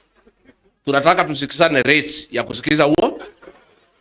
Si tusikizane rates ya kusikiza uongo. Kwa sababu hii uongo ni mingi sana. Mnadanganywa barabara itajengwa na ni uongo tu, lakini mnawekwa masata. So tunataka kuambia wewe Mr. Yesa, weka rate ya 2 hours. 2 hours 5,000. Udanganye watu for 2 hours, uwapatie 5,000 wafanya nini? Ukipitisha 2 hours, mnasimama mnasema pesa ifanye nini? Tumekubaliana? Tumekubaliana. Sasa ama 1 hour. No, watu wanasema 2 hours is too much for 5,000. Sasa pale State House iko dollars. Hapo inalipwa in dollars. Na nafikiri ni hii ya gold hii ya Sudan. So pale pia pale sasa naye rais uweke rate. $1,000. Watu wasikize nini? Because ni uongo peke yake. Then hizo hoteli tufungue mwaka 2025 na 2026. December hizo hoteli bili tufanye nini? Tufunge. Tuangoje pale kwa debe. Na nimeona waziri hapo akitukana Gen Z akisema ati they are hooligans. Wewe hawa Gen Z ndio dawa yenu pale kwa debe. Hawa Gen Z is about 9 million. Vijana wetu tunaomba nyinyi, you are doing a very good job kwa smartphone. Very good job, Morara. But that is not enough. The real transformation of this country will happen on the ballot box. So tunaomba Gen Z mchukue vitambulisho na muandikishe kura. Alafu siku ya kura mjitokeze mapema. Saa 9 mko kwa line. Na ukipiga kura una record kwa smartphone. Na kumobilize the rest of us, mtu mobilize, tuko mikononi mwenu. You are the real liberators of this country. Sisi tutaunga nyinyi mkono because we have some experience and some exposure. But the energy and the knowledge to sort out Kasongo lies with the Gen Z. Sisi tutaunga nyinyi mkono, tutaunga nyinyi mkono. So me, I want to say thank you very much. We have committed, we'll work together. And Honorable Mother, I agree with Dr. Mukisa Kitui. You are now our mother. Wewe utuweke pamoja. Hii timu ikisabaratika, Honorable Mother Karua, Wakenya watauliza wewe. Wewe ndio mama wetu sasa. Anatosha hatoshi. The Honorable Mother Karua has a proven track record of fighting for democracy, resilience, and being steadfast. And she's priceless. Nobody can compromise her. So we need a mother figure around us kama viongozi, mama wetu wa kutuweka pamoja. Ukiona ninapotea kidogo, unaniita, unanirudisha kwa line. Unatuita, unatupikia chai na maandazi, unatuongelesha, unatupatia mtisha, tunaendelea another 1 month. Ukiona tumekaa, unatuita tena. Tumekubaliana Mother Karua kuwe mama wetu. And you know many people walikuwa nafikiria ati mimi siwezi fanya kazi na Mother Karua kwa sababu tulikuwa tunapingana. We are nothing against each other. Kila mtu alikuwa anajitafutia kwa njia zake. But the truth of the matter is that myself, even as she was my opponent, I used to admire her leadership quality. I had wished we are in one team. And God is great that today tuko team moja. So nyinyi msijali, our leaders wale munateswa. Onyonka usijali. Huyu mtu hata even if akimwaga damu yetu, si amemwaga agency tayari. The blood that he'll shed will just water the tree of liberation.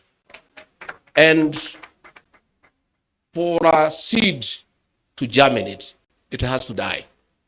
We must sacrifice as leaders in this country to stand up to this man, because if we don't, there will be no country. As we speak, kumeandikwa cabinet memo by CS Interior and CS Lands and Housing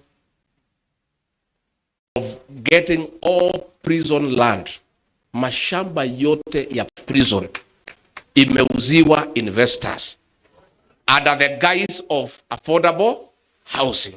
If you check the prison land here in Nairobi West, it is worth $1 trillion shillings. Mtu apewe ati ajenge manyumba. Hiyo manyumba inajengwa na pesa watu wamekatwa kwa payslip. Alafu mnauziwa.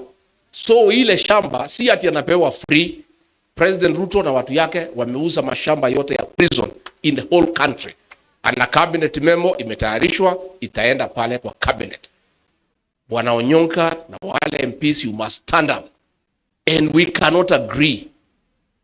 How do we give public land to investors without consideration? So it's a scheme ya kuuza mashamba yote ya prisons.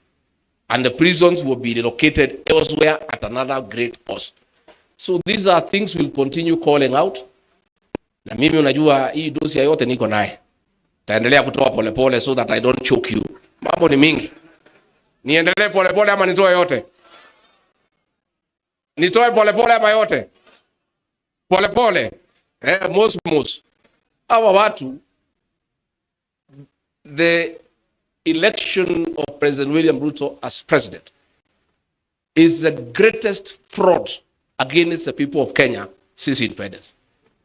This man deceived all of us, I included. Sometimes I sit at night, I feel very foolish because I didn't see him through. You know, alikuwa anakuja kwangu nyumbani, tunakaa mpaka saa 7, anatudanganya, tuna escort yeye na Pastor Docas. Pastor Docas I think alikuwa na dhamiri. Ananiuliza, do you know this man well? Namwambia hii mtu mimi namjua. Are you sure? Namwambia ndio. It's a fraud. And we'll tell it to the people of Kenya. Msijali. Wa Kenya watajua huyu jamaa ni nani. Na tutapiga kura sawa sawa. Bora hii timu ikae pamoja. And he'll call everybody. Hata hii mzee yetu Tinga atamgonga. Hiyo mzee atamchanganya, wewe utaona. Na aliniambia hii mzee wachia mimi. Siku alikuwa anataka kwenda EU, nikamuuliza agenda yako na hii mzee ni gani? Anasema acha hii mzee nitapanga Hii mzee nitapanga kidogo peleke EU nini nichukue ODM, and I can see it is happening. So wewe Bwana Tinga, you are listening to people who have experience with that man. So when mzee wetu na uliumia, we want to give you a small tip. Huyo mtu achana naye. Mkimalizana utakuja hapo nalia vile sisi tunalia. We know him. Now, that is exactly what will happen. So mimi nashukuru sana, and our leaders msiogope. Wale akina Koimburi mnashikwa, hizi jela zinatengenezwa wanaume na wanawake. Mimi kila siku ati wanabaka kunishika. Mimi nasema hata nikishikwa, cells za siku hizi ni ya mawe na iko na choo ya ndani. Pahali nilizaliwa ni pahali ya matope. Sale is an improvement to where I was born. So there's no problem. There's no problem. There's no problem. Juzi nimekuwa pale Meru, nimesema muachane na huyu, if you don't this will happen. Wakasema wakuje wanishike, nikasema niko nyumbani. Mimi nangoja nyinyi. You are welcome. Chai iko, tukunywe chai, mniweke pingu tuende bali mnataka tufanye nini? There is no problem. We must sacrifice. And if we are intimidated, if we develop fear, where will Kenyans go? Lazima tusaidie wa Kenya na kusimama imara. Na tukisimama imara tutafaulu. Kwa hivyo ningetaka kuuliza sasa, munisaidie nyote, msimame kwa heshima, munisaidie kumkaribisha mgeni wetu wa heshima, kiongozi wetu, mama wetu, senior counsel, the Iron Lady, Mother Wangari Karua.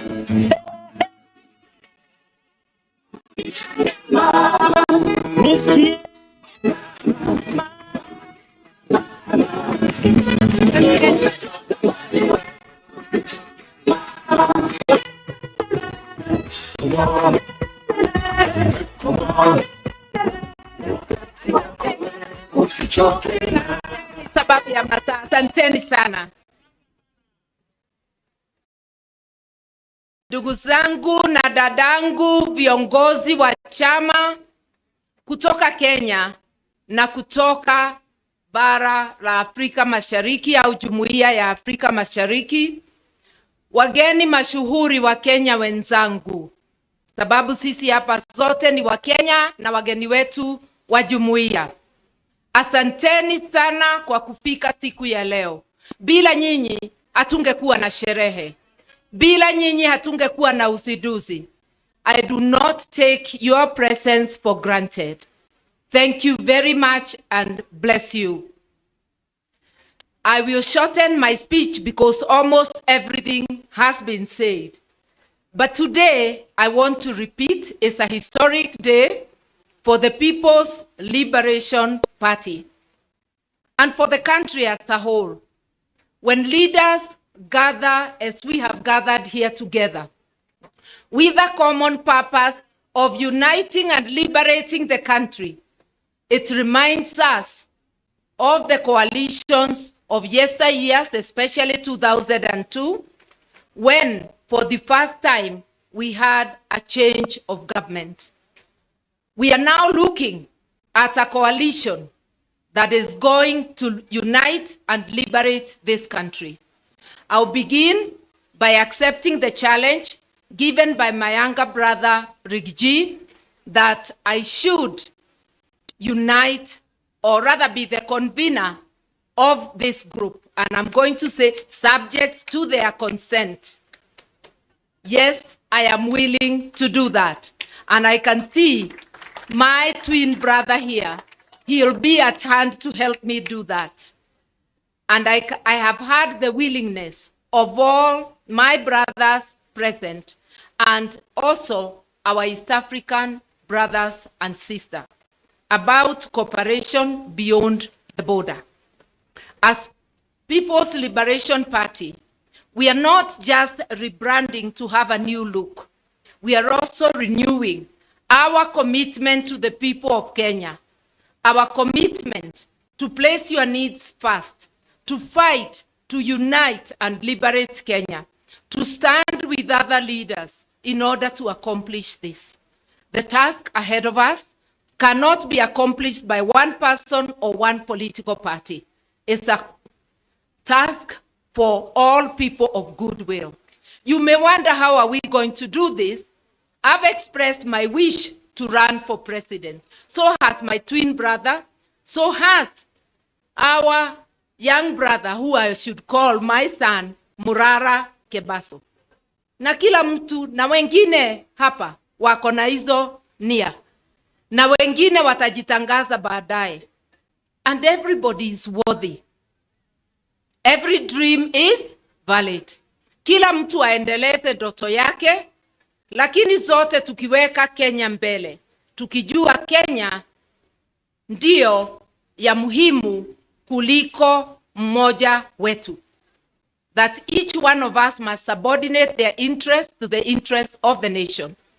And whoever gets selected as a candidate through a transparent method that we shall devise, we shall all queue behind that person. I may have said I don't want to be deputy. That doesn't mean I cannot support another candidate. I don't have to be in that ticket. But I will put my commitment 100% if I am not the candidate to deliver victory to Kenyans. We must liberate ourselves from economic oppression. And talking of economic oppression, the nation of Kenya, the state, has been hijacked by KK cartels and their allies. It is now serving the interests of the political elite within KK to the disadvantage of 50 million Kenyans. How can we start being sad na kubabaika that USAID, Trump has issued an executive order withdrawing monies that were supporting health and especially HIV and AIDS? I have checked what was the total budget of USAID.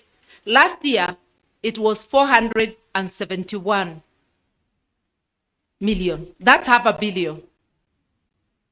The travel budget of Kasongo only, not of the ministries, Kasongo peke yake, mwaka uliopita, 27 billion.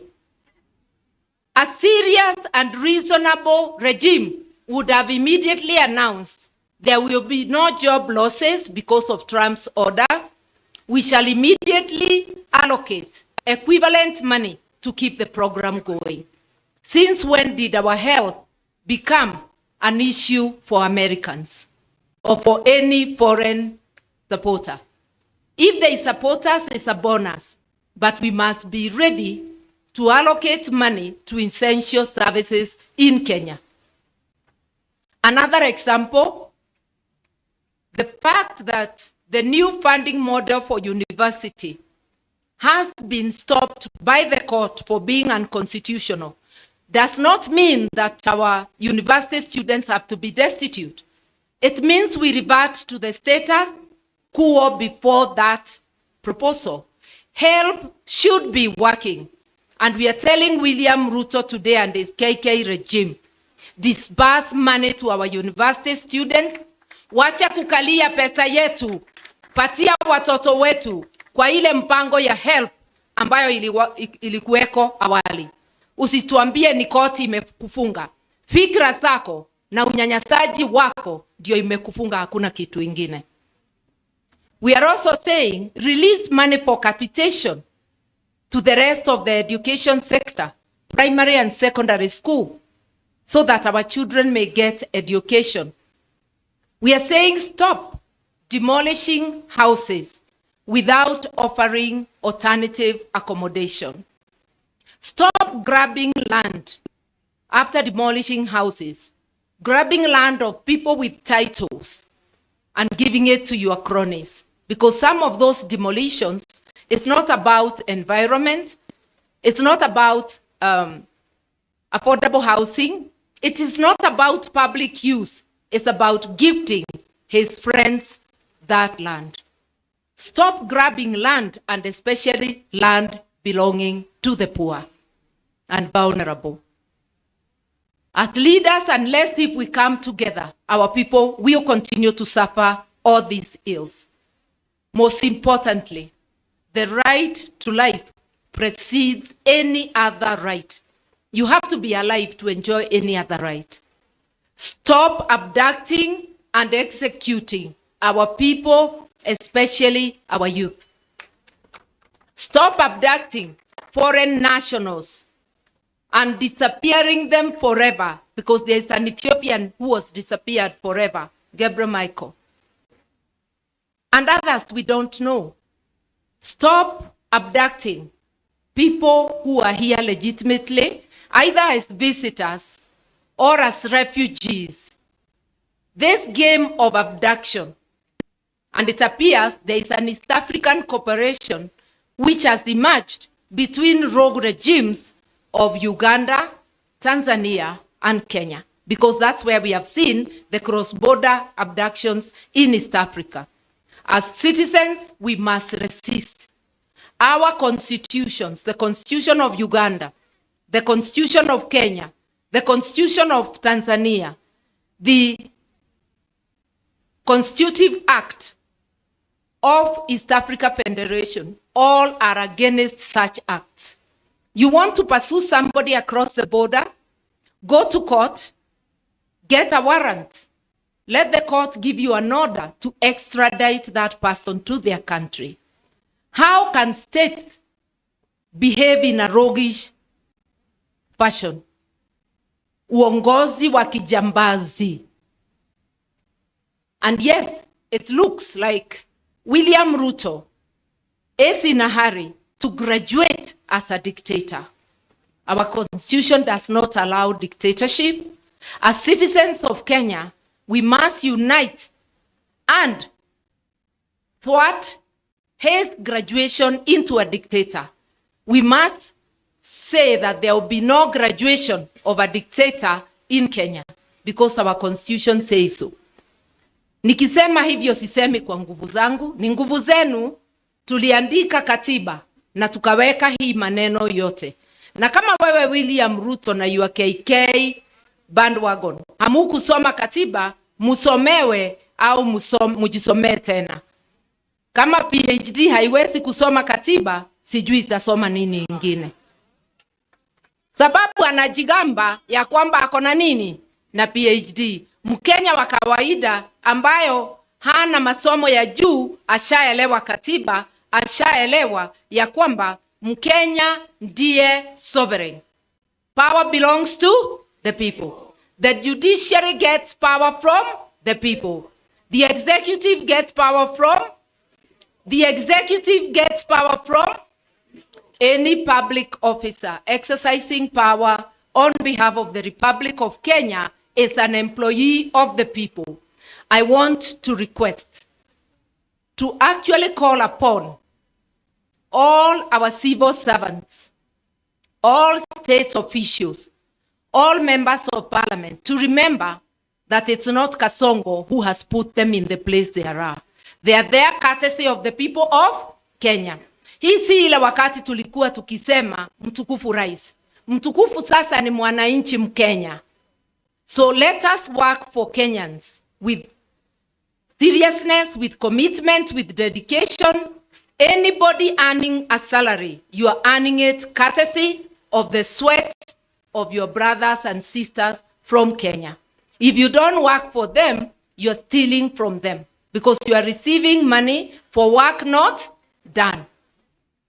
Nikienda kufupisha sana, mi nataka kusema, wale wanasema bona rangi inakaa kama ya mwingine. Haikai kama ya mwingine. Hakuna mtu Kenya ako na purple, lilac. Lilac ni ile lighter purple na white. Hizo zikiunganishwa tatu, we are unique, nobody else. Look at that building with purple, lilac and white. Tell me whether anybody else has that. These are our colors. Hakuna mtu anaweza own a single color together. That combination is unique to the People's Liberation Party. Na wewe ujue hata wardrobe yako. Ukikaa miaka unarebesha. Pengine umenona, pengine umekonda. We needed to renew ourselves as we renew our commitment to the people of Kenya. Our biggest commitment is to ensure Kenya is under the rule of law. Kenya fights corruption with whatever other knowledge you have. Whether it is in economics, whether it is in education, in environment, in governance. Without observing the rule of law, nothing will move. Imagine our Bible, our political Bible, is the Constitution. It tells you how to apply public finances. It tells you the qualities of a leader. It tells you how a leader should behave when they are in office. And office is not to be used for personal gain. It is to be used for the collective good of Kenyans. We are ready to do that. We are ready to be that party that will do that. But we cannot do it alone. We will stand with our brothers and sisters. Unity, the call for unity, is the foundation of the liberation movement. And our commitment today is to do just that. In order for Kenyans and every child to access quality health care, Ruto must go. In order to liberate our education, Ruto must. When I say Ruto, I mean Ruto, what he stands for, and his entire regime. Ruto sio mtu moja, ni Ruto na vibaraka wake wote. And I want to acknowledge, Ruto ni Mkenya kama sisi, lakini tabia yake haipendezi kamwe. Tabia yake haipendezi. Tukisema Ruto must go is what he represents. And because he is unable to preside over the affairs of Kenya, he must give way. And fellow Kenyans, it doesn't have to be 2027. It could be sooner. We commit to you that we are going to meet soonest, and we are going to move forward and give you the program of action. Are you ready? Are you ready? PLP? PLP? So for the liberation of our country, we need unity of purpose, which has been symbolized here by the MPs. Now I want to call upon party leaders present, including our international guests, because this unity transcends the borders. I want to urge the party leaders only, come here so that we show people our commitment, and we also stand as we unveil the brand of People's Liberation Party. We are going to at the end of this all.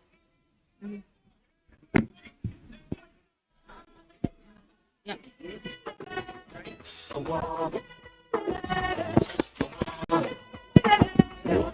Haya basi, sote tutakuwa tumesalia, tumeketi.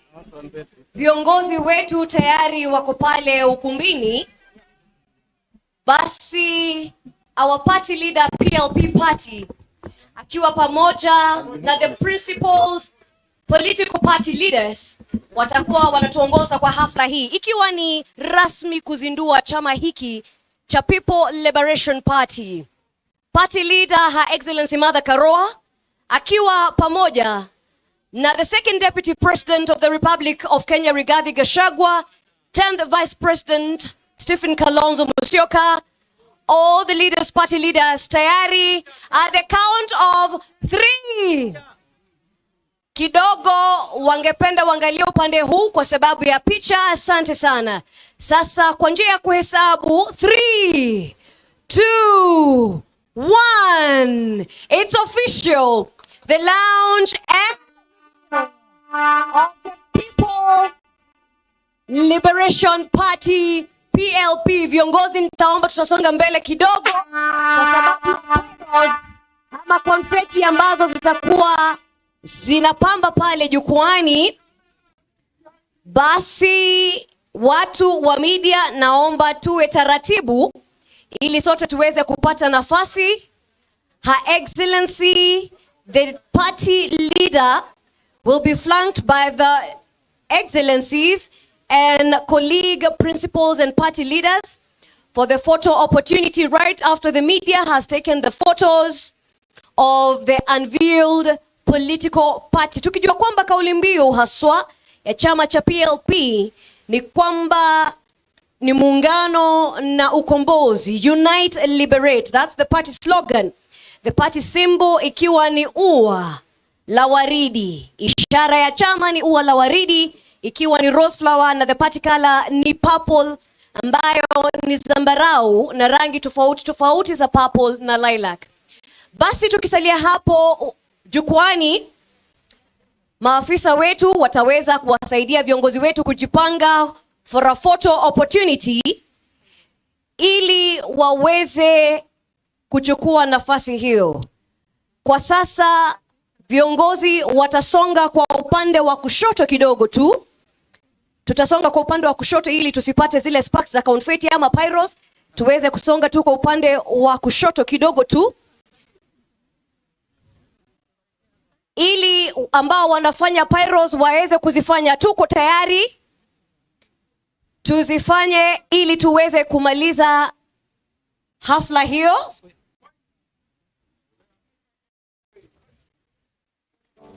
Pyros, we're ready for you. Na baada ya hapo viongozi walio jukwani hao ndio ambao basi pyros zetu ziko tayari. Wanahabari, wapiga picha, kameramani, wote tuko masaa. Ni uzinduzi tu wa chama cha PLP, People's Liberation Party. Hahitaji kuelezewa zaidi. Ni chama cha kuunganisha, chama cha ukombozi, chama cha kuunganisha, People's Liberation Party. Jamani, tulioketi hatuoni kushangilia. Tuchukue PLP, Unite Liberate. PLP, Unite Liberate. Tuone kwa ishara ya bendera zetu, kofia zetu za chama. Tupeperushe, tupeperushe, tupeperushe juu. PLP. PLP. PLP. Haya basi, tutawapa viongozi hawa wetu nafasi.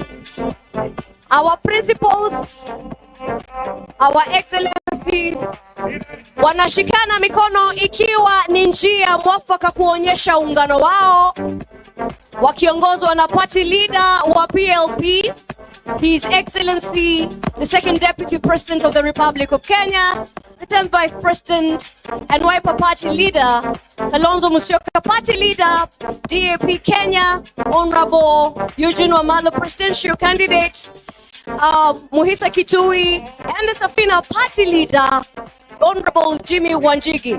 Iwapo tuko sawa, viongozi watasalia hapo jukwani ili tupate wimbo wa taifa. Viongozi, naomba tutasalia hapo kwa wimbo wa taifa, na baada ya hapo tutakuwa tunaondoka kwa utaratibu. Basi tukiwa hivyo studio, tucheze wimbo wa taifa tafadhali.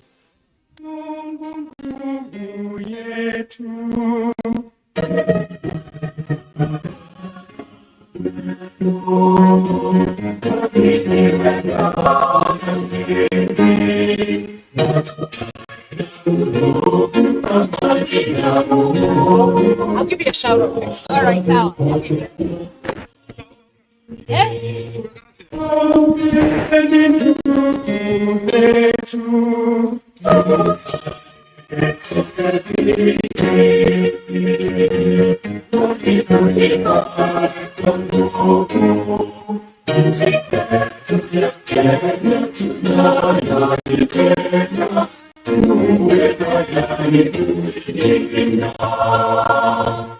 Tujenge taifa letu.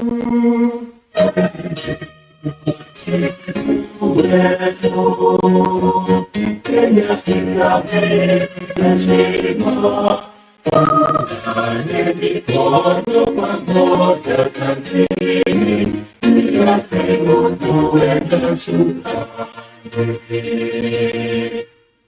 Asanteni sana. Tukiongozwa na viongozi wetu, tutawapa viongozi wetu nafasi. Sote tutasalia kusimama ili viongozi wetu waweze kuondoka. Tufanye nafasi tafadhali tunapowaaga viongozi wetu, ikiwa tumezindua rasmi sasa chama cha PLP. Viongozi wetu sasa wanaondoka kwa utaratibu. Tuwape nafasi viongozi wetu kuondoka. Viongozi wetu wakiwa wamebainisha kweli na kirasmi jinsi ambavyo tutaweza kuendelea kuhakikisha tumeweza kuyapata malengo yetu kisawasawa. Basi ikiwa ni siku ambayo imefana kweli na siku ambayo imeweza kuwa na mafanikio ya kisawasawa.